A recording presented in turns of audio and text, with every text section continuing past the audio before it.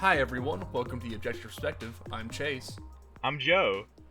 and it is June 14th, and we're going to be talking about E3. Because, Woo! woo! We got a jam-packed schedule here for you today. We're going to talk about literally everything that got announced on the press conferences, and some games that were announced not on press conferences, and trailers that were released for them and stuff. I probably didn't get everything. I tried to grab as much as I could, but I'm only one man, and it was up till 3 in the morning, and we started this at 10. And I woke up way earlier to say goodbye to people that are leaving my home, so I'm a little tired, you know, Yeah, a little fatigued. a little fatigued. It's been a big E3. Like I didn't want to miss anything because there's interesting things in every single press conference, especially for me. Some great stuff got announced, so let's dive into it. Yeah, let's jump right in. You want to just go press conference by press conference here? We'll break it down, Let's break it and down real quick. let's go in order. What do you say? Start at D3? Yeah, At EA. we'll start at E3. Technically not. We're starting with EA, who doesn't go to E3 anymore. E3 coverage starts right. Let's hit Madden NFL 18. Am I right? That's big news. Another Madden game coming out. So EA coming out with the sports games hard this year, as you Come expected. out. Drumline coming out. We gotta say how it started. It was a drumline specifically. Right. Which was really underwhelming and boring because I don't care about Madden. They have a new campaign mode in there, which is like Yes. the first time it's Putting gonna in have like actually a story mode like FIFA. yeah, like have NBA. a story mode, but Madden has been consistent in dropping the ball or getting a fumble, some would say, with their games all the time of like having cool story modes or good gameplay and stuff like that. They haven't been consistent. So a story mode could be fun or it could be like really bad. I think it'll be as fun as like a FIFA story mode, which people say is like really melodramatic and like silly, but like it's Yeah. good enough. Like whatever, it's there. It's just like Yeah. it's nice like- that it's there. It's coming out August 25th, which is like no surprise for people who play those sports games. Those are when Yeah. these games drop. Always leads off the AAA climate. Yeah, it's August 20. It's like around Madden comes out. That's when all your big games are gonna start coming out. That's like the idea. It's like Madden season starts, and that means that's when every big game drops after it. So Madden, woo! Battlefield 1 in the Name of the Czar is coming out in September, which is pretty exciting for me. I'm a big Battlefield 1 fan, and that's a DLC for it that'll have the Russian front of World War One, which will be fun to play, I think. Yeah, this is nice because obviously they weren't going to talk about the new Battlefield game, so seeing that they're going to come out with a fairly robust expansion alongside the new maps. Battlefield is going to be pretty cool. Yeah, new maps, new game modes, new character, like a whole new like army, so new character designs and stuff. I'm all about that. New a winter weather aesthetic because it's Russia, obviously. They That looks dropped some really night fun. maps too, right? Yeah, night maps. I didn't see the night maps. I only saw one map confirmed, which is like snow map. So maybe there is. I'm not positive. Snow maps will be Uh, good. Snow maps would be good. I like World War One. I like the history of it, so I'm interested to see what battles they bring or what areas they'll bring to it. I'm interested to see they have stationary guns now. More, I think like the new map objective mode seems really cool, which is like planes drop off supplies you have to get and do something with. I didn't see the full description of it, but I'm already interested in new game modes for Battlefield that aren't things you see a lot of already. So. And I still play Battlefield 1 every once in a while. I still plug myself into there. I still really like that game, so I'm willing to see more of it. Yeah, definitely. Good. It's some good stuff right there. Good stuff. Need for Speed Payback, November 7th. That is All coming right. out. I'm excited for this game. So am I. Do you hear the person? One second. I do have to ask. Do you hear the person mowing my lawn now? No. Okay, good. Because I hear it. I'm pretty sure my audio might pick it up too. So I have like noise gate turned on for us, but not for that, which is a little annoying. We're rolling with it. Need for Speed. We have to. Need for Speed Payback. Game looks good. So I haven't played a racing game in years, and I'm itching to get back in. You know what? Give me this lighthearted, like, over the top, clearly Fast and Furious inspired kind of thing. Like, I'm all in. Yeah. Let's go for it. They were actually asked that question, and they were pretty much like, we like all types of racing movies. Like, they didn't go about like anyone who sees that fucking press conference is like, oh, that's a Fast and Furious ass, like a literal person. They slam like two cars, burnout style. You see him spin out and crash somewhere else. Like you watch all the crash of you hitting a car, and then like a person jumps on top of a pickup truck, and the pickup truck explodes, or not pickup truck, but 18-wheeler gets in like the back of like the cargo holder. 18-wheeler explodes and a fire explosion. They jump out the back of the car. They jump out the back of an 18-wheeler in their car, and you take control of that car and drive off.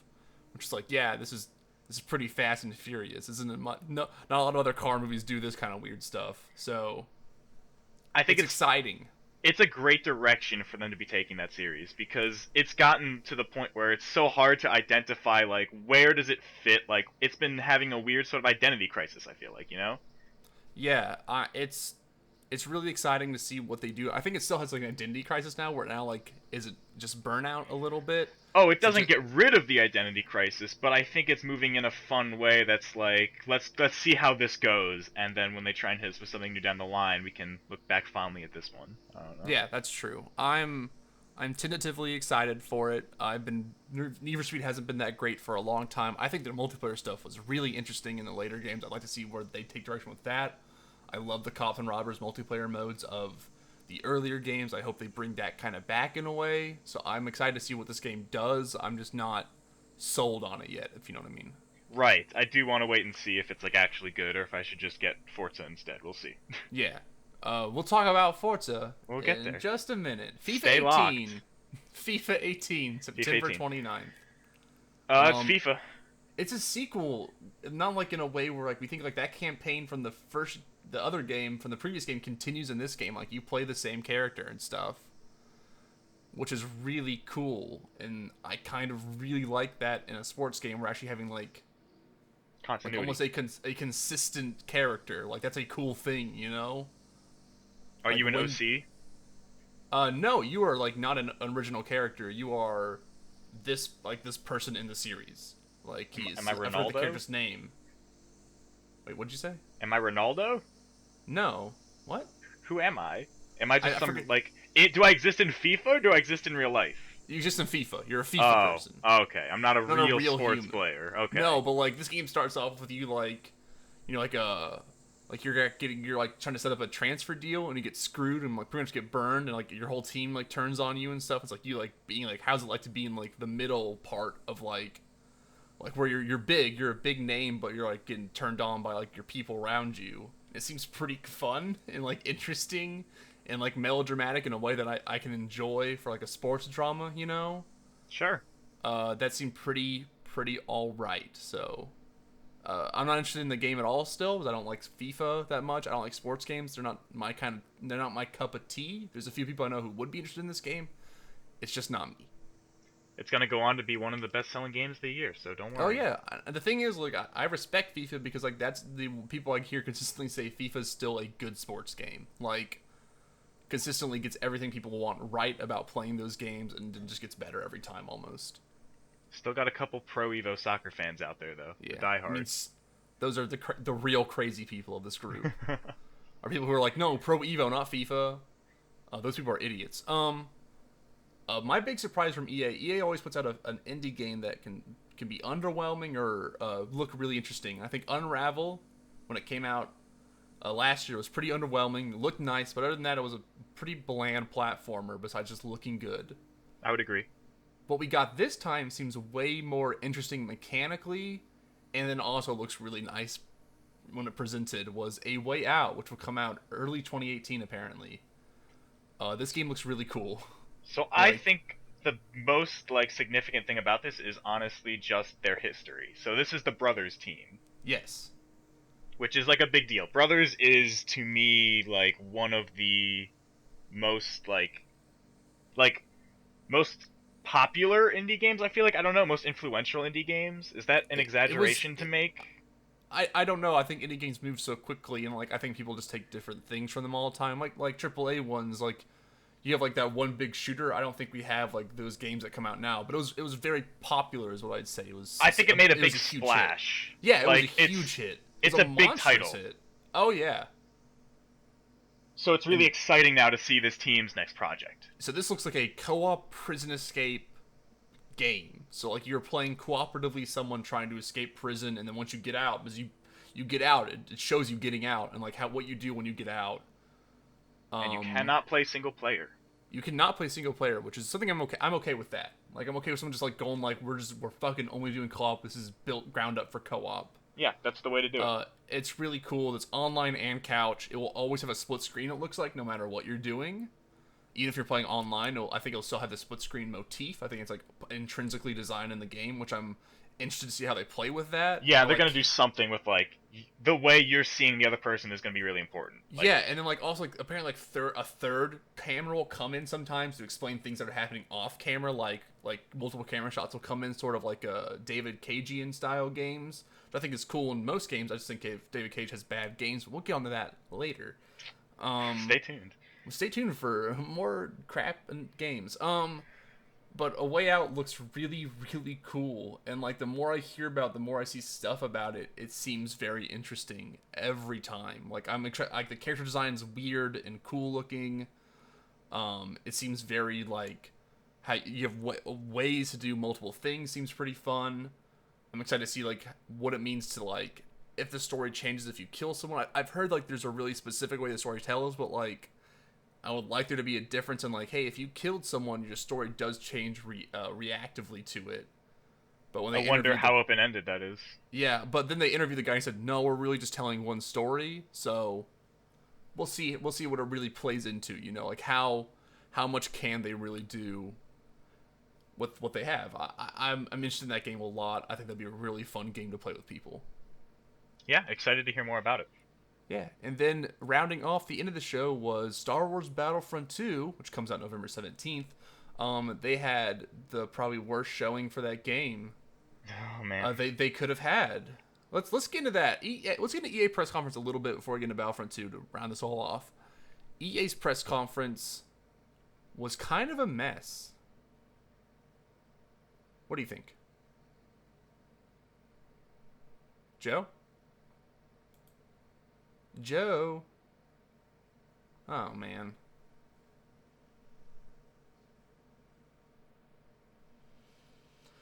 Okay. All right. Joe, you back? yeah, I don't know. We just kind of freaked out there. Okay. Battlefield. Start off with Battlefront. what? So I said EA's press conference was kind of a mess, and I said, what did you think of that? Oh, I missed all that. Okay. Yeah. I cut out where you said they showed it in the worst possible way or something. Yeah, that's fine. Just say I said let's pause. Let's. Blah, blah. I said EA's press. I was like, let's before we get into Battlefront 2, let's talk about EA, the whole press conference itself. And I said it's kind of a mess. What do you think? Well, EA is always the worst press conference, right? Always. I think you can be up and down with EA sometimes. I think Bethesda can always steal the show a little bit. I think Bethesda and Ubisoft can also steal it sometimes. But EA's consistently the show I like the least, I'd say, yeah. I think that's the mainstream opinion too, because most people aren't interested in the sports games, and they don't always have a lot to offer other than that. And when they do, sometimes it's got that kind of gross feel to it, because it's EA. Like, yeah, they'll show a dev working on a computer screen for BioWare, Yeah, they'll also do like with the stuff that I dislike a lot, which is they force esports into their shit, which I think everyone did this year almost, which was you're gonna force that esports talk, you're gonna force it, which was like you can't like do that. You need I try to find a proper analogy for it, but like you can't just make salt out of nothing. You need the elements there to have it. You know what I mean? Like people need to like comes that up game from first. the people. It's a community built thing. It's never you can't make a game and be like, this is an esport game. Like I look at Evolve as like the classic example of that almost. Yeah, that's the perfect example. Is like you need the people behind it first before you make it an esports thing. Make a really good game that's competitive, strong. You can build it for esports, but you can't like be like it's an esports game, you know? Yeah, it like, never feels right. Every fighting game is made to be an esports game. But you shouldn't be like, also, it's an esports game, here's our commentators coming out for it. You know what I mean? Yes. Like, you just don't do that. It turns people off instantly. And then for, like, casual people like me, when they did it for Battlefront 2, is like, I don't give a shit about what's happening in the game. What is the game? How does it work? Please tell me this stuff first. And then you can have your dumb rigmarole people yelling about a dogfight happening, which will never be on any fucking show for multiplayer ever because Battlefront 2 is super casual. Like, let's get into the shoutcaster biz, Chase. What do you say? I mean, I think I could fit in because I'd get angry real easily about dumb stuff. But I think I'd have like too much integrity and like actually care about the game, and I wouldn't be hired enough. You wouldn't shell out for Mountain Dew? No, I wouldn't shell out for. I mean, I'd shell out for like Pepsi just so I could have free Pepsi. Mountain Dew, If if they're you're like, hey, listening, I will shell out for you. Mountain Dew. Pepsi, if you're listening, give me like a 2 liter bottle of Pepsi, and I'll shell out for like a week. So just keep that up, and I'll be fine. But about Battlefront, there's a couple things I thought was good. All right, so give me the rundown on what you thought Battlefront 2, like why was it good? What was hitting you in the right spot? They made vehicles. So yes and no to that to me. Okay. Because you still can't get into vehicles. You spend points you earn by killing people, and then you spend those points, you just spawn in a vehicle again. Okay, I didn't understand that. Back to being a negative point. All right. Yeah, I'm actually more okay with that than anything. I hated the randomness of like being like, okay, randomness. You just like find a hologram on the ground and boom, you're a TIE fighter. Yeah, I think it's an improvement from last time, but it's still not the ideal. It's not the ideal. I still want my old Battlefront games, but I just don't think I'm gonna get that ever again. Like Battlefront 1 made that an obvious point of being like, fuck you, this is not your Battlefront you want. This is the Battlefront we made. Why would they make the Battlefront for you when they can make the Battlefront for everyone else? Exactly, you know? exactly. So if you want to play Battlefront, play Battlefield, motherfucker. And I'm like, okay, sorry, Dad. Wasn't there that really good like fan-made mod game that's yes, like? There was. Yeah. Is that down? There's like, did we get rid of it? I don't think it's down. I think it's just like isn't for like the modern Battlefields anymore, and people just don't play those old ones. I bet there's still maybe a strong community there, maybe, but not. I don't care enough to go back anymore. All right. But I like the change of like instead of being at random, you earn points in the game for playing well, and then you kind of get better stuff. Like I'm okay with that as an idea, and it seems like you get points pretty quickly, so you can still get vehicles you want. But like the people who are really good get to play the heroes, and I think that's okay. I think it's an okay pick because when I played Battlefront 1, I never got to play hero in like 50 matches. And I feel like that's like a little lame. So like when I'm doing hot, I should be like, okay, now I'm gonna play Luke Skywalker because I'm feeling pretty good. Make it an actual kill streak. Yeah, give me some kill streaks, give me something, and I'm okay with like kind of you get to play weird characters or like better characters if you get more credits. Like if you're just playing a droid, you can play like the super battle droids if you get higher up. So like that's kind of fun for me. Droids are cool. So I'm okay with that. That game looks really, really pretty. Oh yeah. Like just the sparks of lasers shooting out looks so good. So like that game's still technical masterpiece. Really, who'd have thought? DICE bringing out the good-looking games again. Campaign? Excited about campaign? Yeah, I mean, I wanted to see that campaign. So like when I said on my list of, we didn't say our announcements for who won. We'll get into that after the EA press conference. Or who won our competition. I said like multiplayer will be shown, and I thought that was risky. I thought they'd show off the campaign, and they didn't show off any of it, which really surprised me. Like that's a big thing. I think more than the multiplayer almost to me. And they didn't show any of it off. And I'm more interested in the campaign than I am the multiplayer for that game. Still, I still want to know what they're doing with that campaign. Well, I think that speaks a lot to how that campaign's gonna turn out. Yeah, maybe, but like they brought the voice actors and everything, and like they seem to be like, "Hey, it's happening," and like I think they're showing it off on the show floor. They just didn't want to show it off. I think they wanted to push the esports thing. I think that's legitimately the big decision there. Was like, nah, push that multiplayer. All people care about was multiplayer, not campaign. I think EA didn't do like, oh, it's a bad campaign. I think there's like EA's just kind of doing the same EA thing of like being like, push the multiplayer. Yeah, like that's all they ever do. It's the afterthought. It's not that it's necessarily going to be weaker, but it's not the focus, and that's still sad to hear. Yeah, it's disappointing to not see. I think them take more pride in what could be a really cool campaign, and from like what that story sets up, it seems pretty interesting. Like you're a bad guy, so like that's kind of a cool thing to me. I love playing as the bad guys. It's great. Yeah, it's fun. So overall, EA, what did you think of the EA press conference? Didn't love it. I didn't love it either, but there's still like there's like a lot there that I really was interested in. Like I'm interested in the Battlefield 1 DLC. I'm interested in Need for Speed. I'm interested in a Way Out's pretty high up there on my like, boom, this looks pretty awesome list. And Star Wars Battlefront 2, I'm still iffy on. I'd love to see the campaign, but like I thought it was pretty good. I just thought all the stuff around it, like them showing they brought in like YouTubers and influencers, was really bad.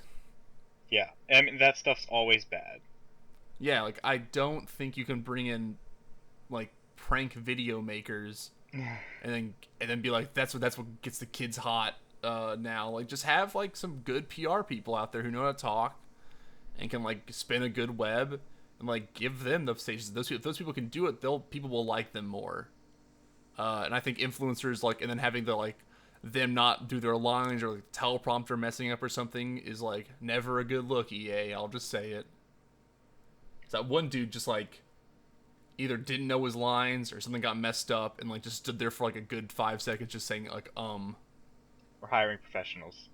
yeah, hiring influencers, professional influencers. So something I wanted to talk about, Go stuff ahead. that was not at the E3 EA press conference. Or first, Gotcha. we can talk about Anthem just real quick. Just got teased to come into the Microsoft conference. Yeah, let's.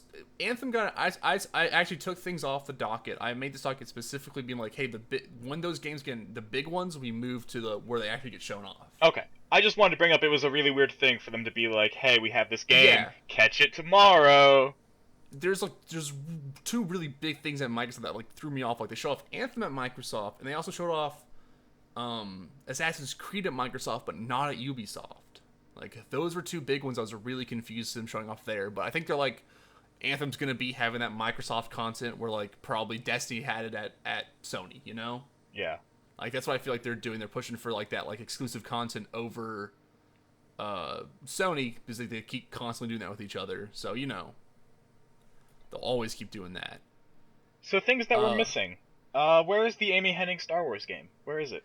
It's probably just still like deep in development. Is like what my guess is. Like they're just like we'll show it off when like we can actually like put out some gameplay for it, or like not look rough gameplay. You know? That game's been going for a while though, man. Yeah, I really thought it was time. I think they were showing off games that were coming out like I think they had like their big. They had to have an indie game, so they had that A Way Out. But that's like the only game that's not coming out this year that was shown. So And that might also be a reason. they have not shown their indie game from last year. Was it Faye? Oh yeah, Faye. Where is that game? That's true. Where are the video games, Joe? Where are they? EA puts an indie game on their stage and then takes it backstage and kills it. Yeah, probably. I Right. mean, maybe like that's why they're like A Way Out's coming out early 2018. Like it needs to come out. Or maybe Faye came out and no one cared. Could also totally be a I thing. don't think it came out, but Neither I do mean, I. that's possible. Another thing missing: Dead Space. No Dead Space. No Dead Space. Sad. And that's to me not a surprise, but disappointing every time. Of course. I really, really like Dead Space. I think 3 ends on a weird ass cliffhanger. That would be really cool to see expanded upon. I would love to see more Dead Space, but Visceral is not getting work anymore, so you know. They're working on some unannounced thing, right? That's what Visceral's doing. Like I actually can't remember what Visceral Are they doing actually Amy Hennig's doing. game? is that I don't think that's them. I don't know. Oh, they're working on an untitled Star Wars video game, so that could totally be it then. I They think might that is be the Amy ones Hennig's working. game. Yeah, that could totally be it. Okay. Which kind of sucks. I'd love to see Visceral do their own thing again because the Dead Space series was really, really good.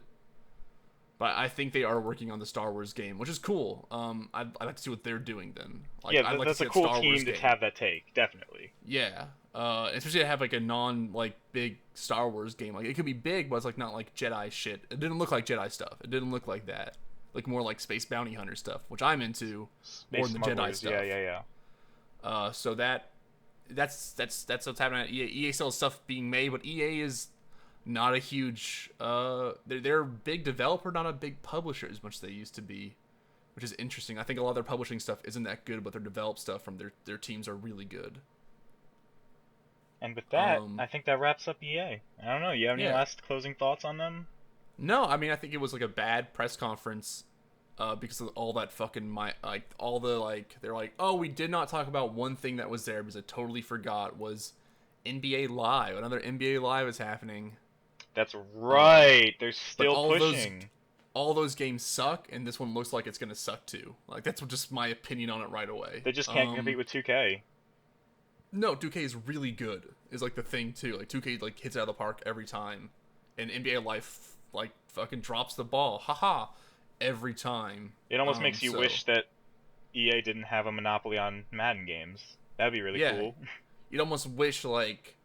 I mean, I just think they should get the people who do NBA Live like a year off and let them come back big. But they did that one time. That game was awful, I think. So like, I don't know what they want to do with that team. I just don't know how that like keeps happening. Like they have such good sports games in like every other sports area, but they just can't do basketball for whatever reason. Probably just a bad team. Like that'd have to be my guess. Just a bad team. Knowing EA though, they like to put the bullet in the head. You know. That's true. Maybe I don't know. Maybe they have hope, or maybe they just don't care that much. You know. Yeah, totally I don't know. Just be that. Whatever. Let's get into who won our competition real quick. Okay. Because it was you who won. Yes. My friend. Yes. What was the point totals? I think I had 34 and you had like 27 or something. No, you had more points than that, dog. I had more than 34. Because I had 34. You had like 41. Oh, because I think I got 32 or 34 just from my sheet. Yeah, and then you got more off of mine. So I had 34. He had 42. Something like that. It was a close one. Because the way the points swing, that's actually really close. Yeah. It was really fun going through all those press conferences, being like, how many times did they fucking say experience at Bethesda, which was like 3 times because they had a weird press conference.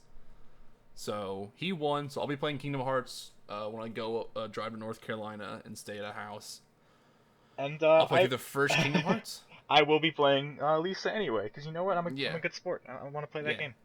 It's good. It's a short game, unlike Kingdom Hearts. Kingdom Hearts is short. Get over it. How long is Kingdom Hearts? Beat that game in 20 hours. I can't. You can beat that game in 20 hours. No, I can beat that game in 8 hours. God damn, that's really impressive, actually. You skip the cutscenes, goes a lot faster. I bet. I bet if you skip the story, that game might go a little bit quicker. There's a trophy for like speed running the game in under 15 hours. I got it in like 8. It's pretty good.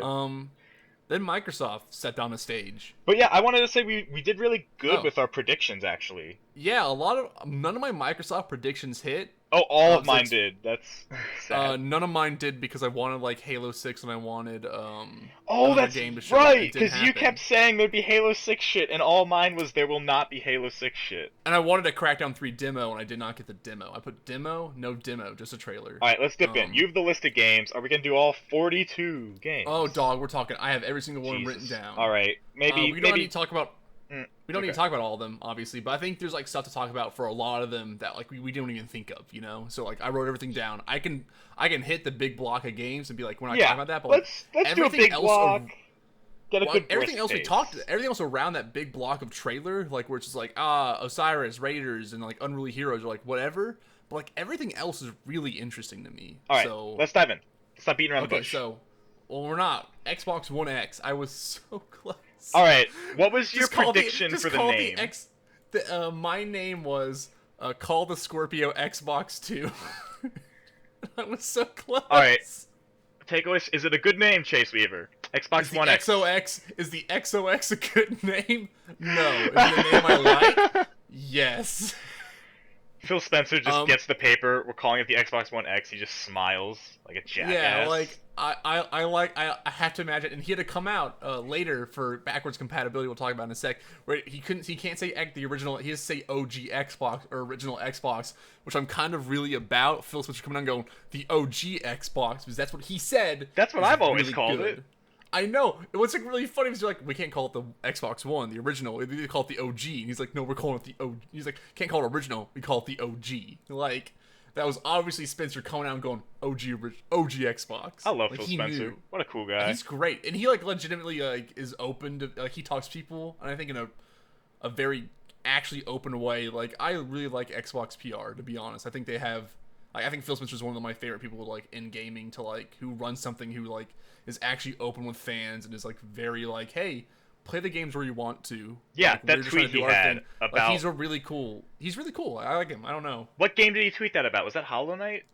Yeah, it was like Hollow Knight or like. He was like, this game's fantastic, and everyone's like, oh, you want to play on Xbox? He's like, no, play it wherever. It's just a great game. Yeah, he's like, this is just a cool game. Please play it. Play it on your computer. He's like, I don't give a fuck. He's like, I just like games. Which was So why I'm so sad now, because I feel like, here's kind of my thoughts. I feel like Xbox is a sinking ship again. I really do. I feel like they didn't make. So the thing is, I don't think they made the sell on No, the Xbox not at One all. X. Not at all. I think if it was $200 less or $150 less, that sold would have been made to me. You know, like it's legitimately like all these games look great, all the ideas behind it are good. It is just the money to me. Like that is really it. So I don't have an Xbox One, and I've always bullied them because it's like, why would I get one? I don't need one. No, they don't have any exclusives. They still don't have any exclusives. But it's like, if it's this cool console, it's that powerful. Like maybe I would buy one just for the fun of it. But like, I just can't. I just can't do So it. the thing I think they're doing is like they're like what they've been doing recently has been reaching out to niche audiences. That's been Xbox One's big goal to me. Has been like we're doing Ultra HD, which like no one has, but like they're doing it for the Xbox One S. We're doing like the 4K, which no one has. They're doing and they like to do they do that with the Xbox One S. I think they're just still trying to reach niche audiences and try to build up those bases, like get those first people in, and then slowly reduce that price and get more people into it. Like I think they're trying to make a sell to an audience that's not us right now. Like, and that's what I legitimately think. What can I say? Xbox earned some huge brownie points from me this conference that I was not expecting. Well, how come? They went for the Japanese audience. Yeah, they. We'll get into the games in a second. I couldn't like, believe it, dude. There's some really cool games in here. That There were more Japanese games at the Xbox conference than the Sony conference. That's true. Let that sink in. Oh, I guess you might pick up some slack. I maybe missed some, but like I didn't think it had that many. But maybe I just missed some on my making list. I'm making executive decision. Dragon Ball Z. I had that already there. I know. I'm saying let's start talking about it. Dragon Ball Fighter Z looks really good. Dude, Arc System works. Can you think of a better team to make this game? No, I legitimately can't think of a better game. It's gonna be a 2v2. Is it 2v2? It's 2-on-2, right? Fighter. I think it's 3, but it might be 2. No, it's 3. It's 3. It's 3. It's 3. 2v2 is the Marvel game. Yes, which we'll get into how much better this game looks than Marvel. Oh yeah, because that game looks like hot garbage. Oh my god. Dragon Ball Fighter Z looks cool. I need to see. I hope there's a bigger roster than what was shown there. They've talked about a bigger roster. Good, because like holy shit, that game looked like it was just like Frieza, Vegeta, Boo, and Goku. Yeah, they had 6 characters. And I was like, out of all those characters, I like Boo the most. Whereas like my other weird, like I like the weird Dragon Ball. As always, Chase Weaver likes the weird shit in a game. You don't like Perfect Cell? Get out of here. Was Cell on there? Yeah, Perfect Cell's there. I like Perfect Cell a bit, but like I like the weirder, smaller characters that can make like appearances, like that aren't obviously on their power level, but are just like weird looking character. Like I like the devil looking dude in the Majin Buu saga. You want to play Chatsu? Yeah, like I want to play the weirder, like stranger looking characters than in the series. I think they'll be there. Yeah, I hope they'll be there. Like that's what I want. Or like, you know, I'm always willing to play Gohan. You know, always willing to drop in for Gohan, but I want the costume where he has a turban on. Like that's what I want. I want Trunks, and then I'll be pretty happy. Yeah, get you Piccolo. Want future Trunks or young Trunks? There, yeah. Either one, both. Future Trunks. Future Trunks. You want Future Trunks? I think you have to have Future Trunks. You want the sword. Hitbox being small is gonna fuck up that whole game. Also, like Kid Trunks is just a punk. Yeah. Okay. Well, he's like Vegeta's kid, so like of course he is. Of course he's a punk. Yeah. Yeah, he's a punk bitch. Well, let's get to Xbox One X. Yeah. Okay. So what I think they're doing with that system is really impressive, to be honest. Like that is the smallest Xbox, which is a really big thing because Xboxes are huge. I have a One to play some of the exclusives, and that thing's a monster of a system. And the S was a small system, and now this one's even smaller, and it has way more. I like having small systems. I think that's important. It has a lot of technology in it that I don't understand. I still have very little idea what teraflops are because I just don't care that much. It just makes it stronger. It's a beefy system. It looks like actually like a pretty good step forward for Xbox. Hopefully, like it will run things as well as they say. I just don't buy 4K 60 FPS. It just seems impossible to me. But also unnecessary in a weird way. At where we are right now. But that's what I'm saying. I still think they're trying to reach that niche crowd. You know what I'm saying? Like, I think they're really trying to push for that crowd, and then when it catches up, they're already there. You know what I mean? Yeah, yeah, I Like do. because that's what the S tried to do. Is like it's like, hey, Ultra HD, Blu-rays that like the PS4 can't play. Like we're trying to hit these different crowds right now, and then like I think they didn't make the sell to me. I think they're gonna keep working on that sell. Like I don't think this is sinking them. I think they're like building still. You know what I mean? Like Sure. they're I still don't trying think to. this was the huge rebound press conference that I wanted it to be in my dreams. I don't think it was either, but I think they're trying to like they're doing the Sony thing, which wasn't like the PS4. I think the Sony conferences before the PS4, they were like building that fucking like stable foundation so they could hit the PS4 real hard. It was like I think the last couple years of PS3 were kind of amazing. They were just great games just coming out constantly. Yeah, they Xbox finally 360 came. Didn't They have that finally much. caught Yeah, up. I think that's what they're doing right now. They're trying to build that momentum, you know, like get ready for that day when they can like just nail the final coffin in Sony without them seeing it coming, you know? Like I think they're trying to build up to it. I would just question how you do that without exclusives. That's my big thing is like I'm okay with the console being this expensive. I don't think it's made for us yet. I'm wondering where the games are. Like I think they showed off a lot of cool indie games that are going to be console exclusive that I'm really into. But it's not. But like I think for me that's enough. But for other people that's not enough. You know? need headliners, man. You need big AAA You exclusives. need those big AAAs, and all they had was like Crackdown 3, and that game did not look good. Well, we'll get into it because there was Crackdown Yeah. 3, there was Sea of Thieves, a few others. Let's stop. Yeah, Let's I know. stop. Yes. I want to get into the biggest news for me out of this press conference that maybe like have a huge amount of goodwill. You know what's really hard to do?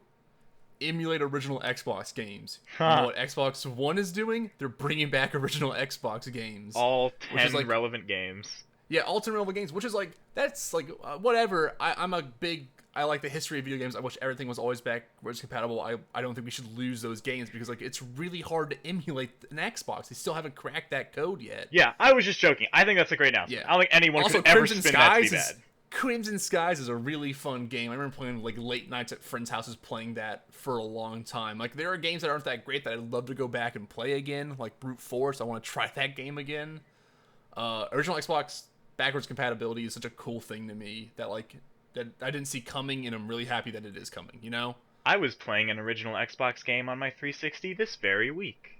Well, oh, you're playing Halo. That's Yes, right. Yes. I- We'll get let's- coming. Wait, we'll get there maybe. So next many week. previews. Yeah, we'll maybe get to like what we played next week because I've been playing stuff, but we have a fucking shit ton to go through. So let's keep moving. But- Let's finally dive into these games. So the first thing obviously the first thing they're going to show off every time is to say, hey, graphics are good. Forza Motorsport 7, October 3rd. Looks they real showed good. that thing off. Game looks fucking amazing. Looks like a great racing game. Holy fuck, that game still looks like top of the line every single time they show it off. And they're like, hey, we're showing weather, so they have wet roads, which is like, if you have wet roads and they look good, that game's like perfect to me. And that game looks great. They finally got to deal with Porsche. So they're gonna have Porsche cars in there That's that aren't big. gonna be separate DLC. That's big for them. They rolled out a car, the first ever super Porsche car. They're gonna That show was off bad. there. That was bad. That was dumb, but like they always do that. I'm happier. I wish they lowered it from the ceiling again, but we can't always get what we want. I wish it talked. So, yeah, I wish it talked. I wish it said Kip or whatever the Knight Rider character is. It was the game looks really good, actually, like really really good. I'm kind of been hankering for a racing game, so Yeah. like maybe I'll actually buy Forza Motorsport 7 or wait for the new Horizon game when it gets announced next year. So I'm always intimidated to jump into that series because I don't think I want to do too sim, and to me that's almost as sim as it gets. See, that's why I said I might wait for Horizon because Horizon's like that in betweener, like Right. just sim enough to be good, but also like you're racing helicopters for like you're racing a helicopter, so like it has that in between to me. Horizon's really cool, so I might wait for that, or I'll play the new Need for Speed, or all these other games that like people don't realize are coming out that are also car games. There's a lot. Always. Yep. So that game looks great. I'm actually really psyched to like see how good that looks because like I love seeing people are like I don't like seeing car games looking good. Like I hate that cell where I still love that cell, you know? That's the Like, I love sell. when someone's just like, yo, we're making cool looking cars again. And I'm like, oh hell yeah. Let me see those good looking cars this time. It's like I see that improvement. Look at this rain. Look at this Fantastic. rain and dynamic weather that'll affect the environment is like really cool to me. So all that stuff seems pretty dope. Yeah. On my top 5 games I'm excited for. Whoa, Metro spoiling Exodus. it. All right. Okay. Yeah. All right. I'll say them when they hit. You know, Fine. Metro Exodus Yeah, big is deal. So like that trailer was really good, by the way, too. Like starts off, the gas mask is on. You're in the subway, in the metro, and you fight monsters. I'm like, all right, they're going back to the well again. They're doing another mutants. metro game. I was really like not into the trailer. I was like, all right. I mean, I'll play it because I like Metro, but this seems like the same game again. Like we're going back in the metro. And then boom, you walk out. The gas mask is cracked. I'm like, well, you can't be out there if the gas mask is cracked. Is this even Metro? Pulls off the gas mask after fighting a bunch of like big old rat monsters. And I'm like, okay, this is gonna be different than Metro. This is a new kind of Metro game. Pulls out the map, this Far Cry 2 ass map, and I'm like, this is a different kind of game than Metro is used to. Open world Metro. It seems like that's what they're going for too. They are going for an open world Metro where you're going to be outside, and maybe going into the Metro itself is the more dangerous thing than normal. Which is weird because that's like almost the reverse. That's a flip of what Metro's been this whole time. So I'm really into it. They had like some great stuff. It seemed a little more scripted and like not real. Like this demo did not seem real to me, to be totally honest. Like not real than most demos. Yeah, because of course it wasn't. Yeah, this is 2018 looking game, but like I still think like there's a lot of ideas they're showing off there that I'm really into. I like Giant Mole Rat that came out, was really funny to me. Maybe like hitting enemies off ledges and stuff seems pretty cool. Like that game seems pretty interesting. I just want to know what that actual game is, where the actual gameplay of it is, Yeah. and not just like this seemed real fake to me. So it's like exciting for me in a lot of ways because like holy shit, I love Metro. Metro is one of my favorite series of all time. Still, every time they come out with a new game, it's always it's like one of my favorite atmospheric shooters. Has like a really great bartering system where you sell ammo. I love bullets as currency. I love that. Yeah, like concept. That's such a smart idea. So I'm just willing to see. I'm just like my feet. Like they've proved themselves the last two games. I'm willing to see a new game.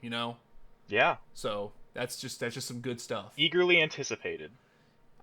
He like puts the gun, pulls out a crossbow that can shoot like grenade shit. Like I love crossbows, so I love the way that you reloaded guns in the original game, like pneumatic guns. You like pump it, like all that shit's really good. I love like you had pneumatic guns that you, like would pump to put air in, and you shot like silver pellets that would like kill people in one hit because it was like a high-powered BB gun almost, and like break through dude's gas mask and kill him, and that shit was so good.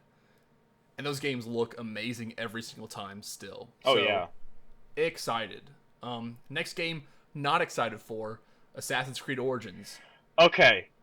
It doesn't look good, right? It's not just me. It's not just me. Did you think, were people like saying this game looks good or were hyped for it all of a sudden? I've not been too in the know. I've been kind of on my own, isolated. But yeah, they took a year off. They took a year off for this game. So this game still doesn't look good, but it's a different Assassin's Creed game is what I'm seeing from it. It also comes out October 27th, I should mention. So this game isn't like they can fix stuff right away or this is new. This game is coming out this year, and it looks like Tom Clancy's Ghost Recon Wildlands, which is like a weird take for Assassin's Creed. I think the combat looks more interesting, at least. Where you're dodging instead of like doing the counters. Really, it seems like you're focused more on dodging, like doing quick dodges around. But like, there's nothing there that interested me. Yeah, and like nothing there interested me either. Like, I didn't think they could make that setting that bland. I didn't think they could do it. Yeah, and Egypt looked really cool too. Is like the thing. Like, I think like the game looks nice. I thought Egypt around it looked really nice. I just thought the game itself was bland. Then I watched like the demo after the Ubisoft conference, like where they demoed it, and like that game just doesn't look good. It looks like a poor man's Horizon, which is like a weird thing. And it's so sad too. This was supposed to be the triumphant return, like. Yeah, and it's nothing. It's what a bummer. Yeah, it looks like they're trying like ideas out, which is cool. Maybe they should put some more time in the oven for these games again. Maybe pull back out. Maybe make a whole new kind of like. I think they legitimately need to take a couple years off and make a whole new Assassin's Creed game, like ground up, a new kind of game. Like think of in a way of like, do we need climbing anymore? Like make something new. Well, I'm gonna be really interested to see because they always sell great. Even their broken garbage ass ones always sell great. Yeah, this one's more interesting than me because like those games usually have like great advertising to them, like yes, Assassin's Creed 3 was a garbage game, but like, what a cool idea, right? Oh, I'm in America. And I'm like assassinating like British generals. Like, and people are like, oh, I'm into that. And like 4 comes out like, you're a pirate. And this one like feels like people aren't gonna be as into. It's like, oh, you're kind of like an Egyptian person, which like a lot of like I think American people especially won't will be like that's interesting, but not like a hook for them, you know? I thought that Okay, I giant think anaconda. I was like, maybe we'll get something that good. was the cool thing, and Yeah, I'm like, oh sweet, like are we gonna do more mythical stuff? Are we gonna have a way? Are we gonna get rid of the animus junk? probably not. But when he died in the demo, like he was like it was like desynchronization, and then like an animus thing popped up. So I'm like, okay, we're still doing that, which hasn't been good for a long time. My least favorite part of that series, actually. Yeah, so that game looks really disappointing. It looks like it works fine. It looks like a totally competent game but just nothing special to it, you know? What makes me sad is it's just they took the year off for this. Yeah, That's why it just hurts so much. yeah. There's like it just looks like a nice looking game, but that's about it. It doesn't looking like anything special. So maybe take some more time off, Ubisoft. I don't know, man. Big announcement: Players Unknown Battleground exclusive, Xbox launch exclusive, late 2017. So that game's coming to consoles really soon, really quickly, which was unexpected for me. I thought it'd be like maybe next year, but that game's coming to consoles now. Yeah, I wonder if the zeitgeist will carry over. I wonder too. I think that game could be really fun on controllers. I think that game works well for everyone. I think that game will just work well for Xbox or PS4. I'm guessing it says launch exclusive, so I'm guessing it's still coming out on PS4 later. Can we talk Like about 2018. Microsoft's use of the word exclusive? They use a lot of launch exclusives, but like things are on PC a lot. We should have had a bet how many times will Phil Spencer say exclusive. That's true. Yeah, there's not a lot of exclusive games coming out for it, but I think they have like a lot of exclusive games coming out for Xbox and on PC is the thing. Like they're really, I think it's really nice that they're still trying to be like, even if like their consoles isn't hitting the way they want, they're still like supporting their PC side really well. I've always felt so conflicted about that because I feel like that just devalues your console. Yeah, I don't like it, but I don't think it works for them like as a marketing strategy. But I like it to have games everywhere. So Sure, yeah, I guess. So like I if Microsoft was like, oh geez, we're gonna take it off of PC, I'd be like, well that sucks because like it's nice to have games everywhere for everyone. You can't undo that now because then you're just No. like terrible. Yeah, If open but Pandora's I think, box. which is why like I wonder that their marketing strategy is like not to hit us because they're like oh don't worry, it's going for PC and everything. Like I think their strategy has been changing around us, and it might pay off to be like we're diversifying a lot of our things. Like that could be an interesting take for Microsoft to be like we're not going to focus on trying to be the best console and trying to be the best like console for the niche audience that doesn't want to make a PC as much. But if you're a PC person, you're not going to buy our shit on the console. Like just give it to them. Like just make our money there then, because like I think like their sell for the Xbox is like, are you kind of running? Is your PC getting a little old? Buy this console. It's not as expensive as upgrading your PC again. Like that's what I feel like this console pitch almost to me was. If only it wasn't 500. If only it was, I mean, it's better than building a $1,000 computer. Like that's what I think their pitch is. But you get but of course you get more mileage out of a $1,000 computer. Of course, but also you'd be spending $1,000. Like that's Right. the question they're Of asking. course. I think. Yeah. But we'll talk more about PlayerUnknown Battleground and how some more cool stuff that's happening with it during the PC gaming show section. So, Oh, God. You guys hold on because they announced some actually really cool things. Deep Rock Galactic got shown off at Xbox conference. It's a dwarf mining game that you fight little aliens during. Did you see that? Do you remember that? Dwarf Fortress. No, not as crazy or unique as that game. Sad. It's like a 4-player co-op like mining game where you're like trying to get down and it looks like to get like to gold and then fight off alien waves as they approach you while you're going down and mining. It looked really nice. I actually like the style of it, and if it's a fun 4-player co-op game, I can see myself giving it a try. It just didn't blow me away in any way, Yeah. It looked really cool. Like I actually like the look of it a lot. All right. But it's nothing like crazy special. I'm always a sucker for horde shit, so I like horde modes in games. So that looked cool. Yeah. Big next announcement: State of Decay 2, spring 2018. I Yeah. didn't see Deep Rock Galactic seemed like it was coming out at any time. I couldn't see like the release date for it. I feel like it's going into early access right now, so I don't know. It's just the summer, so. State of Decay 2, spring 2018. Man, State of Decay 2 looks good. I'm excited. That hurts that it's spring 18. Yeah, it hurts, but I want that game to come out not buggy like the first one did. I want them to take their time with it. Yeah. The ideas in the first game are really really good of being like, don't worry, take your time with us. Like, it's a game more about hope than despair, which I really like in my zombie games right now, where like I've played all the cynical zombie games, you know. You played The I Last can still of Us. take a few. Like, I played The Last of Us. I'm gonna probably play Days Gone. Like, I'm getting my cynical zombie games in. But like, I also like the game where it's like, no, you have to work as a team. You have to work with people to really survive out here. To really make another step towards living, you have to work with people. And I like that idea. I like the trailer being like, "What are you gonna do?" And it's like, and the guy instantly gives that dude the virus like cure, and is like, "We need you as a team member." Like, I like that. I like the hopefulness in my zombie games too. I don't want overwhelming despair, you know. Yeah, totally. So that's a really cool take. I think the base building stuff is really good. I like the randomly generated humans that come out in those games. Like, that stuff is so good. I just want it to not be broken. I want it to look nice. I want it to play nice. But that game's like a day one purchase for me. Great. I love State of Decay 1. I'm super excited to see what they do with 2. I think they've gotten the budget to really make it work. That's on my top 5 games. Just seeing it come together like that is it's a heavy hitter for me. I love State of Decay 2. Wow. All right. And then instantly undercuts itself with the Darwin Project. Coming out, man comes out. It starts off looks like a survival game in the winter, and man comes out screaming esports while esports happens. That one, to talk about esports things that aren't good, that was the worst one for me. It's a man coming out yelling about something I know, everyone knows enough about Battlefront to understand, like, at least some people talking about it. This game I don't know anything about this game. This man comes out screaming like, and he's going for the arrow shot and the shield's up, and I'm like, what the fuck is happening out here? All your shitty jargon for your game that no one understands because Yeah. your game doesn't exist yet.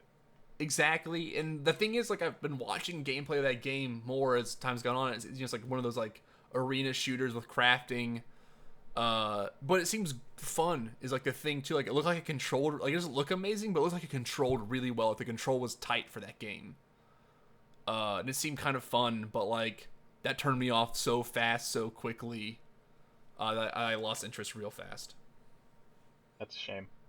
Yeah, I think that was a really bad presentation. They should not have done that at all. I think they should have showed the game off. Yeah, it's a bad marketing angle. They should not Yeah. do that. Stop it. Please stop. And please stop. Microsoft and Sony, EA. At least Sony didn't do that. Jesus. Fucking Nintendo did it this year. Everyone's fucking doing it, dog. I mean, Nintendo's doing it forever. They've been just doing like fucking game shows. Like, they're like, we're doing the Splatoon tournament like this year. So like, they've been doing that forever. So At least Reggie They wasn't didn't- yelling at us. Although I Yeah, kind of wish he was. this time, This time. all you want is Reggie to yell at you. Let's keep moving. We gotta get this into like a lightning kind of for the lesser ones. No, No? we're not. Oh, Jesus. I mean, yeah, for the lesser ones, we'll not talk about them. For the ones we want to talk about, we should talk about. That's Sure. all I'm gonna say. Sure. And we can I take thought a we were. break. We can I be thought like, we were giving like all this for all 42 games. oh no, there will be games Okay. I'll be like, what do you care about it? And you'll be like, no. But like, things I want to talk about, I'll talk about. Sure. Like Minecraft full 4K. All right, Minecraft 4K. All right. That like increased graphics pack, it looked really nice, was the thing. I watched it and I was God like, this looks damn good. it. This looks nice. Launch exclusive. Launch exclusive. That launches with Xbox One X, so that like in time with it. Darwin Project, I didn't see a release date on. I just couldn't find it. So, Minecraft full 4K launch with Xbox One X. That graphic pack looked nice, but it's fucking Minecraft. Moving on. We're talking about Dragon Ball FighterZ already. That's early 2018. That looks exciting. I'm not gonna ever play it, but like, I'll watch people play it. Is like my reaction to it. I don't like fighting games. I want it. Moving on. A Black Desert Online, baby. It's God, happening. what the fuck is? I saw this. This conference went off the rails when they showed this block. I was watching that and was like, is that fucking Black Desert Online? And I was like, kept watching, like, that's Black Desert Online. And it ended. It was like Black Desert Online. And I was like, what is going on? I don't. That's a weird grab for a game I don't know. I've only heard is not good from people. Yeah. But it looks really nice. So put on the 4K, baby. Let's roll. Keep The rolling. next game was a game that I turned around on real quick. I thought it looked really fucking cool, and now I don't think it looks good at all. Was The Last Night was shown off, which was the pixel art cyberpunky looking game. I thought that game looked real good. So it looked really good, and then I went and read the synopsis for it, and it's not cyberpunk, and so I was turned off instantly. It's just again as cyberpunk aesthetics, but not cyberpunk. I like story wise, you know what I mean? Okay, interesting. It's like it's about like a world that has universal income. Robots do all the work, and so people don't have they like people are only have their ideas through consumerism. So like that's let me pull up the synopsis for it. It's very strange and very like uncool, like to put it lightly to me. Like it was super like it was really sad. Like to be honest, like I love cyberpunk. It's one of my favorite ideas, but it has to have bite to it. It has a very loaded political message. Cyberpunk does. It's very much about the poor getting poorer and the rich getting richer, and hyper capitalism and like mega corporations is like the idea of cyberpunk, and like your hero isn't a good person. Like these are the ideas behind it. And this is like the pitch for the game when I read it. It was like, oh, I'm just gonna read the plot because like I love cyberpunk. Let me see some plot for it. And it was like, humans first knew the era of survival. Then they knew the era of work. Now they live in the era of leisure. Machines have surpassed human labor not only in strength, but in precision, intellect, and creativity. The fight for survival doesn't mean food and water, but a purpose for living. People now define themselves by what they consume, not what they create. And I was like, that didn't sell me at all anymore. Now I'm like anti-sold on this game. I think it sounds pretty cool. So the thing is, like, to me, is like I love cyberpunk. This is not a cyberpunk aesthetic game. That this game doesn't fit that aesthetic anymore in my head because like I live and breathe cyberpunk for a long time. Like it doesn't have that message anymore. And but then it's also like universal income, but are there still corporations now? Because like the next part is like Charlie, a second-class citizen living in a city brimming with augmentations and citizens living in a gamified existence, none of which Charlie can experience himself due to a childhood accident. Apathetic and disheartened by the seemingly pointless world around him, Charlie is presented with an opportunity to take matters into his own hand, but at what risk? And like that doesn't fit cyberpunk for me anymore. You know what I mean? Like it doesn't have like that feel that I want my cyberpunk games to have. It still looks nice. The guy is in like a lot of hot water. He had to apologize to the PC Gaming Show because he was in the Gamergate side of the war that was for gaming, pretty much. Oh boy. And people like pretty much quickly called him out on that stuff, and he during the PC Gaming Show had to like do a full apology because of what he said. But also, I don't think the apology is genuine because I looked at what his Twitter feed is and what his likes are, and then also his writers feed and likes, and I don't think they're truly apologetic. So that's like my take on it. I think you can separate art from the person pretty easily. I believe in death of the author as an idea, but I think the story itself really disheartens me on like what I like about cyberpunk. It very much like is not the idea of like what, and like the idea was like what if progressivism has gone too far was like the actual kind of pitch for it. And like I'm like, all right, like sure, I can see this being interesting, but it's not the cyberpunk aesthetic I look for cyberpunk, you know? Sure. And that's like really depressing to me because like I thought that game looked really cool, and then like the story behind it just left me like wanting like something darker, something gritty, or something more interesting. You wanted something you felt fit the aesthetic, fit that and really it nice pixel aesthetic. And I think that game could have like that story could be really interesting. Like, I like the like there's an idea there of like a human like robots are better than humans at everything. What do we do? And like the idea of like, well, actually humans are totally okay with that. They just talk through consumerism, which is guess what we do kind of right now anyways. That's like a human thing we do right now. That's not like a new thing. That's what I mean, joke's on him. That's what Gamergate was all about. And then talk through our politics through video games. So like that's consumerism, and like our ideas behind them are already like a real thing. I think that's where the commentary would come in, is it would just make it hyper realized. Yeah, which is like that's okay then, but then like what are classes when there's universal income? Do people still work? I just want to know more of that game now. It's left me more questions instead of being like I want to get in. I'm more like what are you doing here? You know what I mean? Okay, so more questions, but in a bad way, not a good way. Not like questions of like, oh, what is this or what's that? It's more like what is this or what are you doing? You know, like kind of like, all right, I'll take a look maybe at it. It looks really nice, so I can separate art from the artist, but like you sometimes can't. The art from the artist itself will be influenced by the artist, so I'm seeing what like that game will look like. It could look really nice, but also be like the most bland story of all time. So it could be really blasé. And like for an aesthetic that it had, I turned around on it real quick. We'll see. We'll see. That's what I'm saying. We'll see. I mean, this is all prediction talk, dog. Did that game get a window? 2018. Okay, so That is not the anytime window. soon. Not anytime soon. Nope. Anytime soon. So I'm going to see what they do with that story of that game, but it looks shitty. To be totally honest, it looks super bad. The story wise, like shitty. So next game was The Artful Escape, which is the game about the dude playing the guitar and jumping around, Uh huh. and that's it. Don't put artful in your title. Don't do Coming when it's damn ready is what it said. So there's the window. That game seemed like whatever. Yeah. It looked nice, but I don't know anything about that game, so that's whatever. Okay. You know? Yeah. Code Vein. Yes. Vampire Dark Souls. Anime ass Dark game. Souls. Yeah, anime Dark. I mean, Dark Souls is already anime. More anime. More anime. Super anime. 2018 is looking for. It looks like Dark Souls, but it looks nice. It looks like a fun Dark Souls game. Yeah, I think that's all there is really to say about The that end. one. Yeah. Yeah. We'll see. Sea of Thieves All right. is happening. Big hitter for Microsoft. So are you a big hit? Is it a big hit with you, Joe? All right. You know I love Pirates, right? Pirates, big turn on for Joe Lungi. I did not know that, but please don't say big turn on. Big turn Again. on. I love all right. Pirates.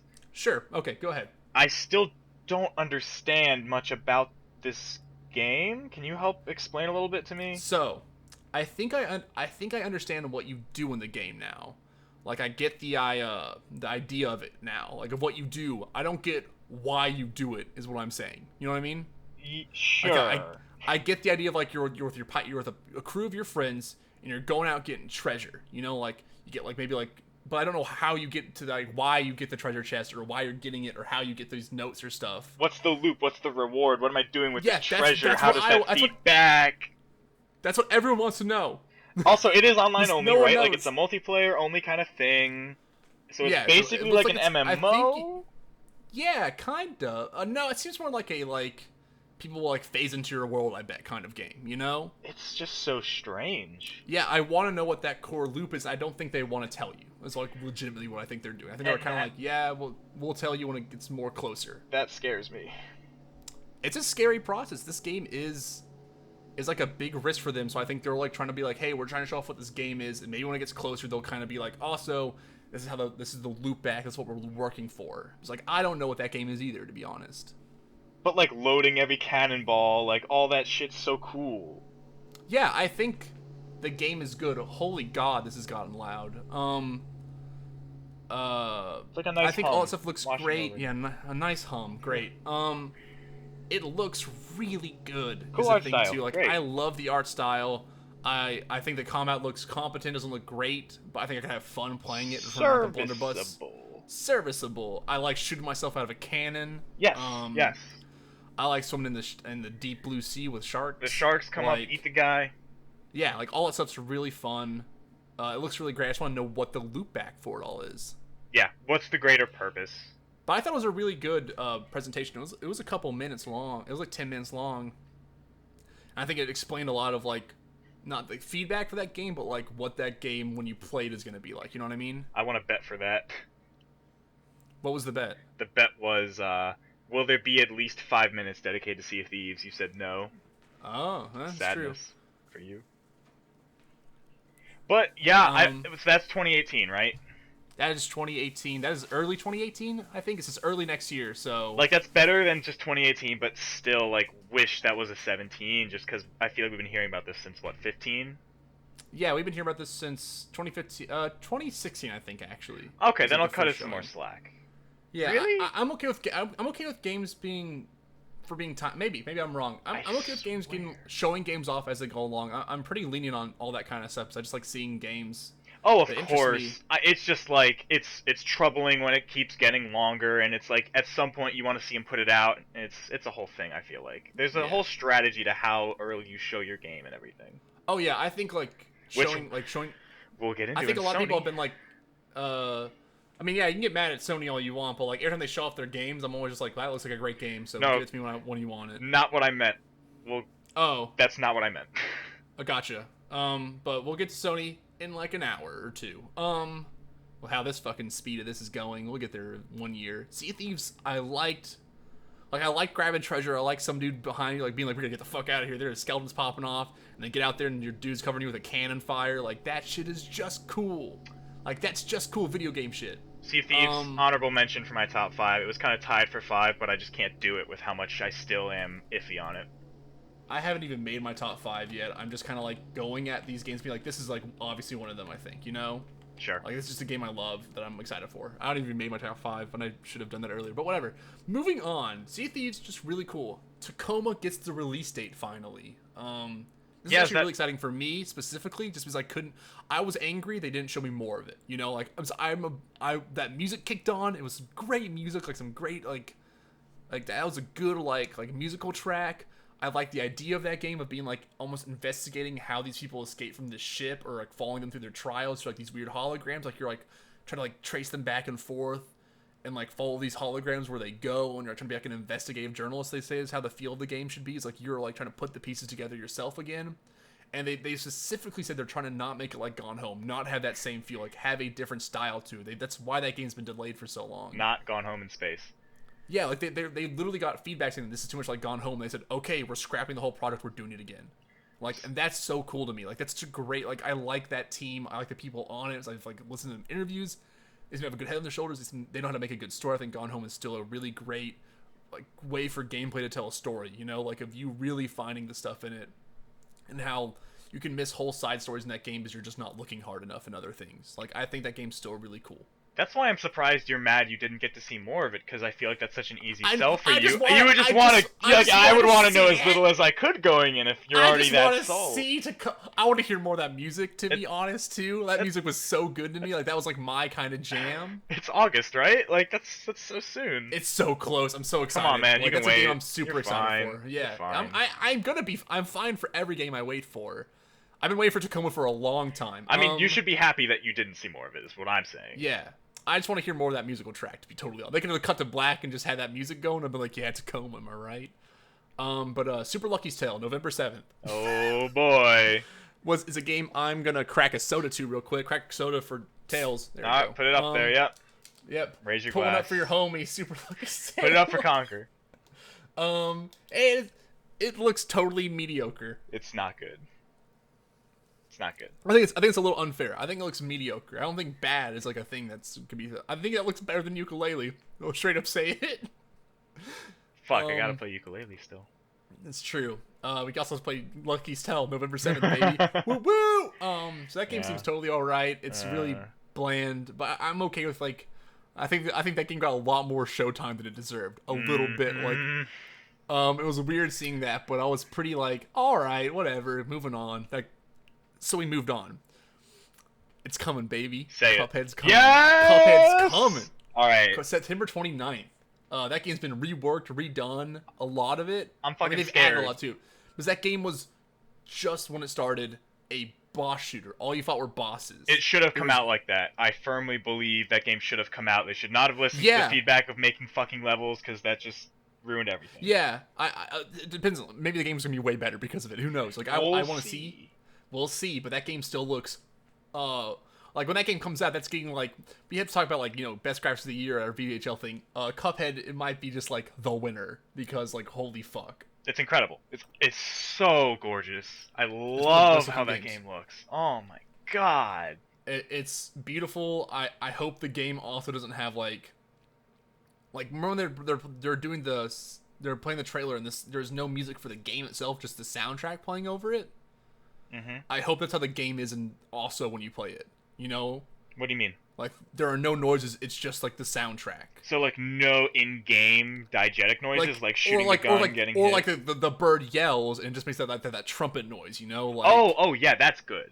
I want that kind of style to it more. I hope it stays that way. I hope it isn't just like, you know, like a cannonball noise is actually just a cannonball noise. Like I hope it has that weird soundtrack style to it. But yeah, man, that game's been reworked. Like I saw the mermaid looks totally different now than she originally looked. I'm like, man, God, this must be such a troubled development now, because they just like made this game. People said they wanted more of it. They made more of it. They said, oh, this isn't good. Oh god. I wonder if they've made more of it, or like we're making a better game. You know, like. I mean, the levels part was making more of it, and now they're like, oh god, now we have to double down. Yeah. So hopefully it turns out good. I'm excited for that game. Almost like a Quite a Mega bit. Man-esque kind of just shootery boss rushy. Maybe we'll finally Oh, get a good Mega Man game. maybe. Let's hope. But then off the trails of that, a disappointing title, Crackdown 3. So Terry Crews is in it. The Terry Crews bit was good. I love Crews Terry is still, Crews. Terry Crews is still funny. I think that if he does that bit again, I'm not gonna like it anymore. If he does it for anything else, You're right. so I'm at my limits in for Terry Crews just yelling like a madman. I hope he's in the game. I hope he is too. I hope he's just yelling. What if there was what's it called? Well, what if he's the Oracle What's dude? live What if action? he's the guy talking to you? What the fucking what is live action called? Live action. No, like in video games, what do people call that? Mocap? No, like when someone like it's like you see like real people in it, like there's like a term for that we use in gaming, but I forget what it is. Like Some when we idiot. put Ellen Page in that game? No, like when like it's just like like when you walk up to someone and it's just like an actual human being, like they just put a camera in front of them, like a real person is there. I have no know what I idea. mean? This is You know what I mean? Like a no. like how I don't know what games you know that have this in them, but I totally forget what it's called now. But like the games when like instead of like it's like not like a graphic person, it's a real human being. It's like they did like they come and do Like an fucking acting scene green for it. screen on top of all this polygons. Yeah, what if you come into like it's like you go to a quest objective and it's just Terry Crews like literally walks in and Terry in like that outfit and just yells at you, like that would be okay. No, like I'd Or buy what- that game. Yeah, I hate Crackdown 2. I'd buy that game. Yeah, the worst part is like Crackdown 3 feels like a Crackdown 2 sequel and It not looks- the Crackdown sequel. I Oh, want. it looks so much like 2. It looks bland. It looks dark. It looks like the laser beam. It looks like laser beams. There's jump packs, which like I don't understand the point of a jump pack in a game where it's all about you just jump really high. Like, They got why the do we need to orbs. Jump? Still got the orbs. Yeah, the orbs are there, so like it could be still like a lot of fun, but it doesn't look like anything revolutionary like they were talking about it being. Well, I think they tried and then it just didn't work, so now they have to put out a Yeah. game. So it's gonna be 2 again. Just fucking can it like they did the other game I wanted, Scalebound. So fuck them. Scalebound not show up at the conference. Surprise, surprise! The canceled game didn't appear. It would have been a ruse. Yeah, so Crackdown 3 is coming. It's just November 7th. I like to see more of that game, but like that game wasn't that great. Is the ifs, ands, and buts of it. Sad. So let's get to the big block of games, which I have literally written down called Oh. Big Block of Games. God. Osiris New Dawn is an early access game that's already on PC. People don't like it. Raiders of the Broken Planet. I have no idea what that game is. Do you? Nope. Okay, cool. Moving on. Looks like a multiplayer action game. It looked all right. Unruly Heroes looks like a platformer fighting game. That game looked all right, actually. That was like the two people jumping in like almost like a Rayman Legends style looking game. The party fighting game genre. Kind of party, something like that. It looks more like a Rayman style game, which like, all right. So like, I'll maybe take a look at that when that comes out. Path of Exile coming to Xbox One. Woohoo! All right. I don't know if it's already there. Battle Right is a MOBA fighting game kind of thing, kind of like a 3v3. It's whatever. Surviving Mars is a Surviving Mars game. Okay. Take it or leave it. Fable Fortune is a card game Woo! with Fable characters. Bringing Fable back. Looks totally mediocre. Shocker. Observer, I mean, it looks fine. Like I don't know. A card games Fable look game looks mediocre. Fable. What's that? It looks totally all right. I don't really care for it. Kick Gwent. Get Gwent. I'm actually excited for Gwent because I actually like Gwent. Hell I'm yeah. crazy. Observer's a horror game. Whatever. Robocraft. Robocraft Infinity. So it's like that game looked actually interesting. It's apparently like you build mechs and fight each other with them. But in not like actual mechs and put them on a portal. It's like in the game you build mechs and fight each other. That seemed fun. Alright, I'm kind of into that. Okay. Dunk Lords. So it's like a NBA Jam style game. Good I think. stuff. But I didn't know much more about it. Minion Masters Force to Duel looks like a fucking mobile game. Yep. Brawl Out is a Super Smash Bros. Clone. We did it. Another one. Dark and Light is a open world MMO game being resurrected from. This game is a weird history. This game was announced in 2004. It's been resurrected under a new people. And it looks like a open world survival crafting MMO game. So there you go. My RPG, favorite. also an RPG too. So like it can be interesting, but like I don't have no hope for it. Ever actually even coming out. Strange Brigade is a rebellion joint. So people make Sniper Elite is a like a 4-player co-op, go through maps, kind of like Left 4 Dead style game. That game actually looks pretty fun. If it's on the cheap, I would actually recommend. I'd probably buy that game. River Bond is a pixely looking one of those. Did you see that this game was like a pixel game, top down like hack and slash kind of style game? It looked really cute. They blend together for me. It looked really fun. It looked like kind of like an original Zelda style game. Like you're in like also looks like destructible environments a little bit. That one looked kind of fun. I might keep my eye on it. All right, keep your eye on Neighbor. that one. Yeah, I keep my eye on everything. You know, I keep my eye on actually probably all of this. I'm crazy. I was talking to the viewers. Yeah, hey viewers, the Hey, one viewers. out there. Hello Neighbor is coming out. It looks like a really shitty game. Yay. I'm taking a sip for my drink because goddamn. Shift is a game I think you and me would like. Looks like a 2D scrolling fighting game, but like it's almost focused on slinging enemies in the air and then juggling them in the air as like a samurai swordsman. Very interesting aesthetic. Did you almost just say very weeb? No, I said very weird. I was gonna say, and then I caught myself. I was like, that doesn't make any sense either. It doesn't have a very weeb aesthetic at all. It kind of looks like I'm trying to find the look of it because it looks. I like the look, but I can't find the Yeah, look. I can't remember that one honestly. Those is during where they only show like 5 seconds of a clip of a Right. game. This is it. The highlight Conan reel. Exiles is the last one, which looked cool, but it's a fucking multiplayer survival game, so I don't care. Ooh. End of big block of games. I told you I'd get through them real quick. All right. And explained them all right. So Take a sippy for that one. Yeah, I already did during the middle of it, so I couldn't handle it. Take it for Lucky's Tale. There, I'm taking one for the lucky tails out there. Let's get someone to review Lucky's Tale at VGHL. It'll be me. It'll be you. Yeah. And then Still waiting on a onto Horizon review. Yeah, still working on nothing. Once I actually get back to school, I'll probably actually start working on things again. But when I'm here, I just don't do shit. Oh, of course.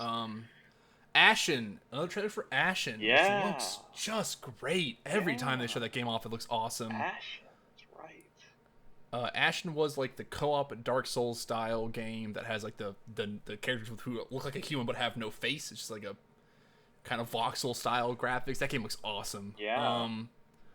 That's a game I want to play with my friends. Like that's just a game I want to like sit down or play with myself with friends and just like experience that world more. It looks beautiful. And then as people are like, that game doesn't look that great, and I'm like just surprised by that. But like that game looks awesome. And that has no release date. No idea when that game's coming. Probably end of 2018 or 2019. You know, something like that. Yep. Life is Strange Before the Storm, August 31st. Game of the show for some people. Yeah, I'm hesitant on that game, mostly because I haven't played Life is Strange, but also they don't have the same voice actor for Chloe in this game because this was developed after the strike happened. Yep. So it's a different voice actor, which is like that's a pretty big red sign. Well, I mean, it's unfortunate. I don't think it would be for a game like that. That's probably the most impactful. Yeah, and also it's a prequel, so like that's also a red sign to me for a lot of reasons. Like sequels and prequels to games that don't that have pretty definitive endings.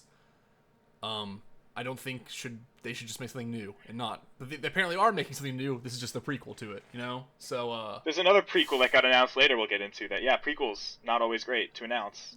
Yeah, I'm not a big fan of a lot of prequels, so that is just happening. I'll see what people think of it. You know, I'll see people's opinions on it. Because I'm not gonna play as I still have to play through the actual Life is Strange eventually, which I've heard is good. I just never took the plunge into it. Yeah, you fucking sheep. Am I a sheep? I'm gonna play it, or was I didn't play it? No, you said you would hear other people's opinions. I was kidding. I'm sorry. Yeah. I'm sorry. Oh, okay. What the fuck is the point of this show even? Are we at Anthem yet? Yeah. No, we are not at Anthem yet. Jesus, there's still one more game. There's 2 more games that I'm actually really excited for still. Oh. Middle Earth: Shadow of War. That's right. Oh, yes. That got a show of like, hey, we're actually showing off like the story stuff instead of like the sieging stuff. Which was, you know, it's still weird. I think slavery's still a weird thing you just have in your game and like are like, yep, you're just doing slavery. Which is still weird to me every time. But that game looks pretty good. Looks a lot better than the first one. Mm-hmm. I think the combat doesn't look that much better, but I think it'll be a little more difficult, hopefully. Yeah. But I think a lot of the stuff around the combat is so interesting to me that like I can take it or leave it a little bit, you know? Like because like that stuff, like the systems of like attacking a fortress seem really cool. Yeah, they do. Like that shit seems really interesting, so I can kind of like be like, all right, hopefully they fix the combat, but also like the stuff they're adding is so interesting that I'm already kind of on board, you know? Yeah, I wasn't expecting them to nail it as much as they did, so that's nice to see. And then like the characters, even though you're just committing them to slavery, seem like really fun characters actually. The one dude Like, that makes dude, a joke. That dude did a mouth pop too, like in the game, and that was really good mouth pop. And I was like, all right, character of the year right here, cool mouth pop. Random slave number 65. Yeah, who knows? Maybe he's an important character, or maybe like if that's a random character, how cool is that, right? Yeah, totally. But I think that's totally a story character. Agreed. Sequel to a game I'm excited for, Ori and the Will of the Wisps. Yes, that is probably is happening. One of the most excited games Xbox announced. I mean, you want to hit off with bangers. It's Life is Strange, Middle of Earth, Ori and the Will of the Wisps, and then Anthem. Those were all back to back. Why did they wait to put that at the end? Anthem? No, all four of those. I have no idea, man. That's but bad pacing. Ori didn't have show any gameplay, but they don't need to me. That game looks great. I'm excited It'll be for great. It will be good. Yeah. Great soundtrack for the original, too, so I'm excited to see some more of that game. Anthem is the last game, 2018, coming out. Shadow of War, October 10th, Ori and the Will of the Wisps, no release date, Anthem 2018. There you go. Sorry. Put that out there real quick. Anthem got shown, and that game is really cool to me. How much of that is real, how much of that is bullshit, how much is actually going to look like it does in the final product. You know, it's always the E3 thing. But if that game delivers on what it looks like it can deliver on, that game will be really fucking good. I'm wary. I mean, I'm always wary. I'm wary of every game on here. I think this looks like it's probably going to be like actually not that big of a zone, you know? It'll be like a Destiny-style zone, but hopefully there's actually stuff in it. Instead of being like a barren wasteland. And like that's what I think BioWare is good at, is putting stuff in their areas. If it's a small cordon-off area, they're good at filling it. So I'm interested to see what this game is, but like let's talk about it for a second here. Let's see that demo played for a good bit. Did the worst thing of all time that you can do in a demo, which is have people talk during it. Yep. Have voice chat, voice actors. Ubisoft here. Doing fake talk to people, but it's all rehearsed and it sounds like it is. Oh sweet, I got the Widowmaker gun. Oh sweet, I got the legendary gun. Yeah. It was better than Ubisoft but it wasn't like that great still. It's a low bar.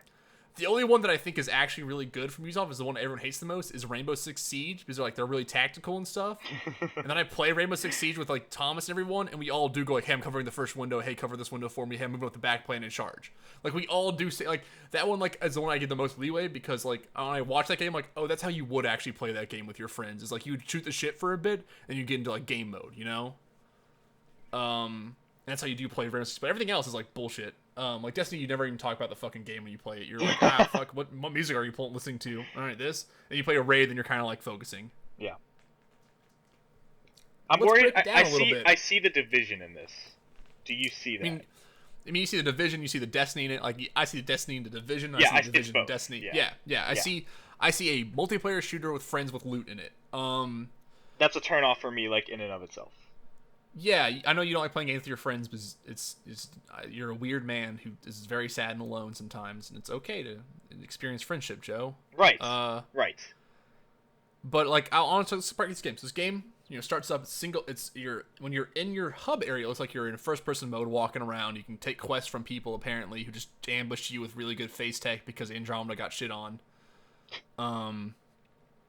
Well, this is a different team. This isn't the Andromeda team. This is not but I think BioWare has to be like, of course. Look, guys, good face tech. We're working on it. Also, Andromeda did not get spoken of once, like you said that would be. Yep. Yep. I lost that. Lost that one. Like I thought it would. That game got put on ice, by the way. If you want to talk about Andromeda, yeah, that game's dead in the water, which is really depressing. Because I think that game could be a really cool start-off series. But whatever. Anthem. It's first person. Get into an exosuit, not a mech. It's an exosuit. I will not hear people calling these things mechs. Will not hear it. Difference exosuit. Is an exosuit is just like an extension of your body, like armor. Yeah. A mech is you pilot it. Yeah. So this looks like exosuits. And you come out of like this hub area of like Destiny style, but you can also pick up quests. It looks like, so you might have like a more concrete storyline, maybe of characters that are actually interesting instead of having Destiny, which was nothing. You come out and you're on this cool platform. Like, you see this whole world in front of you. You don't know how much of it's actually explorable. Obviously, this is a demo. And then their friend jumps down into it, which, if that's how they join the game, that'd be pretty dope. But probably not. And they're like, all right, let's go exploring. They literally jump off the edge and just start flying in jetpacks. And that shit's, like, so fucking good. Like, what a great way to start your intro. What a great way to show off that game of, like, that graphical of it. And, like, they're flying through it. And they have big monsters, which I'm a huge fan of fighting monsters. And, like, Chase Weaver likes fighting big monsters. Who would have thought? Show off the big monster, like, oh, we can't fight that dude, backing off. So, like, it shows, like, maybe there's, like, more stronger enemies will appear early in the game, which I'm always a fan of strong enemies appearing early in the game that you can try to fight, but they'll fuck you up. Those are good. Showing you, like, hey, guess what? There's big shit to look forward to. You have to fight it maybe someday. And then they're flying, and then they get ambushed by these enemies. And this is, like, part of that, like, kind of blew me away a little bit, you know? Like, I didn't think about it. He's like, oh, I'm going underwater. And they just dive underwater. That shit was really cool. Yeah, that's good. Like, that shit was, like so good, and, like, hovering up, and they come out and shoot them. And then, like, it evolves into a shooting game, which looks alright. But, like, the stuff around that game looks really cool. I just don't think the areas will be that wide open, and I'm kind of okay with that. Well, that's what we talk about, is I say, like, I'm worried because I see the Division, I see the Destiny. I'm worried it's going to be this cool setting with all this nice, cool aesthetic, but if you get down to the nuts and bolts on the inside, it's just going to be bland and shallow. So, I wonder, what would you want, then? I'm more confused, because I like the shooting and looting aspects of a game. And maybe it's because I don't like that. Yeah, I mean, I'm worried, like, that core part of it isn't going to be anything new, anything special, anything exciting. Like, I need to see something more than just dropping the rare loot, picking it up, upgrading your stuff. Like, that by itself isn't enough to hook me anymore. See, the thing is, like, I'm still waiting for that really good loot shooter, you know? Like, I'm still having my day of, like, when can I play a really good loot shooter with my friends? Like, where is that game, you know? Where's the game that, like, grabs my attention? But I think the thing is, like, people really want a good single player from it, you know? Sure. Like, people really, like, and I think that's for you, and, like, a lot of people are like, the shooting is going to be fine, but, like, what's the hook there? Like, where's the storyline grabs me, and I don't know if this game will have it because it's a BioWare game, you know? Like, it might have a good overarching story, but it won't have a good overarching story and have great character moments, but BioWare usually has a bad overarching story. So, I don't know, but it looks really fun. Is, like, the thing, too. Like, I enjoy shooting. I like being in, like, fast mechs. I like this giant rainstorm coming in. Like, all that shit's really cool to me. Yeah, the setting's like, fantastic. So, like, I'm willing to see what that game becomes, but I want to see more, obviously. And they have a lot of time to hammer all that shit out, so... Yeah. We'll see. Did they say 2018 for that? Did they have... 2018. Fall 2018, probably. Then maybe not as much time as I would have wanted, but we'll see. I think they're trying to, like, get that sell first, you know, like being like, boom, here's the game. Sure. And, like, I think for you it didn't work, but I think for, like, a lot of people like me, that game's like, yeah, that's fucking good. I think a lot of people would be sold on that. But, like, I also think that game's gonna be like a Destiny shooter, so, like, that's what that game's gonna be. So. And I think expectations are gonna be real important in managing that as well. Yeah. And then so that was the Microsoft press conference. So we talked about what we already thought of it. We thought it was kind of like, maybe not, had a burp, biggest sell on us. But I think there's some really cool, like, I'm still a big fan of indie games. I still love indie titles. And so I'm still sold on Microsoft because, like, some of that indie stuff, like State of Decay 2 is so good to me. Metro Exodus, picking that up is, like, really interesting. I don't think it'll only be on Xbox, but, like, if they get some interesting stuff for that, that's really cool. PlayerUnknown's Battlegrounds really interesting to me to see them grab that. Stuff like that just is always going to get my attention way quicker than a lot of other things. Mm-hmm. So I'm excited for what this year is going to be for Microsoft. But I don't think they have a lot of great stuff. I don't think they have anything big coming out this year. And it's like a lot of people still don't have a lot of big things coming out this year. I think that's the trend of this E3 to me is... I think everyone blew their loads too early in the gen, and now we're getting this amazing 2017 and all this good stuff's happening. So but then you look forward and it's... Load. What? I don't think anyone blew their load. You know, like, I still don't think there was an amazing games this early. I still think we're waiting for the amazing, like, those big AAA amazing games from their first-party developers. I mean more announcements. I feel like this whole E3, there wasn't new things we learned about. It's just, okay, this is the stuff we already knew about. I think that was the theme. Yeah, maybe for Microsoft. But I think for, like, Sony, they, like, had, like, a lot of cool stuff that got announced. I thought Sony specifically was like, I didn't learn almost They had anything new. my What? they had We're the number one we'll game. get to it, Chase. That's still not a new. Okay, what? All right, Fine. all right. It's on my top 5. Like, leave me alone. Like, what? Yeah. Bethesda's happening. Okay, Bethesda. They're my worst one, hands down. Worse they than had some EA. games I'm really excited for, but I fucking don't like Fallout 4 VR. I hate Fallout 4. I hate Doom. I love Doom. I don't want to see Doom VFR. I don't want to see. I'm really sick and tired of seeing Skyrim. I just fucking hate Skyrim right now. I can't handle any more Skyrim in my life. Well, luckily for you, paid mods are back, so you can mod the game, so it's like you're We'll not get playing there. Skyrim. We'll get there. Let's go in order from first. Fallout 4 VR is happening. Whatever. That's in October, so that's at least kind of like soon. So that's Danny's interesting. stoked. Someone's got to be to play a shitty game. Like, I mean, if you can play a shitty game in VR, I guess it's a little bit better. But like Fallout 4 fucking sucks. So like, who bitter. gives a shit? So It's bitter. It's well, like, the thing is, like, I think of games that like are mediocre. People are like, Lucky Stars looks bad. I'm like, it looks mediocre. Fallout 4 looked good and is just like a bad game. You know, like it's just like there's so little there that hooked me. I played like 30 hours of it trying to find, like, I'm a masochist, so I put myself through it, like being like, where is the good stuff? And there's just nothing there. It feels more dead than Fallout 3, and like it's just depressing. That's playing saying that game. something. Yeah, it really is. As someone who hates Fallout 3, There's two I people think who Fallout do. 4 is, yeah. And then Doom VFR looks interesting. It looks like I just don't care about, like. I think it's really hard to control a first-person shooter in virtual reality, and it looks like you slow down time in it. Especially Doom, which is maybe the most fast-paced shooter. So it looks like when you Quake. teleport, you might pause time a little bit, which just seems lame. Yeah. So, VR is still not really doing it for me. There was a few VR announcements that I'm kind of into, and we'll get to those later. But Fallout 4, Skyrim, Doom, all those getting VR is whatever to me, to be honest. Because all those games aren't. Besides Doom being a really cool VR game, that game is just not meant to be played in VR to me. You know? I mean, I'm totally with you. I don't care about VR at all. So, like, if this is the focus, and it's for the games that some of them were not already hot on, and it's just like, we're hitting with Skyrim again. This game came out 6 years ago. It's still talking about it. Like, yeah. Yeah, I'm glad people are starting to get a little mad about the Skyrim milking a little bit now. Like, Finally. It's been like 4 years too late for it to me, almost. Of being like when they announced it for Xbox One and PS4, I was like, shut up about these fucking games, like. And now they're like, oh, now we're doing them again in VR. I'm like, ah, whatever. But like, if it was your favorite game, you would be stoked about it. Is the other side of the coin? Yeah, probably I probably would be, but it's not my favorite game, and I think it's a really bad game, so I'm not. Right. There you go. But you got to give the credit of, like, there are people who love that game. So, like, there are people. I think people who love that game are also getting sick and tired of it too. Is like the thing, which I'm kind of loving. That's a the little funny bit. part. Sure. They're like, all right, let's get to the next game though. Like, we got it. You like Skyrim? Let's Yeah, get you to told Elder me you Scrolls thought 6. Elder Scrolls 6 was a guarantee. I was like, no way. I thought they would have. I think Bethesda got fucking turned on this E3 for this shit. I think they had like some of my favorite games got announced, but like. This shit is like annoying to me to like a degree of like I don't want to see Fallout 4 again. I don't want to see Skyrim games. I just don't like these games. I think they're bad, and I think they're bad for the industry. And didn't they come out and say Elder Scrolls 6 is a long ways off?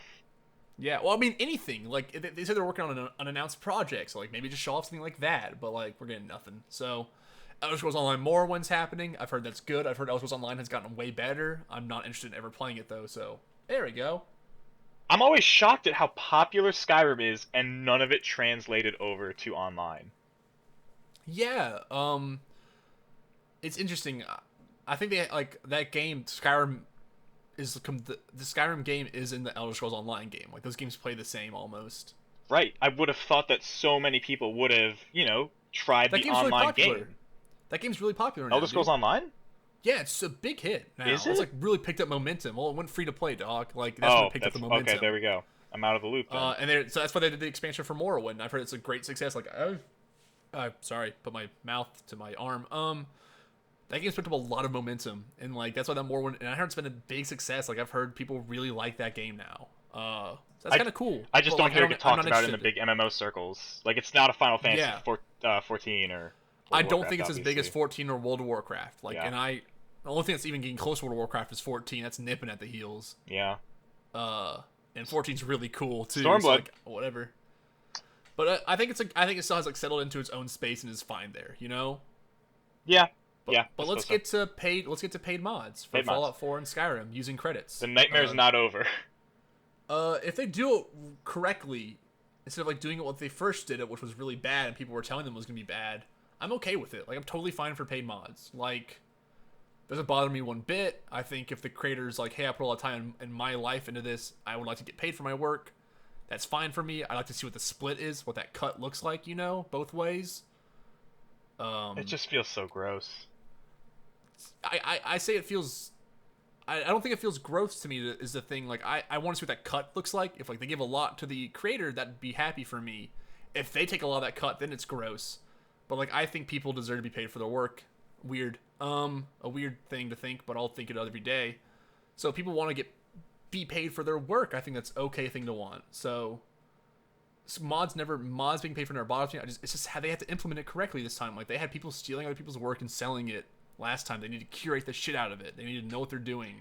Well, I think a big argument part of it too is like the way this affects the modding community now. Like you say, people getting paid for their work, but a big part of mods is just passion projects, and like if you start throwing all these other equations into it, I don't think you have to sell them for money though. Like I don't. Did they say that they have to be sold for money? But why wouldn't you? Yeah, I mean, why wouldn't you get paid for your work? Like that's also a thing. Like if someone like is a passion product, they're like, hey, I put my time and my money into this. This was a huge product for me. Can you at least pay me for it?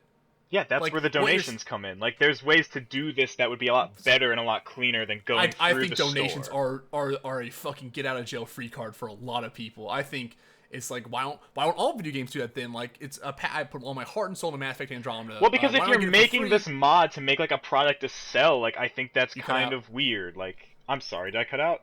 You cut out a little bit. Okay.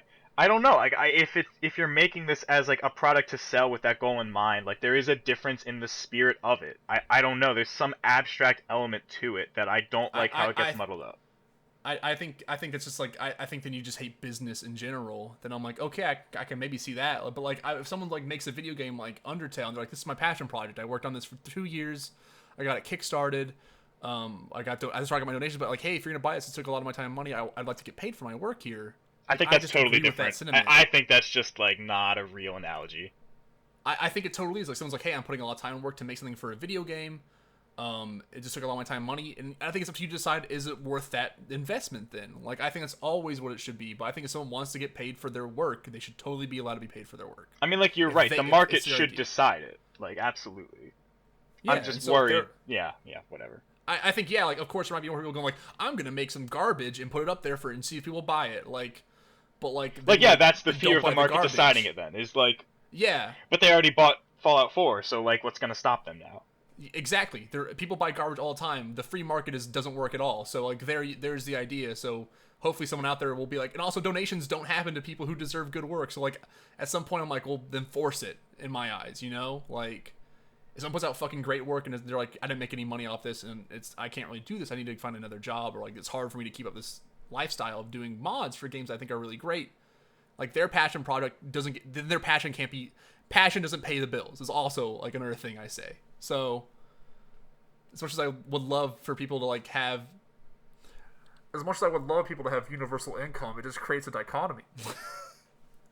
Like I want people to be paid for their work, and I'll always be that way. It's why I hate unpaid internships. It's why I think it's a really garbage system. So I want people to be paid for their stuff. I don't know. Fuck unpaid internships. It's so shitty. But like that's the idea. Is like, well, your passion will pay for it, Joe, and it'll pay off in the long run. That's never what I was saying, though. Come on. That's not what I'm saying. You say. I'm saying that's what people say. Yeah, well, I mean that's garbage. That's the same thing as saying you write for exposure. That's bullshit. Yeah, you shouldn't write for exposure, and you shouldn't do things for free. Like that's how I really feel about most things. You should be paid for your work, and this is a thing you should be paid for. And I think they should also allow people not to charge for their things if they don't want to be charged for. You know, like that's also another part to it. Sure. If they're like, hey, this is for free, then they should be like, okay, it's for free, and like that should be it. But if they make everything have to pay money, then it's shitty to me. So I think some things should be free. Someone's like, hey, I just made some new weapons for the fun of it. I don't need to be paid for it. But throw it out there. But like someone's like, hey, I put like fucking years of my life into this. I want to be paid a little bit for it. I think it's fine too. But I think there is a little bit of like entitlement to that as well, though. Like what? I don't know. I don't like entitlement for like saying, hey, I'm money? making this really big mod. I expect you to pay $30 for this now, and it's. I also think it's entitlement to be like, hey, you made this really big mod. It shouldn't cost anything. I don't mean to say it shouldn't cost anything, but you get into this weird murky situation where it's like, well, then why do you think this is worth what this is? You're right. And I think that's just the market. Like that's just the market coming in and being like, this is weird. But like I think this will hammer itself out. If you have everyone who makes a fucking apple in the game and charges like $10 for it, like it's just. But like that shouldn't sell. People shouldn't be like, I'm gonna buy the apple worth $10. Like, what if they do? Idiots. Oh, what if it does? Then they're idiots, and like that's okay with me to be like idiots. And their money, idiots lost their money. Like it happens all the time. People buy bad games and people buy bad things. Skyrim and Fallout 4 are still being talked about. So like, yeah, I guess. Everyone's money is quick to separate. But like people who are like, I made something really good. I really want some money out of this. Should also be able to say that they want their money out of this. I don't think and people who don't should also not be able to. Right to say it, of course that. Yeah, and I think like someone like I just want to see what my biggest fear is like what is the Bethesda 2 guy who makes mod cut is, you know? Like what's that cut look like? They're dipping their greasy palms right in. Yeah, is it like 70-30 or is it like going a lot more to the person who makes the mod? Or is it 50-50? Like I want to know that cut more than anything. That's my bigger fear is like my big fear is it going to be curated well? I think it has to be curated extremely well. Or it could be like people stealing other people's mods and selling them for money, which would be really shitty. It won't be curated well, no way. It has to be, or no like way. a thing will fall apart, like it did the first time. It's gonna be like Steam. It's gonna be Steam. Again. Yeah, it's gonna fall apart again then, and then this thing will be around for 2 months and disappear like it did last time. Or I want to see what that cut is like, but I think people if they want to charge for their mods, is totally fine. That's your hot mod blitz for you. That's my hot little moment. Skyrim for the Switch is happening. Woo woo! Is it Skyrim remastered yet? I still don't have confirmation. I have no idea. All right. I hit my desk really hard with my fingernails and it hurt. That was the definitive. I have no idea. Yeah. I can do a quick cursory glance if you want to talk about Skyrim Switch real quick. I really don't. Motion controls, baby, they back. I really don't care. Yo, dog. But what about motion controls? Hear me out. Yo, dog. What if I could play as Link? Yeah. What if I could play as a really shitty looking Link? Hear me out. He looks so bad. He looks so bad, dude. It looks really bad. If it doesn't come out with everything on it, that'd be fucking insane to me. You know. Like all the DLC and shit? Yeah, that would be fucking crazy if it didn't. Wouldn't surprise that'd be the baddest look you could probably expect. It says fall 2017 is when like they expect it to come out. I don't know. I can't wait to hold the 2 Joy-Cons, pull back like an arrow, and then shoot myself in the head because I hate what that fucking thing is. Like, who cares? Next. Elder Scrolls Legends Heroes of Skyrim, June 29th, 150 new cards. I heard that game's alright. I haven't played it. It's not Gwent. Nope. Are you really excited for Gwent? Are you actually excited for Gwent? Gwent's lit. Okay, alright. I'm like kind of like didn't expect you to be a Gwent person, so I'm kind of hyped for that too a little bit. I like Gwent. I think Gwent's fun. Gwent's lit. And then a big announcement for me that I was really excited for, that I'm really hyped for, is Dishonored 2 Death of the Outsider DLC, September 15th. Yeah, that's a robust expansion pack right here. So they did it again for Dishonored 1. They did a big robust expansion pack 2. This one looks like another one. I didn't beat Dishonored 2 yet. I'm gonna beat it when I leave tomorrow, literally for my trip. I'm gonna play it when I get there and try to beat it. That game's really good. I really enjoyed Dishonored 2. I wish I beat it when it came out that year. I'm excited to play this DLC. It looks really cool. It looks like a character from the game that's really cool, like a real a really cool character. I like to see more of her. The Death of the Outsider is a great moment because like that's a really huge like character in the game, in both games. Mm-hmm. It's like one of the figures who controls magical powers. So that seems kind of cool. He's that dude. I kind of know who that is. Yeah. He's like the dude who gives you magical powers. So like appears in like your void vision. It's just like I'm like that seems like a cool premise. I like the character. I like Dishonored.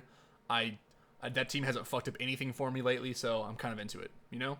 Yeah, great. Coming out this fall? Yeah, coming out September 15th. Great. Quake Champions is happening, with BJ Blazkowicz being added as a character to the roster, a $1 million victory prize at QuakeCon. Oh, boy. Push that esports. Quake has a very large history in esports, so I think they're giving the leeway to push forward a little bit. Yeah, that's true. So I think they're allowed to kind of do a thing. And I think I think not being like, hey, this is a pretty intense game. I think the trailer was dumb, but like I think it's like a multiplayer shooter trailer in general are like, look what all the cool shit you can do multiplayer. But I think putting the money up, like putting the money where your mouth is a good start for me, honestly. Be like $1 million victory prize will show up at QuakeCon. Like that's a little more enticing to me, you know, of like, hey, we're actually putting our foot forward for it. Does that game look enticing to you? It looks all right. It's a free to play, so I'll probably give it a show one time. I like fast-paced arena shooters, but it's like it looks like kind of mopey in ways I don't care about that much. Of like characters having special abilities, which is like not what Quake was to me, but like it seems like that game could be fun. So I'll give it a look. Hopefully the roster gets bigger and has more characters from different games coming in, like a Smash Bros style stuff. So bring in the Doom guy. I mean, yeah, why don't they have the Doom guy, honestly? You know, like, Doom guy could have, like, a weird abilities that could be fun, so... Play Samuel they should do that stuff. Yeah, cool. Bring in the Evil Within 2 guy, which is coming out October 13th. Yeah, let's talk about the 13th. Let's talk about the good games at this Bethesda shit show. Evil Within 2, you're saying that's a good game. I don't know if you're being sarcastic or honest. No, I'm being honest. Okay, so did you play the first one? No. That game's totally mediocre, the first one. Really not that good. I've heard polarizing things, though. There are people who really are big on it. I think the people who are big on it have their opinion, like, that are right in some ways. Like, I'm truly in between in that game. Like, I think there's a lot of cool stuff and there's a lot of bad stuff. Like, I'm really actually in between that for the first time in a series in a long time. Where I was like, where I really finished and said, this game should get a sequel to really improve upon it. Because, like, there's some really cool shit. Like, I still love hard violence horror games with like weird monster designs and like your character's just getting slashed up while you're pulling out revolvers and shooting dudes in the head. Like, I still love that shit. The story's super convoluted and weird. That's good. It's super Japanese style horror of like you can inside someone's mind and you're asleep in a vat of chamber and it's just like popping off all around you and it doesn't make sense. And I'm like all about that. Like, I hope that shit happens more of like, it seems like they're really pulling into like the shit's kind of going strange all the time and it's supposed to be. So yeah. So did the I'm actually excited for this. Yeah. Okay. The second game has you hooked. Yeah, I'm already like I was already hooked when I heard they were gonna make one. Because I'm like, okay, cool. I love Resident Evil style. I love Resident Evil 4 style games. I'm just a sucker for it. Mikami's baby. Yeah, and I'm hoping there's like they put some more money behind this, or like they get rid of the fucking letterboxing in the first game. Like they just actually make it look like a video game instead of like a dumb movie. Like they reel him in a little bit, but also like let him go in other areas way more. So. Hopefully he knows how to direct a game better this time. So I think the first game's interesting but has a lot of problems. I think this game could be really good and not have a lot of problems. But who knows? We didn't see any gameplay really, so... Just a really interesting trailer. That was about it.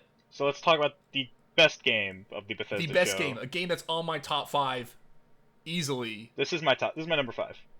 It's such a cool game, and it's so good. Wolfenstein 2 The New Colossus looks fucking great. October 27th. This game looks dope! There's so much. Big deal.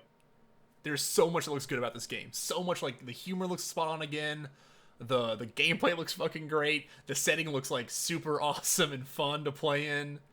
The story seems like it's going to hit the same beats, but in, like, newer ways or more fun ways. More over the top and crazy than the last one. They went off the rail. When they show that lizard thing, like that 2D lizard... Yeah, the fucking dude takes LSD. Going on? Dude takes LSD and a fucking lizard pops out. And he's like, "Dog, buddy, come on, come back here." Or like my favorite picture is like, you know, the fucking they're on the streets of like wherever in the US, and the Nazi guys like holding 2 Klansmen. Like they're just going all in on like you're gonna kill Nazis, you're gonna kill the KKK, you're just gonna have a great time. Like, oh, it just seems like so much fun. Like I love dual wielding in that game. You can dual wield every gun in that game. Even the first one, you can dual wield 2 sniper rifles at the same time. Like that game just has a lot of fun stuff in it. It looks like they're going even more over the top, more crazy characters. They're really embracing like the wild side of Wolfenstein. It looks really fun. Yeah, and that first game's fantastic. Yeah, the first game's legitimately like was like one of my biggest surprises that year being like how fucking good that game was. Like I have no doubts that this game will be as good. If not Machine better. Games doesn't really fuck up that much, so you know. What did they do before Wolfenstein? Let me go check real quick. I forget what the game was called by. I'm trying to remember it, like on the back of my head, you know, of like, what the fuck was it? I'm trying to remember. I don't know if they got made out of something else too, so I'm just trying to remember. Because that was the first I'd heard of Machine Games. I feel like they came out of something and I kind of forgot, you know. But like, give me some more rundown of like why you like the original a little bit.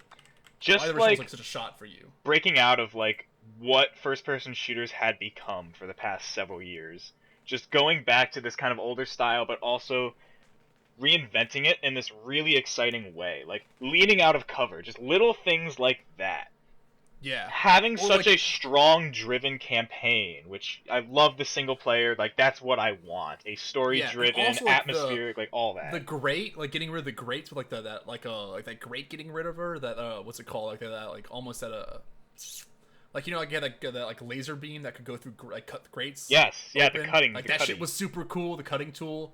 This is a key members of Starbreeze Studios. These people did Escape from Butcher Bay and The Darkness, which are some of my favorite other first person shooters of all time. Escape from Butcher Bay is a game I'd love to go back and play on the Xbox, by the way. Oh, From wow. an Xbox original game. Make it Escape from 11. Butcher Bay is a fucking classic. Knock those Xbox games to 11. Yeah, so and they made The Darkness, which is 2007, which is like a weird game, but I think it's a really cool game. They're really good. They know how to make shit well. So, you know, Excitement. excitement for that stuff is super cool. I'm excited to see the new villains. I mean, you can't go wrong with shooting Nazis, really. Like, it's just they're like the most bad guy, and they just keep, and they like make them even more bad guy than like action. Like, they just turn up their like badness up a lot, and it's kind of great. I want to see like that new super armor is. I want to see those new weapons. I want to see if there's an actual Colossus in the game, like stuff like that. Will we kill Hitler again? Will there be Mecha Hitler? Is the That's- question, right? that's- Will Mecha Hitler come back? He is the Colossus. He is the new Colossus. So I'm excited to see what that game is. It looks pretty dope. Looks like it'll be a lot of fun. I like the idea of the beginning of that game, you get in a wheelchair and ride around in a wheelchair shooting Nazis. Like, that just seems like a fun, dumb game. So, Yeah, pretty good. then the Devolver. That's the end of Bethesda. I think it had some of my favorite games in it, and also some of my like most disappointing things to see out of Bethesda happen. But what's every one of these is up and down. Bethesda's the most down for me, but it has some of my highest highs too. So like, I guess that's that. So- Devolver. I'm very Press interested conference. to talk to you about Devolver.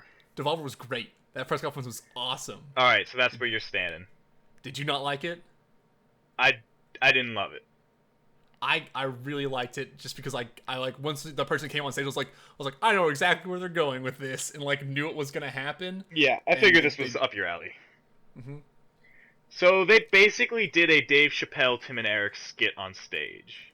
Yeah, and well, I think it wasn't even on stage; it was all pre-recorded, so Of they didn't course. even go on the stage. Yeah, That was their where kind they of pretty thing. much where the joke was like making fun of press conferences. It was themselves, satire. and just doing, It and was then like satire of over-the-top all of humor E3. and gore, But Yeah, not and it just was- like the corporate half, but also of like the consumer half. Like they got everything. Yeah, they got it all, and I think it was like really well done, and like I think the woman's performance was genuinely really good. Like, I thought that was a really funny thing. I think some things went a little long in the tooth, like Yeah. they always do. Yeah. But like, I think that's humor in general. But like, overall, it's like this was a lot of fun.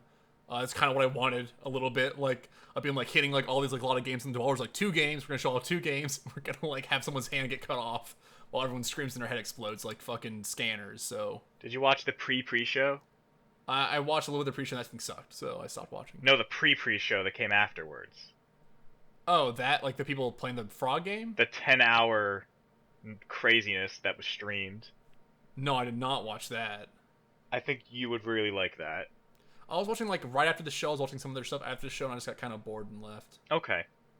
I saw some humor in it, but they're also playing like a really shitty frog game, and I got kind of bored and left. I've heard it was madness, but I bet there's some madness to it, but I just didn't care enough to like sit through it they all. tell like a narrative over 10 hours is just fucking insane. There was some weird narrative stuff to the beginning of it and after it, so I was like into that, but I didn't want to sit through like the part where it wasn't funny or interesting. You know what I mean? And the 10 hours of it. Yeah, no, I agree. Yeah. That's why I didn't do it.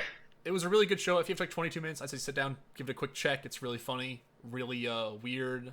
I think some of that stuff is actually really funny. And I think 2 games they showed off were, one game they showed off was really cool. One game they showed off was Serious Sam. And But not Serious Sam 4. yeah, not Serious Sam 4. It's a top down. Let's get in the first game. Let's go into Ruiner, which is coming out this year sometime. Which looks to be like another top down style attack game, which looks really cool. It's a really unique aesthetic. Seems to be a very fast, fluid combat game, top down, a twin stick shooter style, with a bunch of different weapons. It looks fun. I like the style of it a lot. I like the look. I like the music. But I'd have to get into my hands to really know if I like it. What about you, Joe? I just don't know. I'm not nearly as hot on this as a lot of people are. Like I think On it's Ruiner I, or the oh, Devolver Digital I thing? mean the Devolver Digital. I don't care about Ruiner. Okay. Wow. Coming out on Ruiner hard. Serious Sam That's looks weird. fun. That's Serious Sam. That's fun. See, I think Ruiner looked better than the Serious Sam game. Yeah. I was the other way around on it, where I was like, Serious Sam looks alright, but like Ruiner looks fun. I think Devolver is like a fun thing. I think everyone's gonna have different. What's your opinion? What's your take on it then? I think it's like good to make fun of all this stuff, have the satire. I think that's great. I don't know how like some of the stuff that hit for me, it's like we already know this, I feel like. Like I didn't feel like any of their commentary was particularly like cutting or anything new. You know what I mean? Like we know all of this. We know like the early access stuff, like that was good. Like there were a couple bits that I did think was really funny when they called up the dude from the audience, like the way he was dressed, like that was great. Like I got a good couple chuckles for sure. I think like as always, humors like can be up and down for a lot of people. When they they cut back to bring up their second volunteer, it was the same stock footage. Yeah, that one I got think me. all the stock footage being used was really funny to me. Like that shit always makes me laugh. Stock footage of people like eating popcorn and like laughing while they're like screaming at them is real good. I still think unethical practices of tomorrow today is such a fucking funny tagline. Yeah, I think some stuff like didn't hit for me too. Like, but like also I just enjoyed like having like in between all these conferences having like this one like just kind of nice kind of humorous breeze is just a good thing to me. Yes. And that's how I feel. Yes. I think people going around saying that like they won E3 as like a meme is a meme. Oh, and I think that's like very like not good. I mean, we're always gonna hate the meme people, like always. I think that's it. I think I don't like the meme. I think that's how I can. Yeah. I think that's, and I think that it's fair to like. I don't even like saying who won E3 because like I feel like that's just.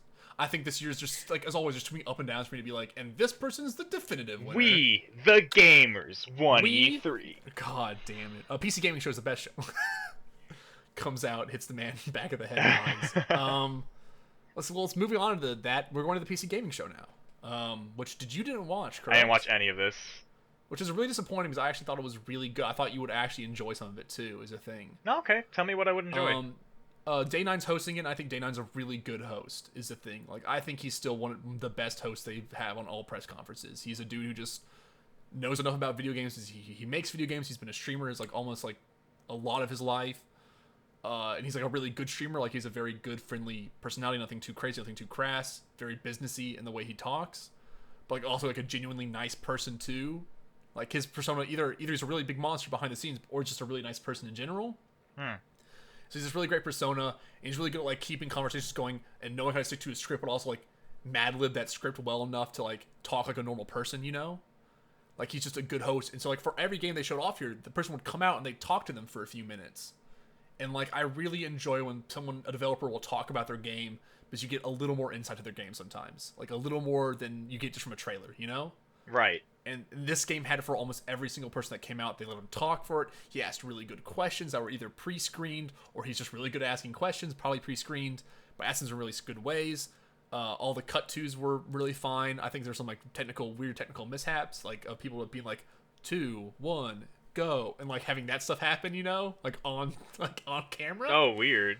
But like besides, it's PC Gaming Show. It's not like super high production, but like I think that was all really nice. I actually really like the PC Gaming Show. It's one of my favorites this year. But let's get to the games. Yeah. First one was XCOM 2, War of the. I don't know if these are actually in order. I kind of did this out of order. XCOM 2, War of the Chosen. August 29th, 2017. It's a new expansion for XCOM 2. Looking interesting. It's gonna be about like there's like 3 like new commander bosses you have to fight against in the game that like learn from your fights against them as you fight them if they retreat or something, and they can learn your tactics better or something like that. Weird. And that seemed weird, but also like 3 different type of like unique, really strong enemies. That's coming out August 29th. I don't know that much about it. It seems to add new factions for you, more characters for yourself to play as, so it's real interesting stuff like that. But it's XCOM 2, so I'll probably pick it up, but I don't know if I'll pick it up this year, you know, that kind of stuff. Yeah. But it looked pretty good. I was kind of into it. And then their next game is a game I'm actually really excited for. Is BattleTech got announced, or didn't get announced, got shown. BattleTech had already been known. BattleTech is the people who make God, what's their fucking name? Oh, no, I sound like a dummy. It's Paradox. It's Paradox people. And it's Hardbrain, who have made the Shadowrun games. Oh shit. So people I respect, and their games are good. BattleTech is a tabletop game about giant mechs, and they're making a giant mech shooter. Giant mech like role XCOM style shooter, not like XCOM as in like it's a turn-based tactical RPG thing. So it's not like I forget what those are Titanfall. called. It's No, a strategy it's not. RPG. It's like XCOM or like Fire Emblem. Oh shit! So it's you're like like- you're front mission. Yeah, you're like walking around mechs on a big battlefield. It's all about like trying to like, and since there's like people inside them, they're running on giant big reactors. Like their thing is managing your heat. It's like if you shoot a bunch of weapons off, you have to cool down quicker because you're shooting off a lot of weapons. And so like that shit's really cool. Or if like you overheat, you hurt your pilot because it gets too hot in there. Ooh. You like play as a mercenary outfit who's like fighting for like a bunch of different factions in this big world. It looks fucking cool. I'm in. It looks really great coming out this year. I don't know when. Just says 2017.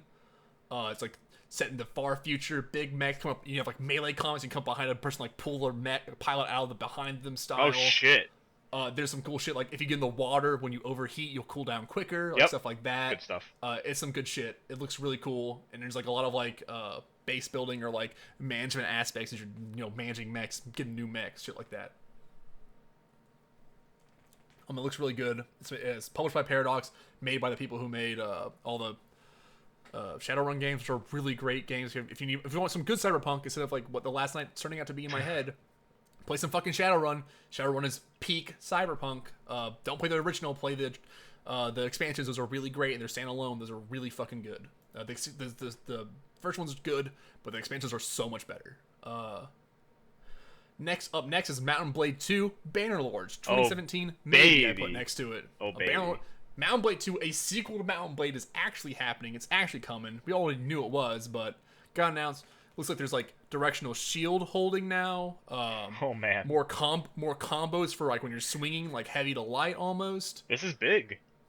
This is a big game. I put 2017 maybe. That's the rumors, but I don't actually know when that game comes out. That'll be a huge deal when that game drops.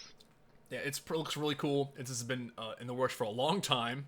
Yeah, when did the first one? Was that 2005? 5. Oh my 4, god. something like Wow. that. So it's been a hot bit.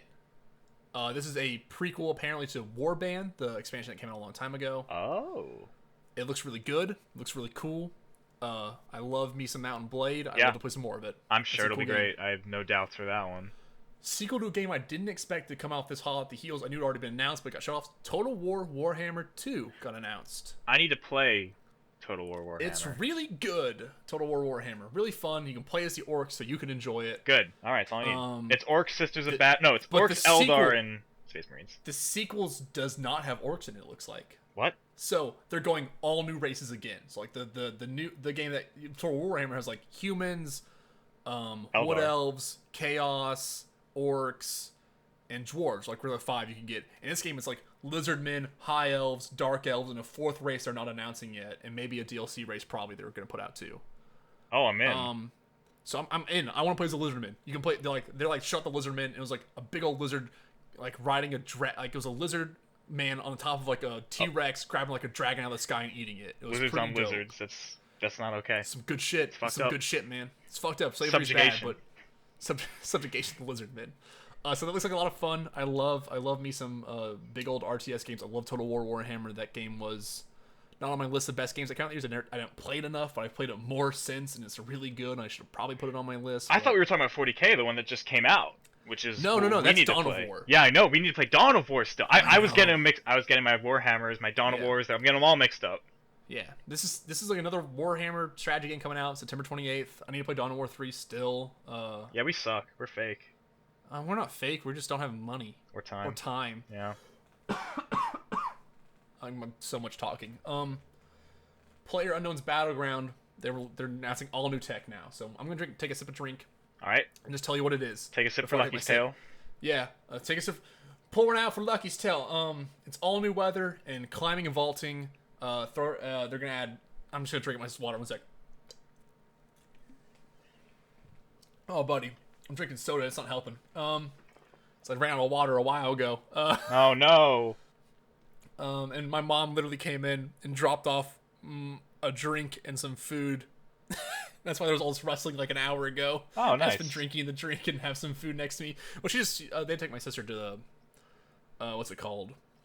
She's leaving for Europe for a school trip. I'm back here because I have to move out of my apartment to a different apartment at home. Right. Right. And so I'm just came in and knew I was recording, dropped off some food, and I'm like, my mom's the greatest. So, you know, it's real nice of her. But there's new weather, which is great. I want the weather variability. I love the raining in the game. So there's like fog and there's dusk and dawn, it looks like. Or like, I mean, not dusk, but it looks like there's like a dawn setting. There's more fog. There's like a mist one. I like that stuff. I love adding weather variability to games. So like scopes maybe not work as well. So you need to focus on different like tactics now. Love me some of that shit. They're adding climbing and vaulting, which is not in the game. So like usually when you have to get over out of something, you have to jump over it, and jumping you don't jump that high. You don't got mad jumps. So like fences are hard to get over. So you usually shoot them with a shotgun to go through them, or you get a good leap and go through like a small broken one. Oh. Now you can like apparently just climb right over it. Rechanging the balance of the game. I know, right? So you can climb out of windows now and shit. Oh shit. But it looks like it takes a long time, like it's very slow, which is good because they need to get that balance just right for me. Or like getting in a building was like, hey, you're really safe in a building, but also you're stuck in a building, you know? Right. Now being able to climb out of it quickly is a new interesting tactic, but also if you do it slowly, I think it adds more variability to the game. Sounds good. And also climbing is a thing now. Like instead of vaulting, you can also climb. So like you can get on like bricks and just start like climbing up things. Apparently it takes longer depending on the height of it, so that stuff's really interesting to me. Oh, weird. So that just seems like a really cool thing. Also, I put vliming and vaulting, because I just put, instead of climbing, I put a V again for vaulting, because I'm an idiot. That made me laugh. I'm looking at my like list of things I put down. New tech. So that's, yeah, new tech. Just put the same letter at the beginning for everything. Yeah. So I like that. I like all the stuff they're talking about a little bit. Like they're adding, you know, they're gonna add 2 more maps. So like they are adding maps to that game too. Oh, good stuff. That's what Which I is wanted to crazy. hear. Like that game is so big, I don't even think it needs more maps. And they're like, yeah, we're gonna put more maps. I'm like, all right, cool. Like add so much crazy variability to that kind of game. I'm really into it. That game just seems like a really great early access game that I'm really happy I bought into, and I'm really happy I keep playing it. I'm gonna be disappointed. I'm gonna leave and have to leave my computer behind that can play video games and taking my laptop to do the fucking podcast on. Fucking podcast. But I'm mad I'm gonna leave these games. I've been still playing like every morning sometimes, just to be like, I'm gonna play a quick game and play this in the background. I'm getting so better at that game. I'm gonna understand the tactics more. It's a lot of fun. Cool. So that game, then Killing Floor 2 has a summer sideshow event, which is this is the Killing Floor 2. They're finally adding more post content, which they did in Killing Floor 1 a lot. So there's gonna be more weapons. They're adding like a bunch of new weapons. I think like 3 new weapons. All this is gonna be free, by the way. Yeah, Killing Floor 2 gets free. updated all the time, doesn't it?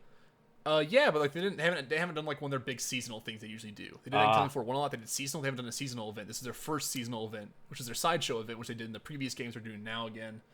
There's gonna be like mini games in the level you're gonna play. There's new weapons, new kind of enemy stuff, like new enemies. All enemies are gonna be new designed to look different and weird for this event. All this stuff seems like a lot of fun. It just seems like a great add-on for Killing Floor 2 if you like that game. I got it for free on PSN recently. I own it on my PC. I just got it again. That game's still great. It's still like just a fucking great game. Maybe I played Killing Floor 1. I thought I had played 2. When did 2 come out? Killing Floor 2 came out. Let's see when it got. I know it was in early access for a bit, so I don't know when it. You know, this is really. You want to hear something really weird? Killing Floor 2 was half off, so right now it's cheaper than Killing Floor 1 to buy. Because I swear I played those sideshow events, so I must have played Killing November Floor 1. 18th, 2016. Oh, I definitely played Killing Floor 1 then, because I played it way before 2016. Okay. That's why I was so confused. It had a pre-X. Yeah. Killing Floor 1 was really great too, and Killing Floor 2 is like an actual improvement, I think. Then I haven't played 2. I've only played a lot of 1. 2 is really fun. It was free for PSN. That was like a cool thing to me to find, like to play that with some friends who don't own it on the PC, so I can play with them on the PS4. That was a lot of fun. Yeah, that's a great really games with gold, whatever. Yeah, I still think people are like PSN sucks or like blah blah. I still think every couple months I still get a great game out of it. I still get really good games once a month too. I think. It's some good shit. So that was a cool thing. I like new weapons, like all that new shit. A game that got announced was Tunic, 2018. No real idea when that game comes out. It looks like a really cool Legend of Zelda game.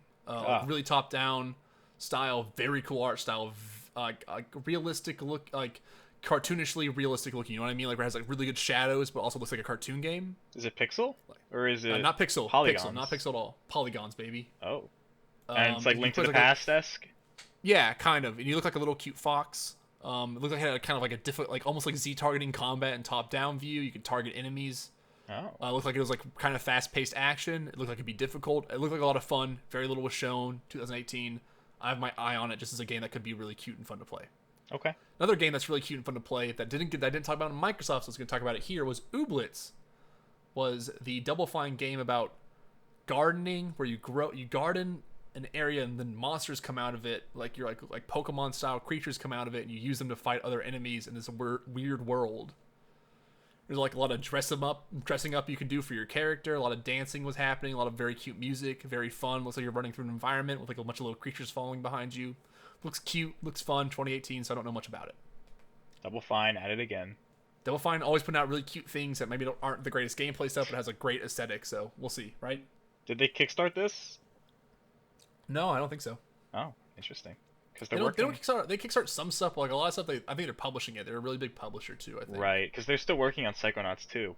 Yeah, which did not show anything this year, which is Yep. interesting to me. Radio Silence. That game's probably really early in development, so whatever. Yep. So Wildlands is a new Bohemia interactive game, which blew me the fuck away. Not like as in like, wow, what a great game, but as in like, Bohemia's working on a Minecraft game. But this is very much a Minecraft game, but it seems like it has a way more to it. Maybe. It's like you started off like on a desert island almost. I just hit my mic like an idiot. Desert island. Shit, losing it. Keep it together. You kind of build. I'm trying, man. And you build stuff, you know. But then, like, it turned into like there's like just a bunch of shit you can do in that game all of a sudden, you know.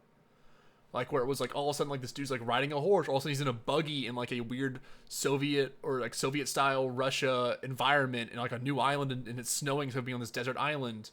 And like, and all of a sudden there's like guns and they're riding horses, like cowboys and Indian shit was happening, and like it was just weird. What? Like it was all over the place. So I'm wondering what the fuck that game is still. Yeah. Apparently it might be in summer early access, maybe. I'm not sure.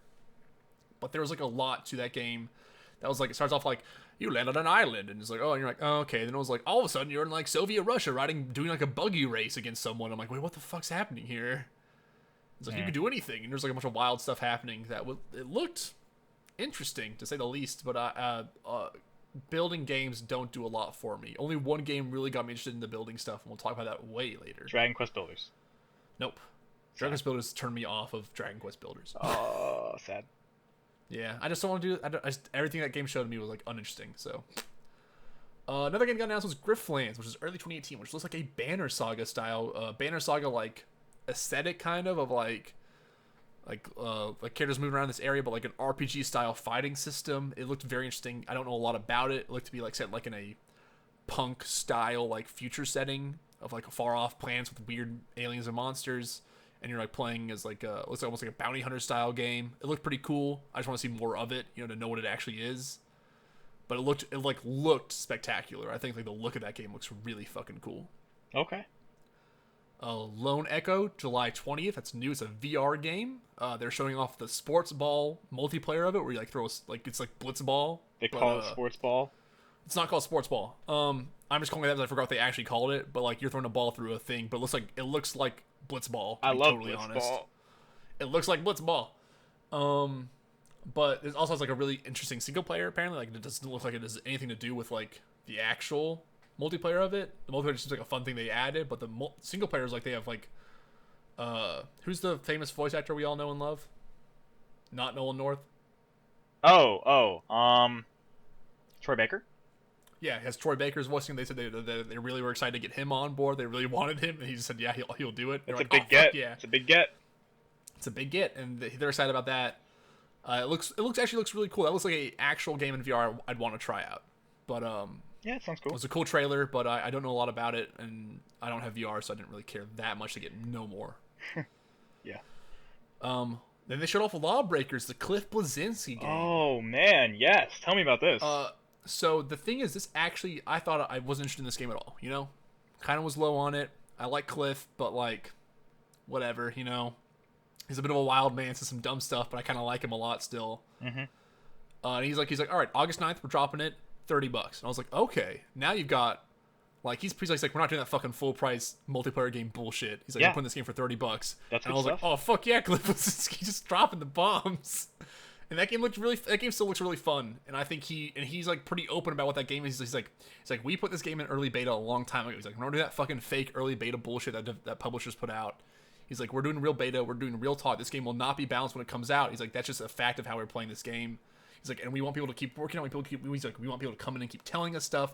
We are learning a lot through our players. He's like, I just hope this game. He's like, he seems very upfront about what this game is going to be to him, and I kind of like it. I also like the idea of that game of like there's zero gravity at times in the game, so like you can shoot your gun to propel yourself in areas. So you shoot the gun behind you, and then like you're shooting the gun behind you to propel yourself forward. That stuff looks cool. With $30, I'm more easily bought into that game now. You know? He's really excited about that game. Like, yeah, I think it's a game he's been wanting to make. So he's like, oh fuck yeah! So I'm excited to try that game out too, because like his excitement gets me excited, and $30 is a really okay buy-in for me. You know? Yeah. And then the big fucking announcement: Age of Empires Definitive Edition. They're completely remaking. They're remaking Age of Empires. What? Yep. Original Age of Empires, remaking it, putting out this year sometime. Shut the fuck up. I am not. You should have showed. You should have fucking. I didn't know. Wait. You should have showed up. What? Yeah, baby. And then he said at the end of the press, he's like, we're redoing the whole soundtrack, all this stuff. And he said also like at some other conference, like, hey, show up. We're gonna talk more about some other Age of Empires stuff happening. So there's probably an new Age of Empires game coming out soon. What if Age of Mythology is inside this collection? They already did the Age of Mythology remastered or. That's right. Stuff, so. Okay, but the Age of Empires, is it just all of them? Like, no, I think it's just the first one. I'm unsure. I can oh, do a quick, maybe so check. it's not 3. It's not 3. I mean, 3 still looks fine. I think that's like a one you can always go back to and play still. But now. what if they had all 3 in one package? What if it was? I mean, like then you have to buy this one, right? I'd buy that one. Yeah, so I'm excited for Age of Empires Definitive Edition. That seems pretty cool. That's I'm awesome. a big Age of Empires fan. That's great. That was a really big announcement. Like I think this game has some really good announcements. Like PC Gaming Show was like pretty good for me. So that was like a big announcement for me. I thought it was really cool stuff. We're back. RTSs are RTSs back. are happening.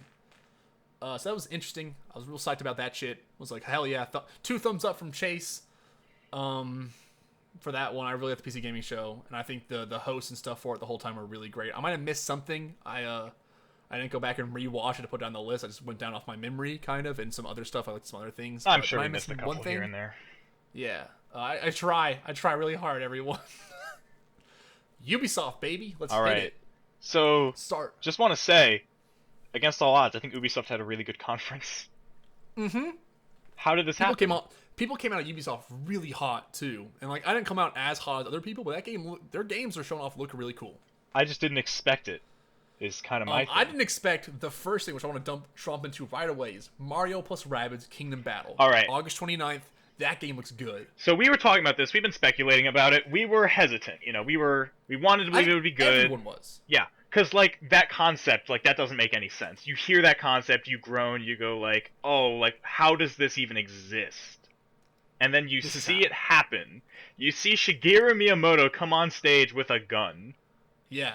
And he fucking blaster ass Mega Man hand. Symbolically hands Yves Guillemot a gun. They both pose with guns. It's really good. I think I heard a quote that like Shigeru Miyamoto said he would never make a game with a gun in it. Yeah, and then Ubisoft came in and said, well, we made XCOM, but with Mario, and they're like, fuck, and then it happened. Yeah, what if it was just XCOM Lite? Because this is straight up an XCOM game. Like, everything about XCOM, which is like you move your units around behind cover, and then shoot enemies who are all trying to stay behind cover the whole time, and that's the game pretty much. You like, it's all a top-down view, so you're looking down on your people, you control them, move them around. It's fucking good looking, too. Like, there's like stuff to that game that looks pretty dope. I think even like just the character models like look good. Like you look at like that Mario, that Peach, those Rabbids, like that looks nice. Like it's crisp. Yeah, you're picking up coins around the environment, hitting these like weird areas that are designed for battle. Like you're like doing like weird flips off each other and like weird combos that are happening that look really strange and cool. Yeah, and, like the throwing people. Like what a great mechanic for an XCOM style game.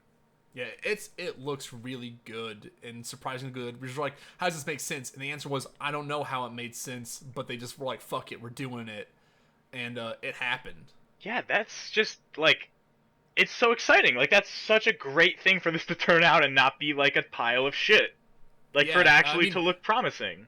It looks promising. We don't know if it's not going to be a pile of shit yet. It looks promising. This was like one of the biggest, like not on my top 5, but this was like a big surprise for me of like this is fucking cool. I was like, I would buy that game now. I'd like look at it. Don't worry, buddy. That game's coming out August 27th. Yeah, it is. Well, I don't have a Switch. you don't have as much I do, so I'll play it. That looked really promising, and like, you said the rabbits were about worse than the minions, but I still think it's bullshit to this day. So I think you've just seen too many rabbits and not enough minions. Where I've seen probably the opposite. Wait, no, I said rabbits are better than minions. You said they were worse. No, I think rabbits are better. Okay, well then you're right on that one. I agree with that statement. Rabbits are better. Well, now I think I do. Maybe I didn't originally, but I've turned around now. Because, like, they had a couple funny jokes. Like, I kind of laughed. See, the thing is, make fun of me. I laughed at a couple stuff. It was kind of funny. See, rabbits, I think, got a little too, like... Rabbits were like minions. They were like these shitty things, and then the minions came out and just weren't funny, and then people were like, rabbits aren't funny either. But I think rabbits still have, like, some solid jokes in there. Dude, when that Donkey Kong rabbit came out... Donkey Rabbit. That was a hype moment. Kong. That's a hype moment. It was good. And then Luigi holds up the banana. It was some good shit, man. That looks like a fun game. I'm actually excited to play. Rabbit right Peach. Into a game. Rabbit Peach goes up to real Yoshi, Peach, Rabbit Luigi. disgusted by Peach's fashion sense. It's good stuff. I think Rabbit Luigi looks great. Rabbit Luigi's so funny. And like the pipes, like going through pipes for that kind of combat, like the movement options, like emphasizing movement, I think is such a great direction to go. Like Mario taking a gun out and shooting someone. Takes the gun out. And it's like, oh, we're de-rezzing the rabbits. You're not killing them. You're de-rezzing them. You're putting them back on their home planet. So that, and then right into another game that I'm not as excited for, but I could be excited for, was The Crew 2 got announced. Yeah. It was kind of rumored. I think it was already maybe a little announced. Early 2018 kind of game. It looks like you're playing a sports outlaw superstar who's good at everything. I didn't like that trailer. I didn't think the trailer was good at all. I didn't think that game was that good at all. I think like the part that showed off the motorboat and like all you were doing is like just going across San Francisco Bay, so like nothing was happening, was really lame. But like that game could be good. It just the car feel in the first game was really bad, so yeah, needs to be better. And then Steep Road to the Olympics was announced. Oh my god! Olympic-styled expansion for Steep, the snowboarding kind of game. Sure, that makes sense. For December 5th, that comes out December 5th. That looks all right. I didn't play Steep. I didn't have any interest in it. I still don't. I think it's cool for the people it's for. And then to the trailer that was the wildest to me, the one I don't know anything about and want to know more about, left me wanting, was Transference, spring 2018. Oh. Was the Elijah Wood comes out about his weird VR experience. Looks pretty fucking cool and weird and interesting. Like I want big names getting behind games because Resident Evil 7 sold me on how cool VR could be. Because I played Resident Evil 7 in some VR, and that was really cool. I'm sold on like someone can make those games good if they put real money behind them and real talent behind them. VR can be really great, and that in this game could be really cool. So I'm interested in it. I like Elijah Wood a lot. So I think he's a weird dude who does a lot of weird things. I think he can make a really weird game. Oh, I'm sure he could. That team has put out some really cool movies. They're a movie publishing team too. They put out some really cool movies, and I think that could be interesting in VR to see what their take on it could be too. So, thumbs up for me. Cool. Skull and Bones for sometime in 2018. Yes, is coming out. This was the Assassin's Creed 4 Black Flag expansion we've always wanted. It looks really cool. It's Assassin's Creed Black Flag without Assassin's Creed, which was like what everyone liked about Assassin's Creed Black Flag was the part where you didn't play Assassin's Creed in it. And what's been interesting... Sorry? Oh, no, go ahead, sorry. What's been interesting is comparing this now to Sea of Thieves, and having these two side to side. Yeah, it's almost like they're completely different games. It's like a weird thing to me. They are. Like, yeah, like people are comparing them, but I'm like, there's almost like no comparison to me with them. It's just because like we get pirate games so little these days. Yeah, and it's like, boom, 2 pirate games, and they both look pretty good, is the thing. I wish there was a better boarding feature when they showed it off. Like, you just ran into an injured ship and instantly boarded it. That was bad. But I don't think they want to add the combat from Assassin's Creed in the game, so I understand what they're doing here, you know? Yes. Like, I don't think they're like... I think it's, like, shitty, trimming but, like, the fat. Also... Yeah, trim the fat off the game. But, like, that I love the cannon fire in Assassin's Creed Black Flag. This game looks awesome. There's sea shanties. There are people singing sea shanties as they ride around. You're fighting pirate ships and taking loot and getting out. It seems like a fun time. I think it's a great idea. I just want to see what more of that game is going to actually be like. And then they teased me with, like, the Kraken, you know? Yeah. Which is, like, that's what I'm into is, like, oh, are there going to be, like, monster fights, too? Where you fight, like, giant Krakens and sharks and shit that are, like, coming at you? Like, that's cool. Yes. I want that shit, you know? Like, I want more wild, crazy sea adventures instead of just, like, fighting pirate ships over and over again. Like, what else is out there? Yeah. You need so, the adventure with a pirate tale whenever. You can't just be Yes. having shit battles 24/7 because that's Yeah. gonna get stale. Yeah, I wonder if that game even has a single player or anything to it. You know, like I wonder what that game is still. Like, is that just a multiplayer game? Like, what is it? I think hope there's a not. single player component. I think there's a single player. Like, it's been pushed back a while. Like, that's 2018. So like, there might be something more to that game than like we know. So, they're teasing people out with it. That's like one of their late releases, so they're giving time for that one. It's a smart game for them to make. And then Starlink Battle for Atlas got announced, which was the build your own robot game again. Yes. How do you feel about that? I don't know how to feel. I like robots. I love me some robots. I like building robots. I don't have that kind of money to spend. Yeah. That's like probably what's gonna be like. But that seemed pretty cool. Like, that seemed like a fun game. I just wonder like if it's affordable, I might give it a look. If it's not affordable, I don't care. You know? Yeah, I think that's kind of where I am too. It's just, yeah, I don't know. I'm probably gonna have to skip it. But it seems like a build your spaceship kind of game. So like you're putting on different weapons to fight different enemies. It seems pretty interesting. And it's kind of like you have like the ship in front of you while you play the game like plugged into your controller somehow. It seems like kind of bulky some. But then you're like putting parts on your ship to make it better. It seemed kind of cool, but I want to see the prices for that kind of stuff. Like that's so far away that it's not on my mind really. Yeah, kind of exactly. It's just so kind of not relevant right now. I feel like there's too much And going then- on right now. True. And then coming out October 17th is South Park Fractured But Whole. Good Release stuff. date's announced. Good Game's stuff. coming out. It looks like another South Park game. I'm always up and down South Park, so I hope it's good. I would like it to be funny and good. I just don't know sometimes, you know? I don't think I'm gonna get this one at launch just because of how much I was underwhelmed with the first one, but I Yeah. do want to play it. Yeah, I think I can give it a try. The first one, I thought the first one was really good, but the combat was really boring. Yes. This game seems to change the combat around, but I'm more worried about the humor because Obsidian isn't making it. So like, I think Obsidian has really good writers and stuff. Even if Trailer Park writes it, I think Obsidian knows how to put it in the game really well. So I'm just worried about not having Obsidian work on it. So I'm a big Obsidian fanboy, and I'm worried when Obsidian's not working on something. I think I You're trust fine. Matt and Trey. If they're on it, I think the comedy will shine Yeah. through. I just wonder what that kind of stuff is like. They fucked up. The reason that game was so hard to make was because of Matt and Trey on the first one. So I wonder like how because they're like, oh, we'll just put we'll write it in a day, and they're like, well, no, video games can be written like 100 times over again. It's like you got to keep making that game different each time. So like they had to keep making that game different. So like Matt and Trey wouldn't come in to write, and it became a mess. But and also another South Park thing that coming out in 2017 maybe is South Park Phone Destroyer, which is a Yeah. card-based battle system game. Maybe I'm back Wait. into phone games. We'll see. It looks like it'd be fun. I just hope it costs money, to be honest. I Well, don't want like free to play bullshit, I just want it to be like $3 and it'll like, be free to play. yeah, so like that sucks. Eh. And then big old game a big old demo that I thought was gonna be longer and more interesting was Far Cry 5. Yeah, let's dig in. It was. I like it. I love the feel, the setting of that game a lot. After I saw it, I like how like it's looking. I just wish I saw more of it. It's like legitimately how Okay. I feel. I wish they put more story. They usually have like a big story thing to it. I think from the lashback from what that game got early on, I think they held off on the story stuff. To be honest. Yeah, Which is because kinda it disappointing. would have been the snarky villain giving you monologues, and I'm kind of Yeah, glad they didn't do that. I kind of wanted that to like know what we're really getting into, but I'm okay with like some like whatever that song they play is. It's really cliche. The boom boom boom boom game Yeah. song. Yeah.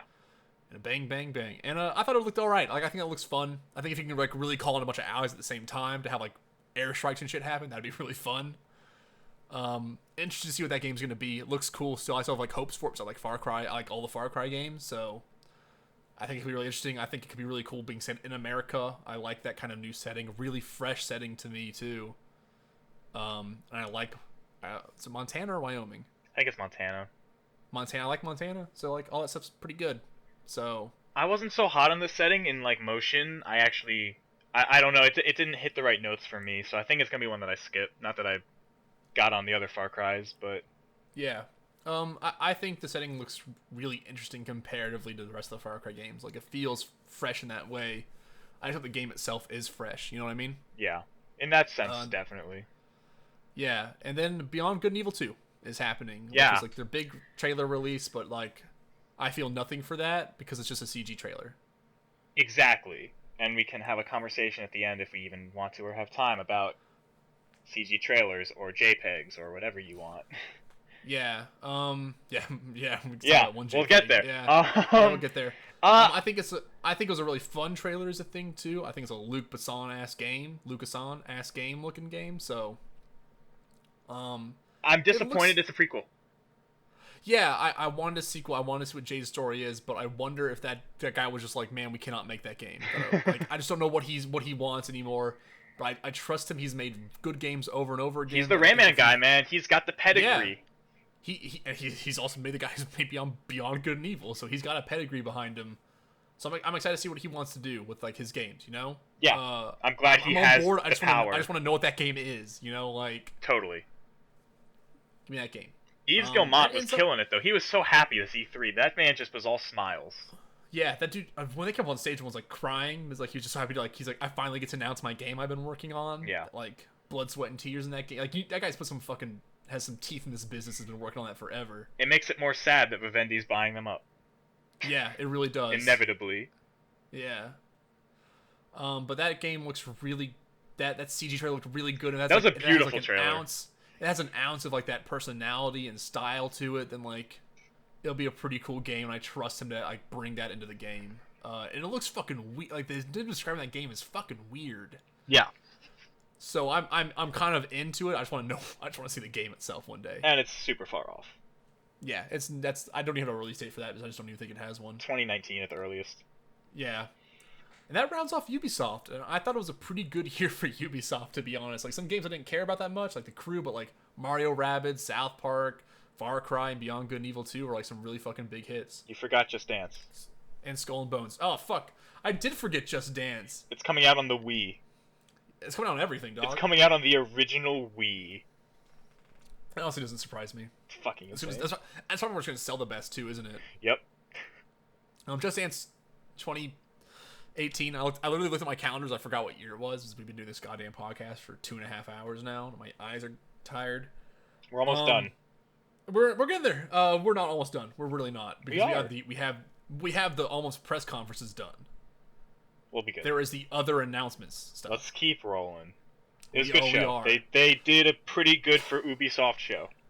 I think Sony also had a good show as we're leading into it too. I So- think there's some interesting stuff happening here. I Let's think- get into it. Okay. Oh, do you want to talk about it? Well, yeah, I want to do an overarching Yeah. thing. I think Sony kind of dropped the ball. Gotcha. How come? So we'll get into it.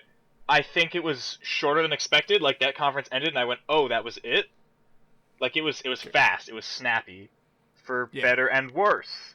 It was very impressive when they were showing trailer back to back to back. I thought that was good. There was not a lot of talking on stage, but it felt like I wasn't getting hit as hard with a lot of stuff going towards the back end. I think it was very front loaded.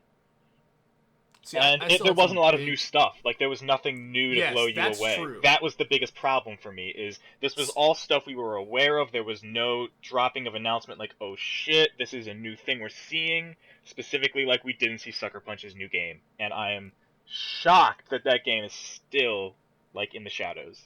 See, so because for me, I still had some really new things that were like cool for me to see that I didn't expect. Like I still think Sony had some great stuff for me specifically. It was like, Yes, Like, Monster this is- Hunter was a huge surprise. Yes. well, no. I'll get into it in a second. Let's just get through the games. I'll explain what I was thinking when I saw them. Sure. just So get let's through it. start go. at the top. Uncharted: The Lost Legacy, August 22nd. That's the big Uncharted expansion, standalone for a fact. I think at this point. No brainer to lead with.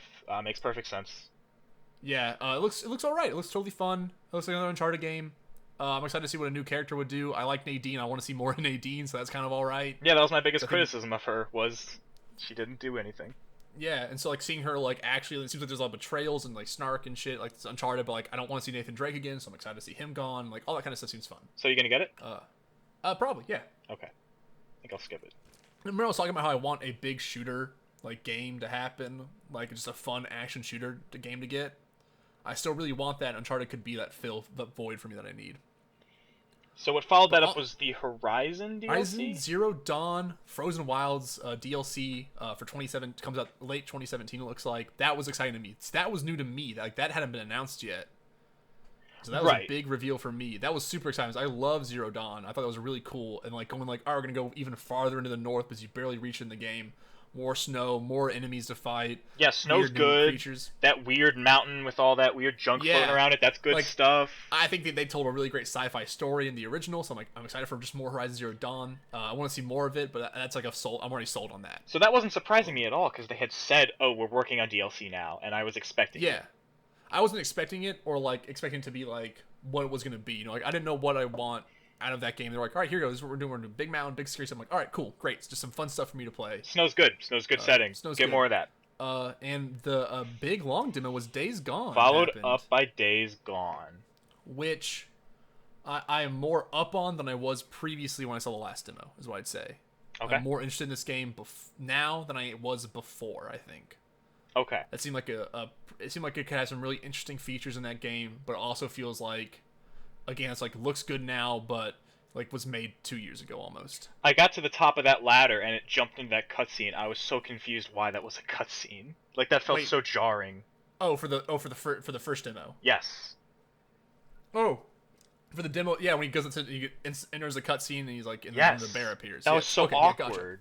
Yeah, that one was a little jarring. I did really like the what's it called when he was driving with the motorcycle and gets hit by a fucking rope and like gets like taken out pretty much and has to fight those guys. I thought that was a really good scene. I find it weird that all these dudes were hanging around zombies, all these like weird bandit camps. were Yeah, still I around was the like, these guys are zombie. awfully calm right now. But I wonder like what that world is like with zombies. Like what does this world entail? Is like are zombies roaming and people have to like figure out how to like just stay away from them a lot of the time, or is like what's going on? It's like I think the idea was like there's a bunch of dead corpses like covering their trail almost, which was an interesting. Like I want to see what that world looks like more. I'm now a little more interested in that world a bit. I like when he put the C4 on the wooden like gate, blew it up, and all the zombies came flooding in. Like I thought that was pretty cool. I thought it was really convenient none of them ran on the other side of the river where he was hiding. Yeah, I found that like I'm also just like, come on, let's add more like weirdness to it. But also he was hiding and the zombies just saw the people, so like I kind of buy that in a way where it's like Sure. he's hiding, those zombies come running in, they see humans, they all go for the humans, they act like a horde. I kind of get it. Yeah. And then it goes up, quick cutscene, and then like a zombie bear appears, and I was kind of like, all right. Bear's good. Zombie animals. Zombie animals is good. I saw the zombie dogs earlier, so I've never seen zombie bear. I'm like, all right, I'm more into like zombie animals too. So I think this game has me like not like super hype on it, but like I'm more into it than I was last time I saw it. You know? But not coming out 2017. No, that game has no release date. Yeah. That game could be a while. I think that game's an open world zombie game, so like that game could be really long in the tooth. So who knows? And it's been in development since Uncharted Golden Abyss, which was Yeah, so it's been- 2012? Yeah, it's an interesting thing what that game could be. So I'm interested in it. I think they're getting around to it. It looks kind of cool. I'm more into it than before. Yeah. And then for the big hit, big number one, Chase was what is Chase Well, excited hang on. for? So now comes on stage, starts talking, and then get back to the show. So they led with that trio of games. And when they lead with that trio of games, I thought like, oh, okay, so that means they have a lot more to show. And I felt like they should not have led with those trio. They should have spaced those out a little more. Yeah, I think they're like, hey, these are like, I guess yeah, maybe. Like I when don't you know, lead I with think- that indicates to me you have so much more to show. And I feel like that was some of the most substance. See, I thought the next game was like the most. I know you do. And there's so much shown in that trailer of like stuff that like I'm like, oh shit, they're doing this in Monster Hunter again. Like they're adding this stuff to. I'm like, holy fuck. Yeah, so tell me about it. Monster Hunter World got announced. Capcom bringing a Monster Hunter game to like consoles and PC. It looks like PS4, Xbox One, and PC. It's huge. not This exclusive. is huge This is repercussions. fucking monstrous for Monster Hunter people. And it looked like from how like that fight was happening and everything, there might not be loading zones in the game. I don't think there are. I Like, think that's what they talked about. Yeah, so I'm kind of really fucking excited for this game. That trailer was really cool. Like, so you're going through the environment, following this weird wispy trail that might be like trying to lead you to the monster. You know, I think that's what it was trying to show you. Was like, hey, this is where the monster went, maybe, in this like kind of open world setting. And then like you find the monster, he puts on the ghillie suit. He's walking around and looking at it. The monster looks fucking great. This big T-Rex, this like big snout nose that shoots. It looks like it shoots fire too. Just him fighting it, grappling hook. Like he gets knocked off it after jumping on it, and then he get grappling hooks back onto it. running through the environment with it like chasing behind him was so fucking cool. And like a Rathian appears and he fights a Rathian. Like it's just some good shit, like good Monster Hunter stuff. But it looks amazing, is the thing. Yeah. That game looks graphically phenomenal, and I'm really into it. As of course, Chase Weaver's into a Monster Hunter game. Whoa. There's just been so much confusion about this game. Like, I tried reading a little bit, and it's like unsure: is this a spin-off? Is this a mainline entry? How many of the features from the real numbered games carry over into this game? There's a lot of questions. I'm seeing a lot of stuff that hints at it being maybe not a main. I'm assuming it's gonna be mainline. I'm just gonna assume that. I think that's what they've said. Yeah, and it seems it brings a lot of features from the game. Like you're hopping on monsters. When the first environment showed the vines that you can climb on. So it looks like you're climbing up stuff again. He didn't throw a tracking dart on. Yeah, or there's no a paint. paintball. He didn't. Well, you didn't see that yet. We don't know if he did or like this is a demo, so they could just be like, we're not throwing paintball on it. Of course you're gonna. It's Monster Hunter. So like this thing's happened.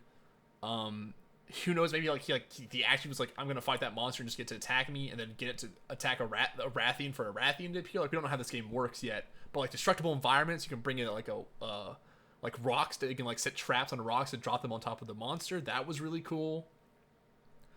It looked like there was a snare trap when he hit the tree. It seems like pretty much all the main stuff is coming back from Monster Hunter.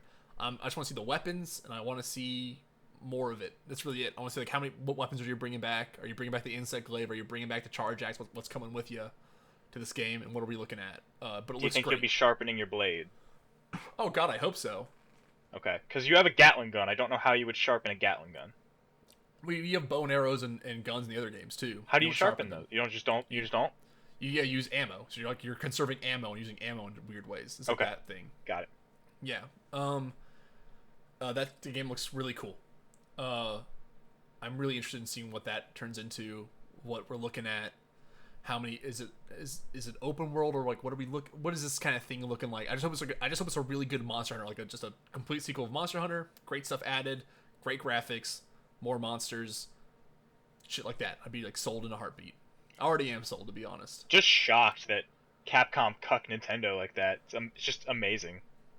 Yeah, just fucking like instantly undercut them like that quick, and I was like, fuck. Like that's powerful. And then hot off that, another one of my top 5, Shadow of the Colossus remake is happening. This is my number 4, Shadow of the Colossus. This remake is fucking great, man. Like that thing looked fucking great. So like, I hear it's not even a shit. remake. It's just like they enhanced the port that much. Oh, that's crazier. If So- it looks that good, just enhanced. So it's going to Blue Point, best in the biz. Yeah, Blue Point is fucking killing it with like remasters. They've been doing it forever. There's no one you would rather want doing a remaster than Blue Point. No, and that trailer was fucking dope. Like show off the sword Colossus, show off the Yes. first Colossus, show off the beard Colossus. Like all the Show best like, the moments. Coliseum. There's a new control scheme apparently that might make it a little bit easier for some people to play. Like I'm just into this kind of game. Just the lighting was beautiful. Oh my god. It looks awesome. If you never played Shadow of the Colossus, you should play Shadow of the Colossus. You should buy this game when it comes out in 2018 sometime. It looks awesome. I was sitting there going like, this is such a no-brainer. Like, how did this never occur to me? Because they did it for PS3. It's been occurring to me for since the PS4 launched and the PS3 launched. I've been like, remake Shadow of the Colossus. Just do it again. Because it's such a good game and it shows off graphics so easily. And they're doing it. I'm just excited. I just want to see it again. Yeah, Fucking cool. I'll buy it. And then right into a game that did not graphically impress me, Marvel vs. Capcom Infinite, September 19th. Oh, how did it end up so bad, Chase?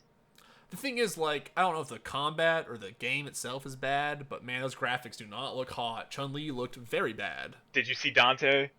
I saw Dante. Oh, he does. He's dressed like Dante, but he looks like Dante. It's really bad. He gives the guns to Rocket Raccoon. Yeah. And he's like Ebony and Ivory. Anything yeah. for you, Rocket. Yeah, it's pretty bland looking campaign stuff. It doesn't Also, look like the roster was not that robust. It felt I very. wonder what that fucking thing is gonna be now. It felt very Marvel honestly. heavy, like very light on the Capcom.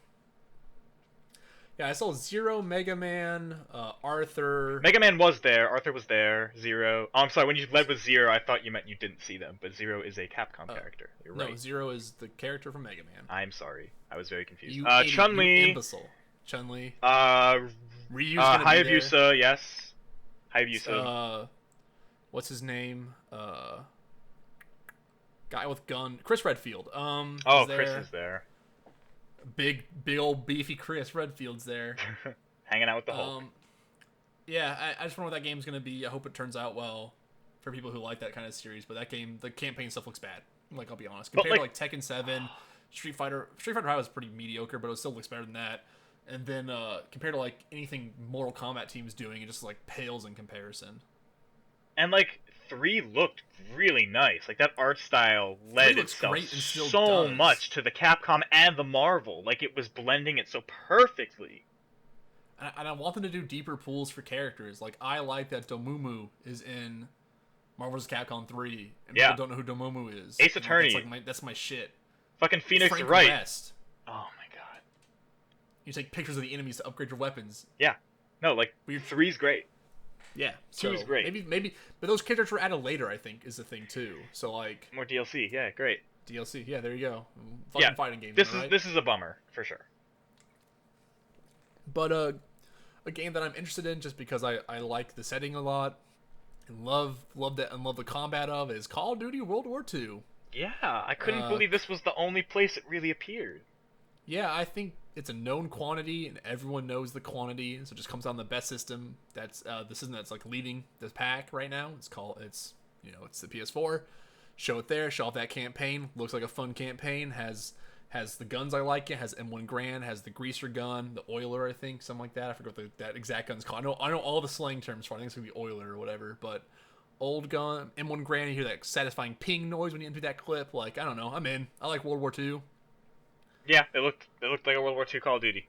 Yeah, it looked really fun. Hopefully it turns out well. Hopefully the multiplayer is really fun too. I could see myself sticking with it if I liked it. But it's just such a known quantity to me that I'm like, yeah, I'm in. Cool. Move on. I appreciate it because that trailer also didn't overstay its welcome either. I felt. No, it was just like very much like, hey, we're doing Call of Duty World War II. Here's the campaign. It looks like we're going to be shooting some Nazis on multiple fronts. Have a good time. And I'm like, all right, cool. Yeah, I will. Thank you. That's November 3rd, like always. So it's a Sledgehammer joint too, and I think Sledgehammer is pretty good. So I'm excited to see what they're doing. All right, now my memory gets hazy. I don't know what followed Call of Duty. Was it Detroit? So then we hit the VR block. Oh, VR block. Fuck. As I put it in my description, just says VR block, which was Skyrim VR, was shown, which we already talked about. Yeah, my eyes glazed over for this block.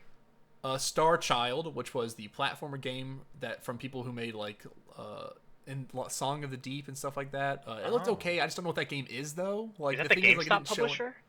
Yeah, the GameStop published it. It's not the developer. Okay. It's a difference. The Inpatient was a horror game in VR that looked. I don't know anything about it. It just looked like a horror game in VR. Yeah. Like both those games, like Star Child seem interesting, but it's a platformer in VR, which like seems like whatever. I don't know what you're gonna do with it. There was a mouse game. We're getting there. We're getting there.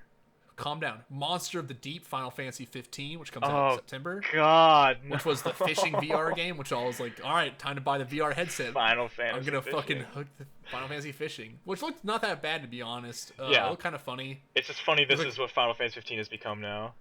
Final Fantasy 15 is a fucking weird monster mesh of a video game, but it's a fishing game for Final Fantasy 15 if you're interested in that. I'm totally am, but also don't have a VR headset. If I own a VR headset, I get it, but I don't own a VR headset, so I'm not getting it. Bravo Team, which was like the blandest shooter of all time. Yep. And then a really cool VR game, which was Moss, which was the mouse game you're talking about, which looked really cool. Like, that was the one that I think kind of was like, I like the idea of it. I like the look of it. I liked how it conveyed what you were in the trailer for VR, which I don't think VR does well enough in trailers anymore, was convey what your camera is, you know? You're kind of like leading this mouse through this adventure. Yeah. So for like Bravo Team, it's obvious you're the shooter. For Final Fantasy 15, it's obviously the fisherman. But for like Star Child, that platformer game, I don't know where my camera is. I don't know who I am being. You're a disembodied Moss, viewer. Yeah. You like look down, you like see your like fate, like a weird ass like what's that name? You look like the dude from Spirited Away, yeah. Yes, yeah. And you like touch the water, and then you're helping this mouse go on an adventure. And that game seemed like really cute and fun and enjoyable, and kind of like a little in the dark in the way you want like a kid's like that kind of kid style to be, you know, or that like that young animated style to be, like that kind of dark in that way of like kind of creepy. Gets a sword out and it comes out and a big snake appears. Like, that's just some fun stuff I like. It's very Despero. Very Despero, very Mouse Brigade or whatever. And that ended off the VR block. So we tied on that one for how many VR games were shown. Did we really? Yeah. Well, was I said 5? You said 7. It was 6. Ah, And none of those games really had release dates that I could find that were easy. Skyrim VR, Star Child, Impatient, Monster, The Deep. Only one that had it was Final Fantasy 15. Bravo Team and Moss also didn't really have like great release dates. I just didn't put them down. it's a sad day when Square Enix is nailing down And the then VR release dates. block ends, and then in comes God of War. All right, let's talk God of War. It's a good trailer. Yes, That's a good ass trailer. that big snake at the end. Jormungandr. Is that your Which is- Mungder? I think so. I don't It's know the- Norse lore. I don't. I know a fair amount, so let me go. It's like Jormungand. I'm trying to find the. Let me just type in World Eater Snake real quick. I want to fight Thor. Yeah, Jormungandr. I was right. I feel so good. I used to read a lot of. I'm a big mythology nerd. I used to just read mythology books of like what the whole rundown of their story was. I did that, but only with the Greek stuff. I did it with Greek, Norse, and I was starting to go into Native American mythology, which is super. Native American mythology is really fucking cool. But that's the snake that's trying to go around the whole world and eat itself. So is he going to make a Sea pact snake. with Kratos to kill the gods because he wants to bring the He end said to he the wants world? to help. Yeah, he wants to bring Ragnarok. So like, But it Kratos looks doesn't want to end the fucking world. Good. So he's teaming Yeah. up with teaming up with Kronos. God. Yeah, so like it's some good stuff, man. Like I thought the voice talking was probably Loki, who was like, "Oh, I thought you were supposed to be more civilized." Like that was probably Loki talking. If I had to take a guess of like, well, why do you go for Loki? No, that was Oh, no. Oh, okay. That was like I didn't know if you were against fascinating. Loki. That was not. I like Loki. Loki's good. Loki's good. didn't know if you were going against. If you're like also like, I don't like the Marvel Loki. I'm like, it wasn't gonna be the Marvel Loki. No, Loki's good. Loki's the original trickster. I love Norse. Norse has some really great god characters like Odin and Yeah, Thor. absolutely. Like some Hela, which is like a great name for Just- also. Some Golem people. Golem people. There's ice giants are a huge part of the mythology of like Yes. their own race and they're evil. Like there's such good stuff in there to pull from. Dragons. I really like that they're tying it into that he was the god of war. Like there's a picture of the vase and him holding up like his two bloody. Yes. That shit's super cool. I love Loki being like dismissive of the Greeks, being like, "I thought you were the civilized ones, better than us." Like there's so much. Yeah, that there was good. I can like. Oh man, I like, and I see the combat. It looks fluid and fun. So that's my one worry. Is I'm worried about that combat. It might not be challenging. Yeah, I can It see where it you're looked coming from. very much just you could just go. Like the way the cameras were pulled back behind the shoulder, it felt like it'd be a lot easier. Enemies would just kind of be there in front of you for you to just hack your way through. Almost like I could see that being like a VR type game of just being easy. Like you know what I mean? Like that kind of Yeah, floatiness. I could see it being really easy, but like I'm interested to see like because like there's times where like those witches appeared like in the trailer and he was like very hesitant to go forward, Okay. showing that off, and like the big monsters that could be like tough to like you have to actually dodge around, like they can take hits, and like being swarmed by enemies that can get up behind you maybe without you expecting it is like a cool thing. I could see the combat being easy or challenging or in between a lot. I'm just afraid it might be shallow, which granted, original God of Yeah. War was never deep, but I think it's going to be shallower than we want it to be, but I think competent in what it's trying to do is like how I feel like it's going to be. You know what I mean? and that might be good like enough. where it's like it's not going to be like the best character action game, but it's going to have like enough like combos. Like it was so cool, like him throwing the axe, pulling the shield out, punching a dude, calling the axe back, and, like tossing it around him like a arc. Like that shit's just cool to me. What is the axe? Is the axe a mythical, legendary axe?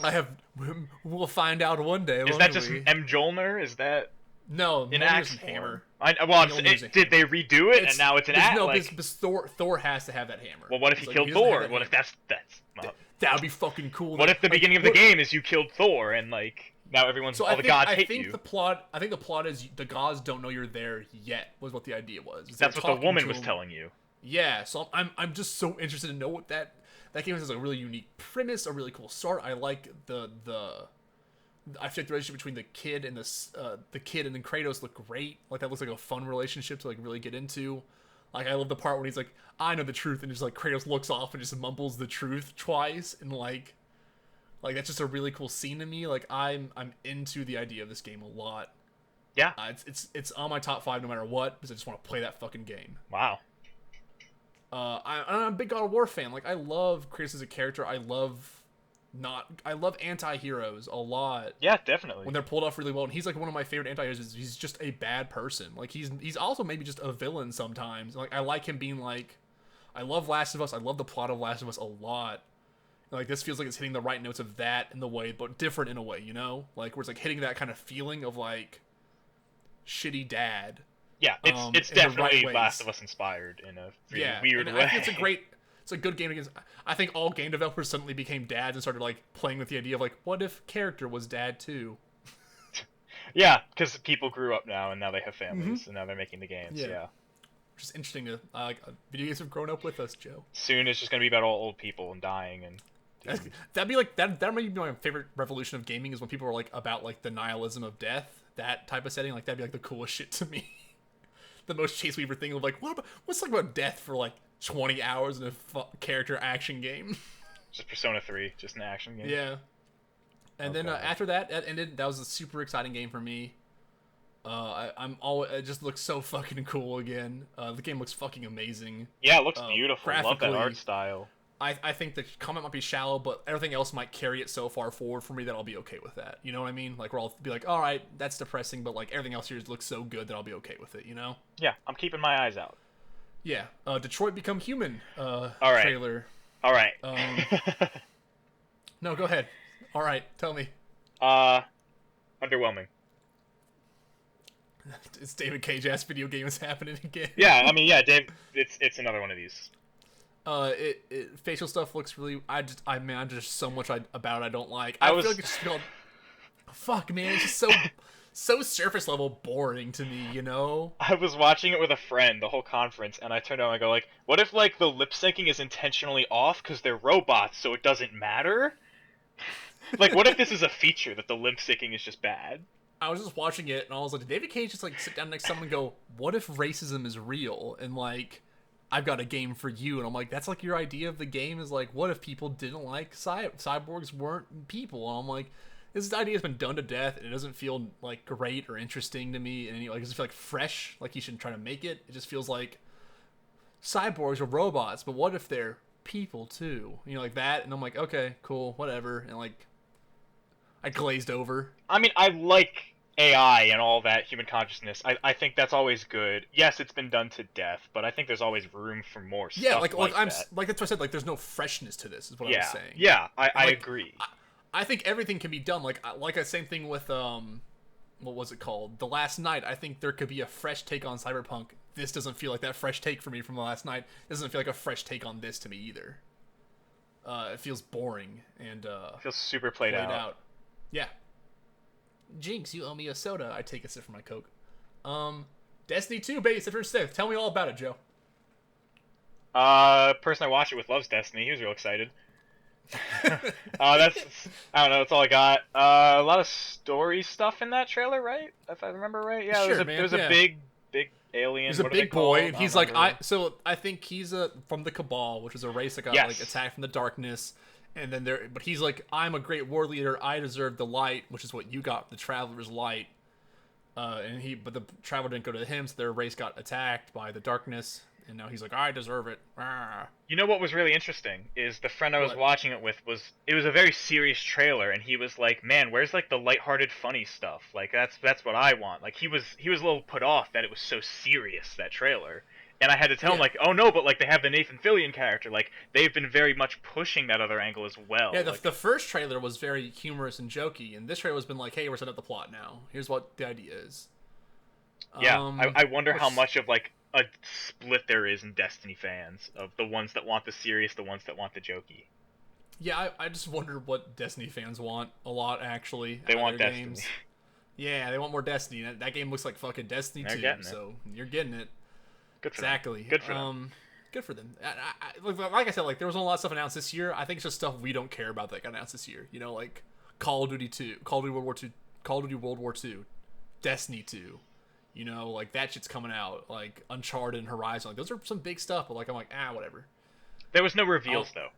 Yeah, no big no, Monster Hunter, baby. What are you talking? I'm I just mean, kidding. yes. No big Yeah. exclusive. I mean, no big it exclusives. was. Yeah. My big reveals were so like great. Like the reveals that I saw that were for me were really great, but I don't think they're big reveals for everyone. You know Well, what I mean? we're not done the conference yet. I mean, there's one more, but this wasn't a reveal. This has already been shown. But this is the demo for a really cool Spider-Man game that's coming out called Spider-Man 2018. So I don't know how to feel about this game yet. It looks good, but also looks like it could be bad.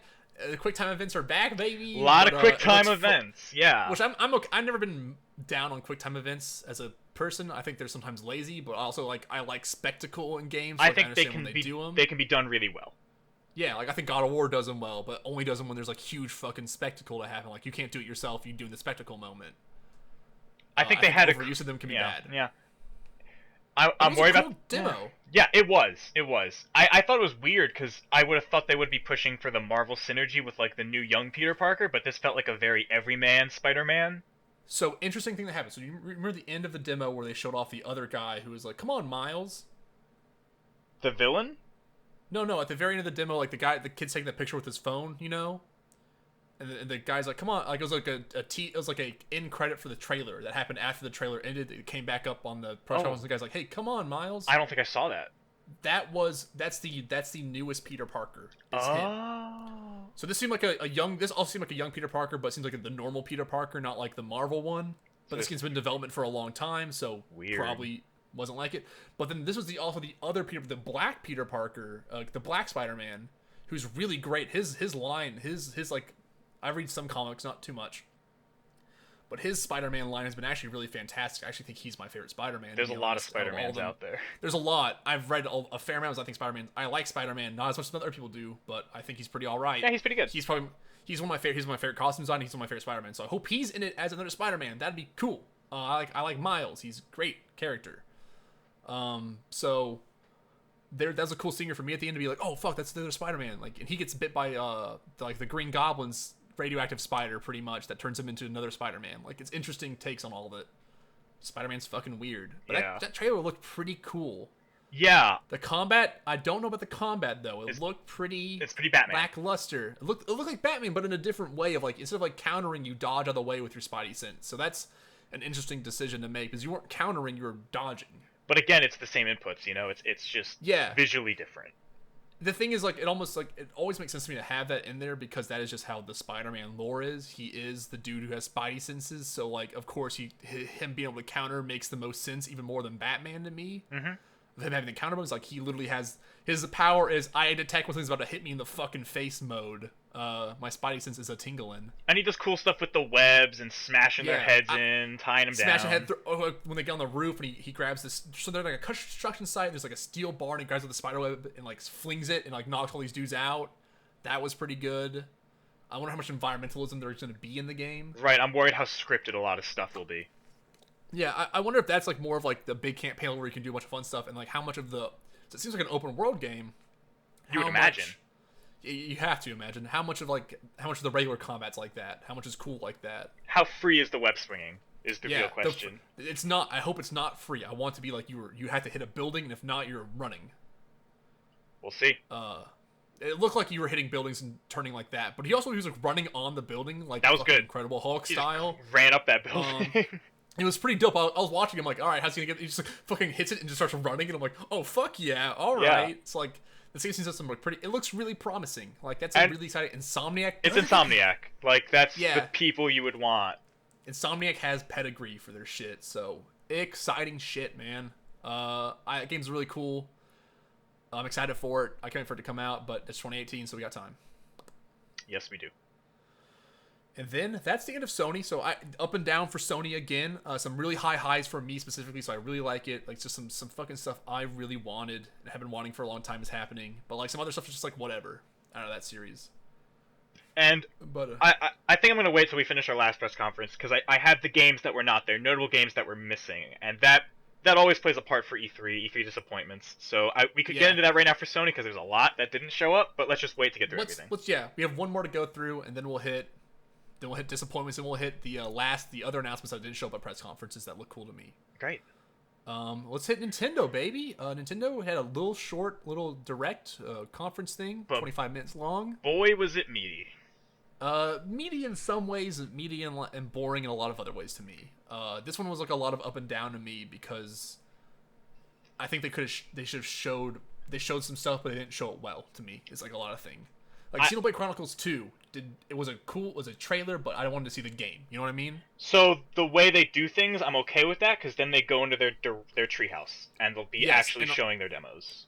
That's what I hope. But Xenoblade Chronicles 2 this holiday, fucking psyched. Love me some Xenoblade Chronicles. Leading with Xenoblade, first of all, like, respect. Yeah, respect. Bring it in like here's some fucking anime, boys. I don't like the look of some of the characters. I like the look of the other characters in the previous game way better. Oh, I think these characters look incredible, dude. I think they look good. I don't think their design's that good. Oh yeah, I think their some of the designs. Yeah, sure. That's what I'm saying. I think the game looks good. That's not wrong. I think the design is not as cool. I like how Shulk looks. I like how Ryan looks. I don't know if I like how these characters look as much. I think That's like what I'm saying. faces. I think their faces are great. Yeah, I think faces look good. I think the character art is like a little Well, to me, but the game looks if you fun. could change Like, your outfits like in the first game, that's problem true. solved. Hopefully we can. We'll Also, see. like they stick to a aesthetic though. They do stick to an aesthetic of this Sure. character. Like their outfit changes, but the style stays the same. All right, whatever. Game looks cool. I got a high tolerance big- for over-designed characters, so I'm That's I'm true. okay with You it. do. You play enough RPGs where I don't play as much as you to like that shit. Great trailer big- though, really exciting. Great trailer. Questionable but dub. Questionable dub. As always, Needs to be said. Were they British or were they English? I heard one Australian dude, and I was really into that because I don't think I've ever played a game with an Australian voice actor. That's true. We need more British and Australian people. I don't need American people every time. I so. really like having the British voice actor for the original game. Like that was It's really so cool. good. They were so great. Yeah. like it's changed just so the feel. unusual. Like it gives you that flavor. It's fresh. People like freshness in their games. It was. But big announcement, huge announcement. Kirby Dude. 2018. All right, this is my number 3 pick. Yeah, hell yeah. It's not, Okay. it's not on my list, but like it should be on my list. Xenoblade's my number 2, by the way. Kirby's my number 3. Just I because wonder there what the wasn't number enough one is. Kirby. I wonder what the number one is. I wonder. Oh, gee. Yeah. Yeah, I'm so stoked. I was not expecting a Kirby game this fast. Granted, it is 2018. Yeah, it's not that fast. It's like getting announced fast. It's not coming It got out announced fast. Yeah, it looks cool. You can make your friends your buddies, and you can combine their powers with your powers. Right, we're some getting a good little shit. bit into Kirby 64, combining powers a little bit, not exactly like Yeah. 64. Animal I wish we companions are back from Kirby 3. Yep.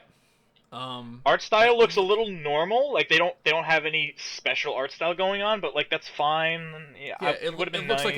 like a main Kirby sequel game. You Well- know, not like a fun, to the side Kirby games, but that are still really good in main series. But like this seems like we're doing another Kirby game. So the word is this is coming from some of the Return to Dreamland stuff, which was the original 3D Kirby project that got scrapped. Okay. So this is alright. like reworking of a lot of old stuff coming back together. That's exciting. There's a lot still to have questions about this new Kirby game. I don't think they've showed really anything right now that makes it stand out too much on its own, but excited that it exists, that it's coming. I think the making buddies and combining powers is a pretty standout stuff. It So, is, but it's I'm nothing that's interested in that game. super new. Like we've seen stuff Yeah, like that and happen I don't before. think it's gonna be super new either. Is like the thing. I think like they showed off what that game's gonna be. It's just gonna be a really good Kirby game. Yeah, I don't That's think how they'll I feel have they're any going for it. super hook either, which might be a good thing Yeah. to not have a super gimmick to rely on, like super sucking or a giant. Yeah, I think they're like, hey, main Kirby, like this is main series Kirby, baby. We're bringing it back, and like that's what they're doing. Yeah, it'll be nice. And it'll be a great game. Who doesn't love me some Kirby, right? It'll be great. And multiplayer, great. Multiplayer, yeah. And then they announced a new core Pokemon game. I have no idea what it is. They're just like, hey, we fucked up with that Nintendo Direct. We're also making one for the Switch. So how- See you guys next time. How do you feel about that way to unveil a game? Terrible. I think they totally were like, hey, we fucked up. Like if he just said, hey, we fucked up that Nintendo Direct, we gotta make it up now. Like that's what they did. It was like whatever. I don't care. Yeah. I mean, I'm happy they're doing it, but I was like, cool. Show me a fucking trailer or something. Don't show me this dude being like, I'm making a Pokemon design. He holds it up. And it's just a pencil that he's been drawing. And he's like, it's pencil. I don't know. So Do you think it will be the next gen, or do you think it will be a weird DX kind of weird thing? I think it'll be the next gen. Okay. I Got think they're. I think they have to after doing Ultra Sun and Moon. They have to make a next gen. I almost felt like it'd be too fast. Waiting 2 years I- to do a new gen, that's fast. They usually wait a long time. I think they're just like announcing it. I don't even know if they're like, who knows when they're working on it, right? They're just like, hey, new Pokemon is coming for the Switch. It's like, I think they're saying it. I don't know when they think it's all gonna happen. You know? I thought I heard them say 18, but I might be making that up. Maybe. Oh, that'd be crazy. It's like, isn't that when's Ultra Sun and Moon coming out? This year. That's this fall. Oh, whatever. And then the JPEG came out called Metroid Prime 4. All right. Which was cool. Metroid Prime 4. How excited are you? I'm excited, but like, you gotta give me something to get excited about. You can't just put a fucking number up and go, "What's up, bud?" And I go, "Oh, all right, yeah, okay." Now, it's not by Retro Studios. No, but it has the same producer as they all did. Um, I'm okay with that. I want to see some. I'm okay with someone else taking the reins from Retro on this. Like I had 3 Retro games. I'm okay with someone else trying it out. I'm more excited that it's not Retro doing it for two reasons. Yeah, that's what I'm saying. Because I'm like, yeah, you get the new blood, you get to do something new. That's what Splatoon, that's what ARMS was. I think Nintendo needs more of that, and they've been doing a really good job pushing that. And that also means that Retro's making something else entirely still, which we still don't know about. I wish we knew what Retro was doing. It's F-Zero. But Metroid Prime 4 was an exciting tale. I'm almost sad it's 4 and not just a different 3D Metroid. Yeah, I wish it was something else, but I think they're like, hey, people want a new Metroid Prime game. We're going to give them a new Metroid Prime game.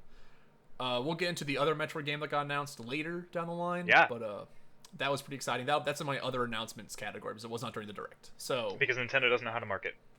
They do not. Yoshi 2018 is happening. I was watching that trailer. I was like, is the music still bad? And then the music was still bad. It's a Yoshi game, and I was like, whatever. I haven't played a Yoshi game since the SNES, so it's a good art style. Nintendo 64 or GameCube was garbage. It's 64. It's a cool mechanic to ground pound to flip the world, but I'm not too hooked on it just because Yoshi games are pretty mediocre. Yeah, they're pretty not great. And then Fire Emblem Warriors got announced, and that game looks pretty mediocre too. Great fit for the Muso. We've talked about this before, right?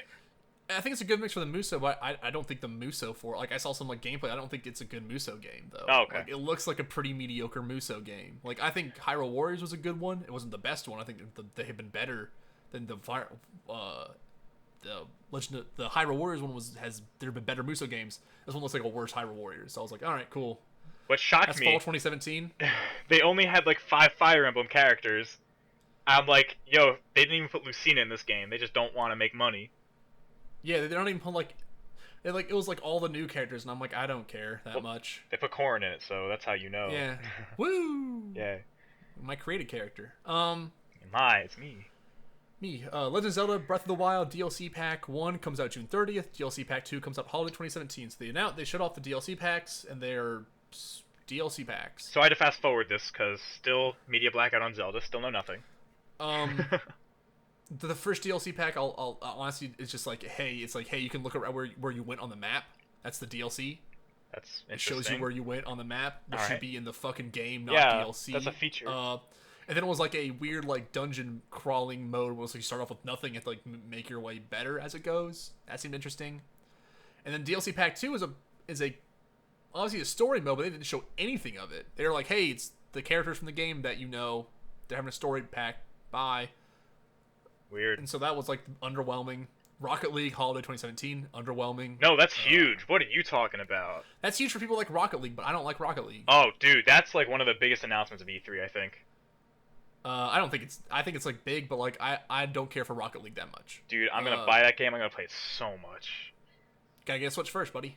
I just cannot believe you can't play with PS4. I'm so upset about that. Yeah, that not having cross-platform stuff is disappointing. Well, you can play with it on PC and Xbox. Just PS4 is just in its own little fucking zone. Yeah, it sucks. But that's how cookie crumbles sometimes. It's bullshit. But then the big one. All right. Super Mario Odyssey, 27th of October. This game's coming out. This is big. So this is my number 1. Yeah, obviously this is on my list too. This trailer blew me away. This trailer was really weird and cool and strange, and I like it. This you game throw your looks... hat Oh, and you turn into shit. God. So you have a hat. You have your classic Mario hat, but now it has eyeballs on it. It's like a ghost hat. It's like possessing your hat. Yeah, it's possessing your hat, and you throw your hat, and then you can possess things in the environment. Like you can possess a Goomba and become a Goomba. You can possess a car and become a car. You can possess other humans and inhabit their souls. It looks really strange. It looks different. The reason I'm more soft on it is when I saw the gameplay for it, I wasn't wowed or blown away or anything. So I didn't watch the gameplay for it because I was already so sold. I don't want to see anything else. I was a little turned off. It looked very basic. It didn't have a crazy level design to it. It looked like some fucking basic ass Mario game. The Mario part, the parts around it seemed really fun, but the Mario part didn't seem that hot. But I'm willing to wait a bit. Maybe they're just showing off some easy stuff. Maybe they're not getting to the hard stuff yet. Maybe they're not showing off the crazy designs yet. But I hope it's there. Dude, there are so many references in this game. This game is yeah. like so much love. Like There's all a those outfits you style can to do this. come from like all of his other games, and then like there's like a lane called Cranky Kong Lane. It's just oh my god. Yeah. Paulina there's a lot is of Paulina's the mayor of New Donk City. there better be Donkey Kong there too. Paulina is the mayor of New Donk City. Add it to the list of Like, things that you like what? about New York City. What? They brought Paulina back? Yeah, Fucking it's crazy. It's wild. I like all the ideas around it. I just hope it turns out well because like some of the stuff I saw just looked. It didn't look that. I was not wowed the way I wanted to be wowed. Dude, that swing song is so good. That whole trailer is amazing.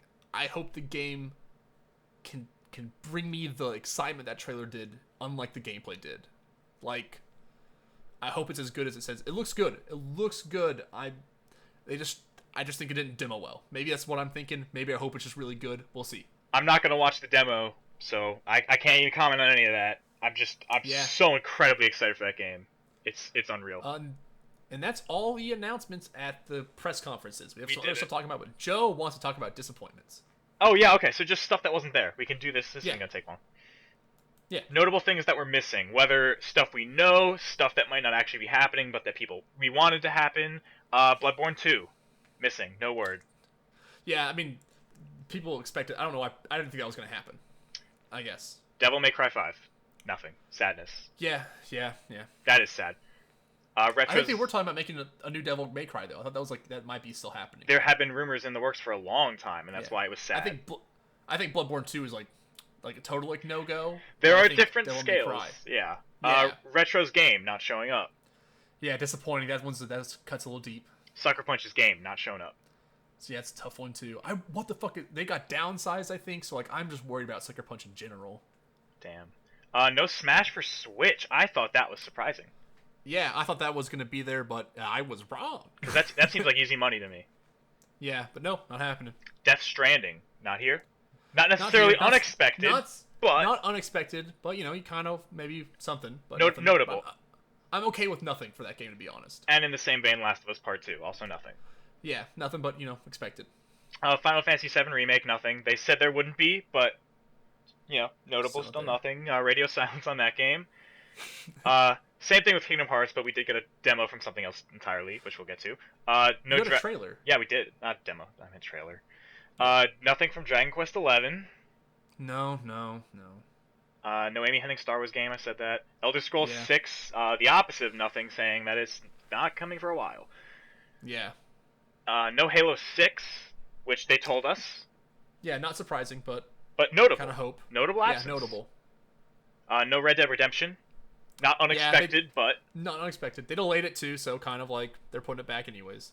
no Animal Crossing. No. No Monster Hunter Double Cross. Yeah, that one was a bit surprising, but understandable since they wanted people to see Monster Hunter World, I bet.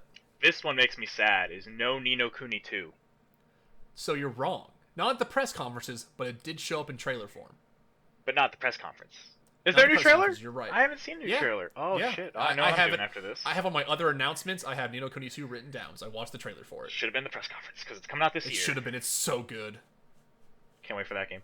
No Knack 2 in the press conference. No, not in the press conference. Trailer did show up. I have it written down. Heard about that one, yes. No Gran Turismo 7.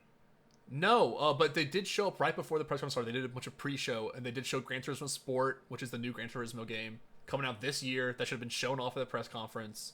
Yeah, okay, then I guess that does th- count, but yeah, it wasn't a conference, but... Yeah, it was pre-show. But those are all there. I have them written down still. Yeah. No From Software. Not to be seen. No, none at all, which I'm kind of happy for. I want them to take a break and make their fucking games that are good for About once. time, yeah. I want them to sit the fuck down. If they make anything Souls-like again, I'm gonna be really mad. I don't want them to see I don't want to see a Souls game from them for a long time. Finally, I have No Wild, that really weird shaman Yeah. game that PlayStation showed 2 years ago. Yeah, 2 years ago. I want to know what that game is, but I think that game might be dead. Yeah, it might be gone. I think it's still there because I think that was a Wait, wasn't the what's the Rayman guy name? making that? That's Ubisoft, yeah. right? The way Michael Ansel was making it. Oh, fuck. So Oh, shit. He just fucking jostles around everywhere.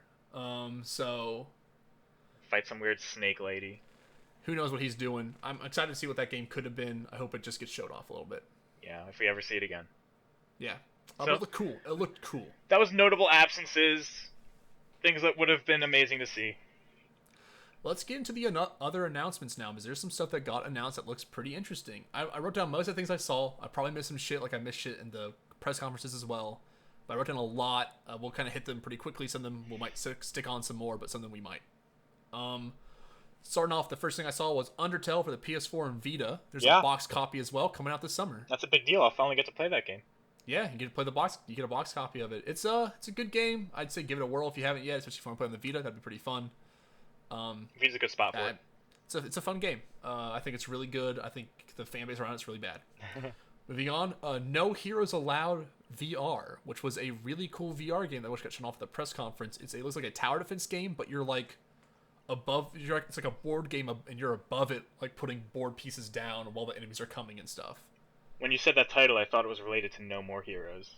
I got No, I so got a did little I when I excited. saw the trailer, and I got real excited too. But it was not. It looks pretty interesting. I don't think it looks like amazing, but it looks like that'd be a game if I had VR. I'd be like, oh, this seems like fun. Like you're like making units, you like put them on your controller pretty much. Then you like move your controller around and put them down and stuff. It seems like a very fun VR experience. Okay. That seems pretty cool. Mario and Luigi Superstar Saga plus Bowser's Minion. That's on October 6th for the 3DS. All right, let's talk business. That's fucking good news, baby. They're remaking the greatest Game Boy Advance game of all time. There's a lot of remakes coming out and remasters that are really good actually this year. Dude, the 3DS is killing surprising. it. Oh my god. This game's one of the best Mario RPGs ever made. It's one of the best Game Boy Advance games. I think it's This my is, favorite. One of the best games probably ever made. It's really great. It's Yeah. stylish. It's unique. It's fun. I'm excited to see what the expansion does for Bowser's Minions. Where Yeah. it looks like you're playing as a Goomba who's like directing them in combat. Trying to save Looks like a fun Bowser. game. Yeah, weird, fun. Excited to play it. Can't wait. There's not much you can't like. We're like, let's dive into. I'm like, we can't. We've already played this game. I but, know. Like, I'm we excited. already talked about how much we love that game. Thunder Luigi's back. Yeah. Yakuza 6, The Song of Life, which is coming out early 2018. Got a trailer. Looks very fun. Looks like some more fucking Yakuza. Oh, so is this the confirmation that we're getting 6? Yes, I think it's coming early 2018 for us. And this was not confirmed until just now. I don't know if it was confirmed till just now. It might have been confirmed earlier, but I saw the trailer. Okay. And it looks like it's 2018 for us. And then Yakuza Kiwami, which is August 29th Yes. this year, which is the first game, which people should pick up and play. It has some weird Easter eggs in it, like Goro's in it, and like weird areas apparently. It looks like a wild game. I'm interested in that game. I might not play it this year. I might not play it next year, but I'll play it. I might play it this year. Yeah, I need to beat Yakuza 0 still, so I'm working on my shit. Also, I might start with 1, because it's a remake of 1. Yeah. That would be allowed in the Joe Lungi canon. Sonic Forces comes out holiday 2017. Dude, that trailer is so funny. Did you see the newest one? The one with the E3 OC one? in it, right? Yeah, where it's like, hey, play as Sonic, play as young Sonic, and play as your OC, and that trailer looked pretty good. Like that game looks dark, but like also colorful in ways that are really fun. It seems like a fun game, more like Generations, which I enjoy. I just love that they're all high-fiving and they're like jumping Oh, together and you're like in the middle. yeah. Oh, yes. Yes. That's some good. I think that game looks pretty fun. I might give it a whirl. We'll see. I'm more excited for Sonic Mania than anything. I didn't see the trailer for that there, which is disappointing. Sonic Mania looks fucking awesome. Yeah, that game comes out soon too, right? It's this fall. Yeah, and a big announcement, the Metroid game I'm actually excited for is Metroid Samus Returns, September 15th. So this is a loaded release Yes. because Nintendo shut down the fan-made Metroid 2 remake. I have to assume it's because they were literally making this game. Imagine how mad they must have been now that we know this. That must Yeah. have been like a what the fuck. And this game looks super different than like Metroid 2 in general. Like this game seems like there's like melee combat. Dude, that and, arm like, sweep grabbing move. enemies. Yeah, it looks really cool too. Like weird new powers. Like this looks pretty dope. It just looks good. That just looks like a fucking cool game. It's like it turns to me a Metroid 2 remake, but like very different from the original. With like counters by swinging your arm around when enemies attack you and like grappling them almost. Like you have an automatic blast where they can like sit down and shoot like a minigun. You're aiming it in not just 4 directions, but it's kind of a Yeah. free 360 aim. Yeah, it's like a total free aim. That's pretty cool. That game looks interesting. I'm totally interested to see what that game is. My thing is, I don't think that game's gonna sell. Probably not. I don't think any of them are going to sell. But like, I don't think about Prime it. 4 will sell. Well, think about it. So if Metroid games already don't sell, right? This is now a remake coming out at the end of the 3DS's life cycle after everyone's sick of the 3DS. Yeah. This game's gonna sell so poorly, and then like Nintendo's gonna be like, "We told you so," and then we're not gonna get Metroid again. Yeah, and there's a part of me that's like, it sucks that they're doing it now, but like they are giving the fans what they want, and the fans now have to like be like, all right, put your money where your mouth is, buy the fucking Metroid game. Yeah, there's so much riding on this 3DS remake. Yeah, I think it's more riding on Prime than anything. I wish they announced it during their fucking big thing, the Metroid game. I know. It looks fucking good. I saw this come up. I was like, "What the fuck? This wasn't in the direct. What?" Yeah, it's fucked up. What? Like, I get they wanted to focus on the Switch, but that's a huge announcement. Yeah, and it looks fucking great. Is the thing. Like that game doesn't look like they put it on the back burner and like, oh, whatever, release it now. Like that game looks fucking cool. So we'll see, right? They should put it on the Switch too. They should put it on. One day we'll get. Well, Joe will never. Does it need the bottom screen? Didn't look like it, right? Why we didn't see? We don't know. That's Yeah, like the thing too. That whole thing We was just taking don't place know. on one screen.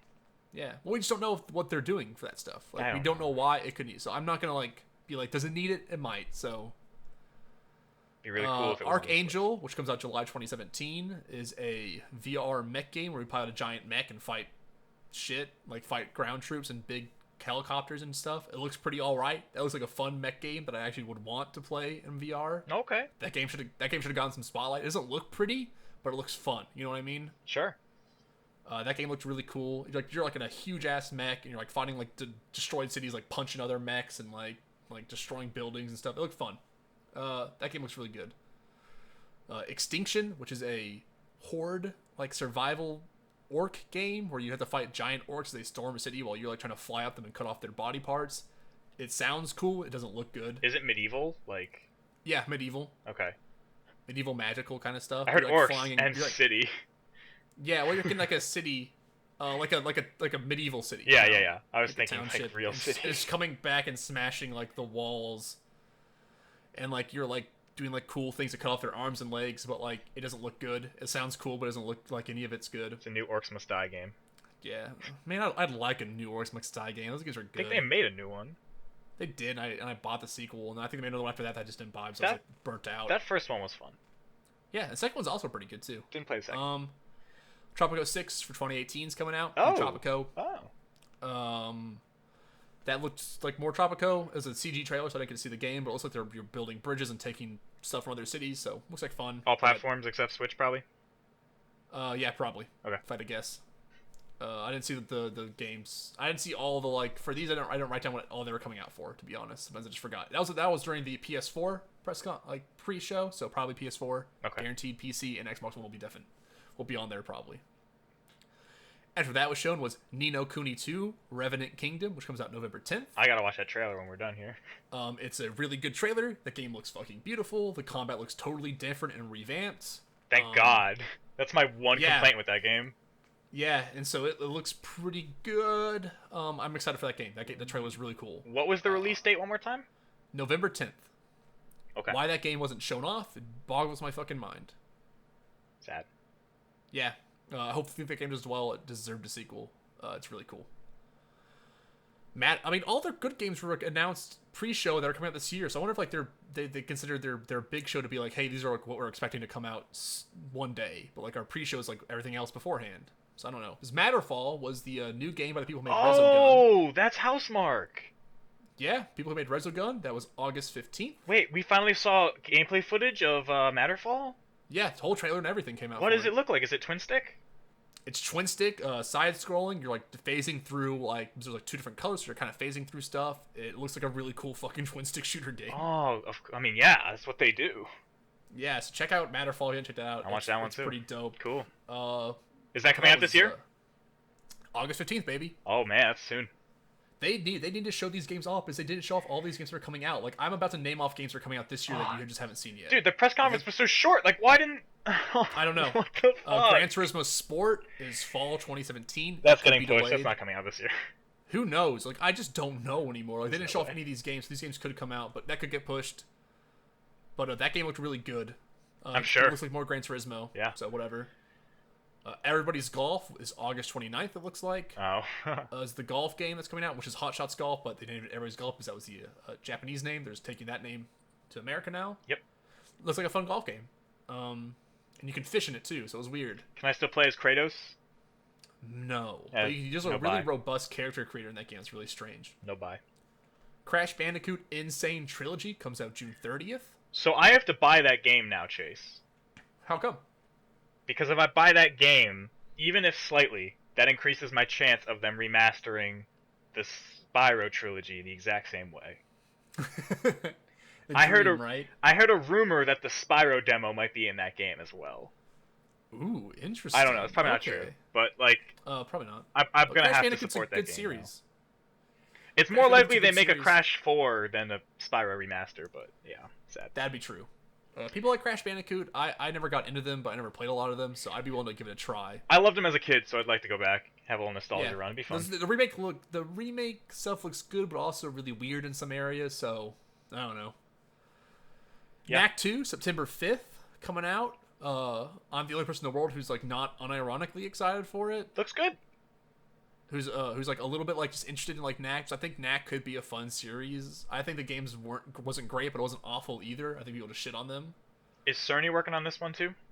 I think he's totally working on this one. All right. But yeah, that game probably isn't gonna be great, but it looks like a little fun. So whatever. And that ends off like my PS4 stuff, and then on to just like more general announcements and kind of just weird shit I saw. Ark Survival Evolved is actually coming out August 8th. Is I don't the believe release you. date for the Ark game? I know, right? I don't believe you. Unbelievable. You're lying to me right now.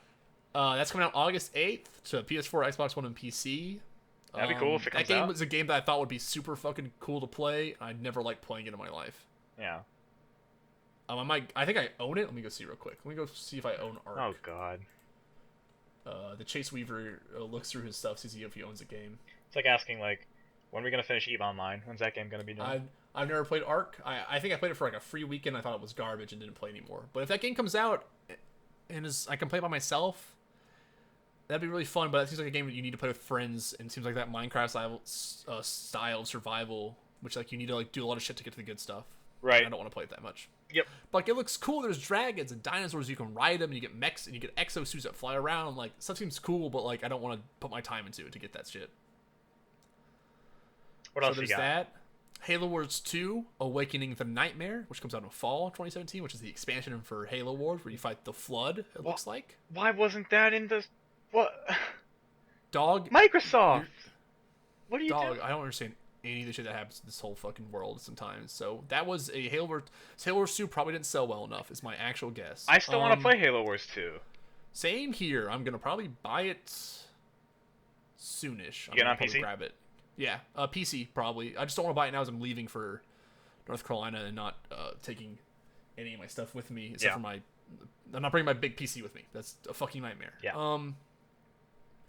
So I'm not. I'm excited for that. I just wish we got like actually some buzz for it. But looks like you're fighting the Flood, and the Flood's gonna infect the Brute. is what's That's gonna good. happen. That's a yeah. really good expansion for that game.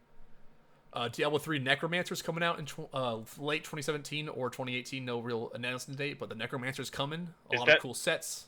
Is that a new expansion or just a class update? That's a class that's going to be DLC you have to pay for. Okay, so it's not like a Reaper of Souls big expansion. I don't think so, but it could add like maybe some new zones, but I'm not positive on that. I Okay. just saw the Necromancer itself. I saw the trailer and was like, hey, look, Necromancer, but maybe not any more zones or anything. Is Reaper of Souls the only real DLC that game's gotten?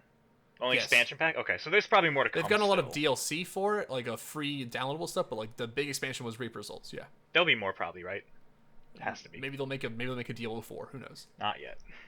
Kingdom Hearts 3 trailer came out, and I put next to it fucking Never coming out. So that thing dropped at 2 in the morning, like the night of EA's, I think. Yeah, It was just fucking wild. I'm sitting there, I see it. I couldn't believe it was real. that trailer looks really cool too. So yeah, it does. I have some stuff I'm worried about it. I think the combat looks a little bit floaty. A little bit what? You cut out for me, sorry. I think the combat might be a little bit floaty. I'm a little Yeah. scared about that. Okay. So I'm a little hesitant. I'm trying to temper my expectations for 3. I've been doing it for over 10 years, so it's like fine now. Like I've got really grounded expectations for this game because I just don't I don't know how they would hit 2 for me. True, They're bringing in true. a lot of stuff from Birth by Sleep. Basically, the team making this is sort of the B team. This is the Osaka team. It's not the main team that made 1 and 2. This is the team that made the handheld games. So that's Oh, kind of that's kind of put this in a weird light. Everyone's a little bit concerned. Like, they kind of do flashier stuff, so they'll have like style over substance. Like, fighting humanoid bosses in their games is always really shitty because they just have terrible hit stun. Like, they'll break out of their combos like whenever they want when you're hitting them. It's just not the best. But Okay. point 2, they had a really great humanoid boss, but it was also like a little bit too much. Like, I don't know. I think they can do it. Hesitantly optimistic. There's some crazy story stuff in that trailer. That Japanese Hades sounds exactly like James Woods. That was pretty cool. Yeah, that was really funny. I hope they bring James Woods back though. James Woods. Oh, he'll be in it. So yeah, Kingdom Hearts 3 I don't know anything about. I saw the trailer and was like, okay, looks like it's on Olympus. Looks like Hades and Maleficent and Pete. So that was all right. That game's still super far away, man. Yeah, I literally put fucking never next to it for a reason. And then the big announcement. Shoot for the dreams comes. Shoot for your dreams. They might come true. Are you F1 gonna- Odyssey 5 Beyond the Myth Fall 2017. Oh my god. Chase, this is the game of the year right here. Yeah, E3 trailer came out, dropped. It's not a great trailer, but also like weird game to make trailer for. So F1 Odyssey 5 is impossible to make a trailer for. Yeah. I'll just like F1 Odyssey, you can't make a good trailer out of it. That game you have to play it. when I first watched the trailer for 4, I didn't know anything about the series. I thought the game looked terrible. So like, yeah. It's just Yeah, hard. so it's super exciting to see this game coming out fall 2017. I can't wait to pick it up. That's just a day one buy for me. Oh my god, dude. It's gonna be good. And next also release, bringing what's up? over Radiant Historia, Perfect Chronology, and You can't stop it. Stop it. You're breaking the list I have made in front of me. Stop it. it's the trio. No, my next one is Shin Megami Tensei Strange Journey Redux early Fine. 2018. Deep I have Strange Journey. Strange Journey looks great. Did you watch that trailer for it? Yeah, it looks looks fucking great. awesome. Deep Strange Journey. It's Yeah. great. It's great. Yeah. It's great. And then after that was Radiant Historia Perfect Chronology early 2018 also. Along with Shin Megami Tensei. That looks good. I do not like the princess's redesign. I told you they redesigned her. I know you did. I said, I had to look at it, and I looked at it and said, it doesn't look good, and then moved on. I don't know why they did it. To make her look like more anime. I finished that game, by the way. It's a good game. It's a good game. We'll get to that some other time. Yeah, we're not gonna be able to do that now. Pixelogica Final Fantasy is coming out July 12th in Japan. No American release date, but they usually come to America eventually. But Pixelogica is a great series, so thumbs up for me, to be honest, to see some more Pixelogica. Okay. Project Cars 2 comes out September 22nd. Oh fuck. Project Cars 1 sold unexpectedly really well. I worked at GameStop when that game came out and was kind of going off the shelf sometimes. Who makes that game? I've totally forgot who made Project Cars 2. Who published it? Was that? I think it's who does put it? Because that's the game that sold really well in the wake of the Sony one not selling well. Which was, what was that game called? The Sony one that bombed? It Never wasn't released. The Crew. It was That was a whole shit show. Bandai Namco is the distributor for that one. I don't know who Okay. it is for the sequel. Why am I blanking on this car name? Oh my god. Yeah, I'm trying to remember what it was. It wasn't The Crew, right? Drive Club. Drive Club, Got thank it. you. Alright, yeah. Because Thank Drive Club sold terrible, so then this game came in and just, like, took off. And it's made by Slightly Mad Studios, who made they made Need for Speed Shift, Shift 2, Test Drive, Ferrari Legends, Project Cars. So they're working on Project Cars 2 and World of Speed, World of Speed, that's a good name. which has no idea when that game's coming out. Just quick little info for you. So Project Cars 2's announcement, which I think that should have showed up somewhere. That's a pretty cool game. Yeah. Project Rap Rabbit got a little presentation. That game didn't get looks- funded, though, right? It might. I think it's still being worked on or something. I don't know what that game is, That but game looks bad. that trailer was it's really rough. Like, it's very much like, hey, we don't have anything to show for this game. Here we go, showing off the game. Also, there's like 4 or 5 songs in that game. Yeah, I don't know what that game is. Like, that's the thing is, like, there's like the presentations like, hey, we're showing off, and it was like still screens because they didn't have anything animated. They didn't have a rapper to do the rapping for. They had one guy doing the rapping who's just a developer. For reference, I don't it's think that a Parappa spiritual successor. Yeah, it's it's rapper, visual editor. It's the only thing I can say is the beat behind the rapping was really good. I actually really liked it. Those lyrics were bad. But the lyrics were not good. Oh my god, the art's they should not actually- good. They should get a real rapper in there. The thing is, I could see like if it was like actually being animated and had like an actual style to it, like I can see that art being very fun to me. Sure. But it needs to be. Like, you can't like ask for funding product without anything to show. You know what I mean? Like It's a sticky situation. show me something. Also, another weird thing is Bubsy, the Woolies Strike Back, which comes out fall 2017. I've been hearing the rumblings of this, that Bubsy has returned. He has. He's a game coming out this year. What the fuck is going on in 2017? Enough people said a meme aloud 100 times, and it was made real that day. So who's making Bubsy? Who originally made I think Bubsy? it was Molecule Studios. What was it? It was, I forget who the name of it was. It was who's working on it? I just see publisher. It says Tomo, but like This is the real developed meme. by Black Forest Games. The real meme of E3. Yeah, this one's been like the most like whatever. They made Gianna Twisted Sisters, which is a totally okay platformer, so it's probably gonna be a totally okay platformer. Be the best Bubsy game ever made. Yeah, it'd be totally mediocre instead of complete garbage fire. Also, Kingdom Come Deliverance comes out February 18th, 2018. This game has been in the works for a long time. The facial animation looks awful, but it's a very small team. It's an RPG set in medieval times without the, I think, magic part of it. Just seems like a pretty medieval RPG. Looks interesting. I just don't know anything about it, really. The trailer was very much story-based, not gameplay-based. Mm-hmm. Bloodstained Ritual of the Night, set for 2018. The Oh. trailer looked bad. Oh, Chase. Oh, not good. The gameplay looks fine. The music seems fine too. Actually, it was just the graphics. I don't think were finished. I can almost imagine. Like if he came out and said, "Yeah, this is like a work in progress. We're still trying to finish the game," I'd be okay with that. But like, it looks like shadows weren't implemented in like some in entire areas in that game. Like if they just added shadows, I think that game would look fine. Oh, it It was looks just so ugly right whitewashed. now. Oh. Yeah. So Every time you pick hopefully up that game- a power up, you get impaled, and she makes a noise. yeah. Yeah. It's real good. Maybe real good. not.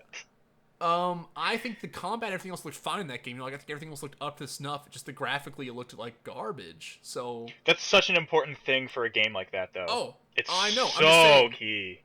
I hope it doesn't have a release date. It still says 2018. So maybe they're just like, hey, we're putting out some gameplay footage. Like, hey, this is the game. So maybe I have to hope that they're still working on finishing the graphics in that game. Like that's my hope. That's the hope. So I hope that's not a day one purchase for me right now. Woohoo. Thank God we didn't fund it. 'Cause No, who would? Lost Sphear comes out early 2018. I forgot what that game was. Probably a horror game. No, Lost Sphear is the God, what's it called? It was the people who made what was it the Chrono Trigger game that came out that people Oh, Lost Sphere. Oh, yes. Yeah. This is Tokyo RPG Factory. Yes. Yeah, this is their game. This looks really cool. I thought it looked super samey. It's like not distinct enough from I Am Setsuna to me. Yeah, but I like I Am Setsuna's art style, but I'm like it seemed like a pretty game about like depression and hope, so I'm kind of like, all right.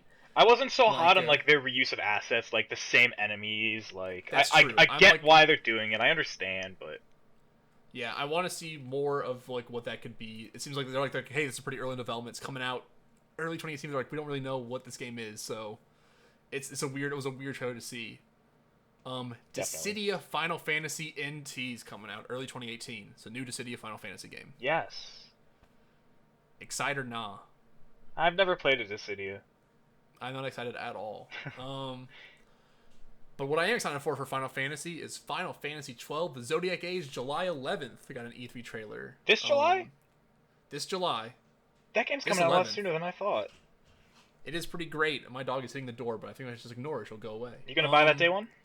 Buy that day one. I'm getting it day one. I love Final Fantasy 12. Love me some of that game. Want some more of it. I still love when they show trailers for that game. They don't show the main character of it because he doesn't fit in the game at all. It's still the funniest fucking thing to me is that game went through like the person who's writing the game literally left halfway through the game was made. They didn't know how to finish the story. Just threw this fucking dude in there and was like, fuck it, just finish it. Van? So the game comes out really well, but like the story is like really weird and like your main character doesn't matter. But I still think it's a pretty fun story. I think the game's really good. It's one of my favorite Final Fantasy games, so I'm excited to play some more of it.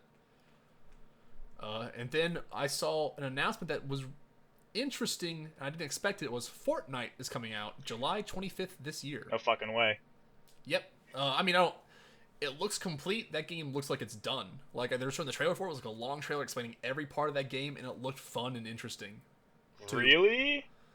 They turned It's it like around. it's a Minecraft style game, but like also like you're building your own defensive tower because like at night the monsters come, or like whenever you activate them, I guess they might come. But you also explore the city at day. While Yeah, trying to, that like, was the find original parts. pitch. Yeah, yeah, yeah. And you're building all of it, and it seemed pretty fun. There's like classes you have, and all these classes have different heroes inside them that you collect. They give them different powers and stuff, or different like abilities that are good. It seemed pretty interesting, and like it seemed like if I had friends to play that with, and had it was like reasonably priced, that could be a lot of fun to play. That game's had troubled development. Yeah, Vampire or Vampire, Yes! VAMPYR comes out in November. Is Is- the release date? Oh wait, no. Is this the one that's related to the Masquerade? I do not think so. There was some kind of new Vampire Masquerade Bloodlines game. This is not it. This is just a different vampire game. Okay, all right. Altogether. Ignore me. It's like a World War One vampire RPG. Weird. It's interesting. I haven't seen a lot of it. They just released today, like since E3 still going. I'll pretty much make another list of E3 stuff that continues happening when we talk Oh next yeah, time. still more stuff coming But out. they have a 10-minute long like like showing of the game that just got uploaded like right now that I just saw. So I'll probably watch that and have more to talk about then. But like there's a bunch of new shit coming out. We'll talk about that later. Vampires are But that seems almost pretty interesting. almost as cool as pirates. Almost. Almost. Ace Combat 7 Skies Unknown, Yes. which looks actually really fucking good. Dude, all Ace Combat games are good. They're all good. This game looks like it's like near future. Cities are destroyed around you. You're shooting laser beams out of your plane, but also your plane looks totally normal. There's like 100-foot like long planes dropping 100 bombs on the ground. It looks pretty cool. That should have been the Sony conference. There's no excuse. Yeah, that game looked really good. That comes out 2018 sometime. No real. Fuck. They see. So like that might be not why they showed it, because like Oh man. they can show that off next E3 too. That's one I want. There's and then some like small games I saw that I totally forgot to put in here that I know, but I put them in there then forgot to put them in there. You know. Yeah. The Servants of Fate, Extella, or no, Fate Extella of the Umbral Star. That's coming to Switch, July 25th. Oh, that's a That's Fate a- Stay Night game. Got it. It's a Fate Stay Night game. Looks like a Muso game. Looks pretty not great. Coughing. You know what I did see? Just My I throat's remembered killing something. me. I remembered something. I think they Yeah? packaged together all of the Dot Hack games. Did they? I didn't see that. I think I saw that they put all the Dot Hack games on one package for PS4. Okay, that's kind of cool. Those games are super expensive and hard to find, so that's cool. Yeah. What was it? Final Fantasy 15 episode Prompto. I think I had that on my list of things to talk Oh, about. Did I God. just like skip over that in my head? Yeah, I did. Oh wait, no, I didn't. Did I? They're doing Prompto before Iggy? Yeah, they definitely are. Sad. I thought I had that on my list of things to talk about, but I must have accidentally took it off or put it somewhere. Yeah, that's coming out. When does it come out? I totally forgot. It's coming out really soon. Is Prompto. It looks like a third-person shooter. Weird. Yeah, like totally like you're shooting, you're sniping dudes, you're shooting them in the head.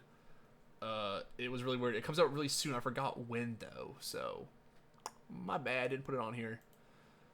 And then there was Dead Alliance, which looks like a really bad first-person zombie game. They use like the zombies to attack other people, but it looks really like bad. So that's about all I can say about it. And that's all that was on my list of things to talk about. That's it. That's it. Huh. That's it. That's it. There's way more coming out right now. Like I'm already at my list, like looking at the list of stuff that's coming new, and I already have like 6 more games to add. Yeah, like the 13 Sentinels. I don't know when they're showing that off. Soon. Yeah, like we still have like the new Ys games coming out, and like that's on there. Ys? But yeah, Ys. Wait, they're showing off E7? It's 8, dog. Or is it 8? Fuck. It's 8. Fuck. Fuck. That's like just got a trailer that just got dropped. Oh, but God. like we'll talk about that when we get to it next time. They just put all the good stuff outside the press conferences this year, huh? Yeah, I mean new Danganronpa obviously, so like all that kind of shit. Danganronpa 3? V3, V3. Killing Harmony. Killing Harmony. Okay. Alright. Yeah, so all that kind of shit's happening. That's all I have for now to talk about. There's gonna be way more to talk about next time. I'll just keep writing them down. I'll just get rid of this list and just start the new list up, Yeah. which will be fucking awful. Yeah. To write down again. I was up till 2 in the morning writing this list. By the way, it's like I got home from watching a movie and I was like, I need to finish this list real quick. And it was You're like until like 2. insane. I just wanted to talk about stuff, just stuff to talk about. You know? So many video games. Yeah, so many video games not shown off in the right way is the most depressing part. What an exciting E3. Yeah, it was a really good E3. I think some great announcements, some pretty up and down press conferences like every year, but like some really cool announcements I'm actually excited for once. I think we're experiencing an off year, honestly, because we had last year, we had the year before, where it's like you had the Sony throwing out everything, but all those games are coming out so late. It's like now we have to wait the rest of the generation now to get that. I wonder if we're even gonna have an off year next year. Because next year there's so many fucking good games coming out still. Like it's an off year maybe to be like what's coming out this fall. They didn't show it, but like there's still like a fuck ton of games coming out this fall that look great. An off year for reveals. Yeah, an off year for reveals. It's like next year. Like I still have all the good shit that they announced this year coming out right away. Like God of War 3. I mean God of War 4. Yeah. Not an off year for the actual titles. Again, I mean off year for like, hey, this is the new thing we've been working on. We can't wait to show you. Not all we had this really is what was we know. Anthem. Yeah, all we had was really Anthem. Anthem was really a big new IP. Yeah. Fuck, it really was. Oh my god. Yeah. But I think we're gonna call it here. I don't want to really talk about what we've been playing. My throat hurts a lot. Yeah. And I want to go eat my food that I got. I'm starving. Literally 2.5 hours ago, and it's been sitting next to me, and I can see it. It's been a 4-hour podcast. I told you it was gonna be like 4 hours, dog, and you're like, no way, and I'm like, it'll be like 4 hours. But yeah, I hope you guys really enjoyed this. This was a long one for us. I really liked it. I thought we come out with a lot of good stuff. And I hope you guys are ready for next time. Bye. Persona 3 FES might be coming to PS4. Goodbye. That's the biggest announcement this year. Bye. Bye. I was doing so good. Been a long time since I felt this way. But you cracked that shell. Only time will tell, so I'll wash my hands of it. That mess of presence makes me nervous, and I don't deserve this. What could I do? You didn't ask for this, so I'll wash my hands of it. I was doing so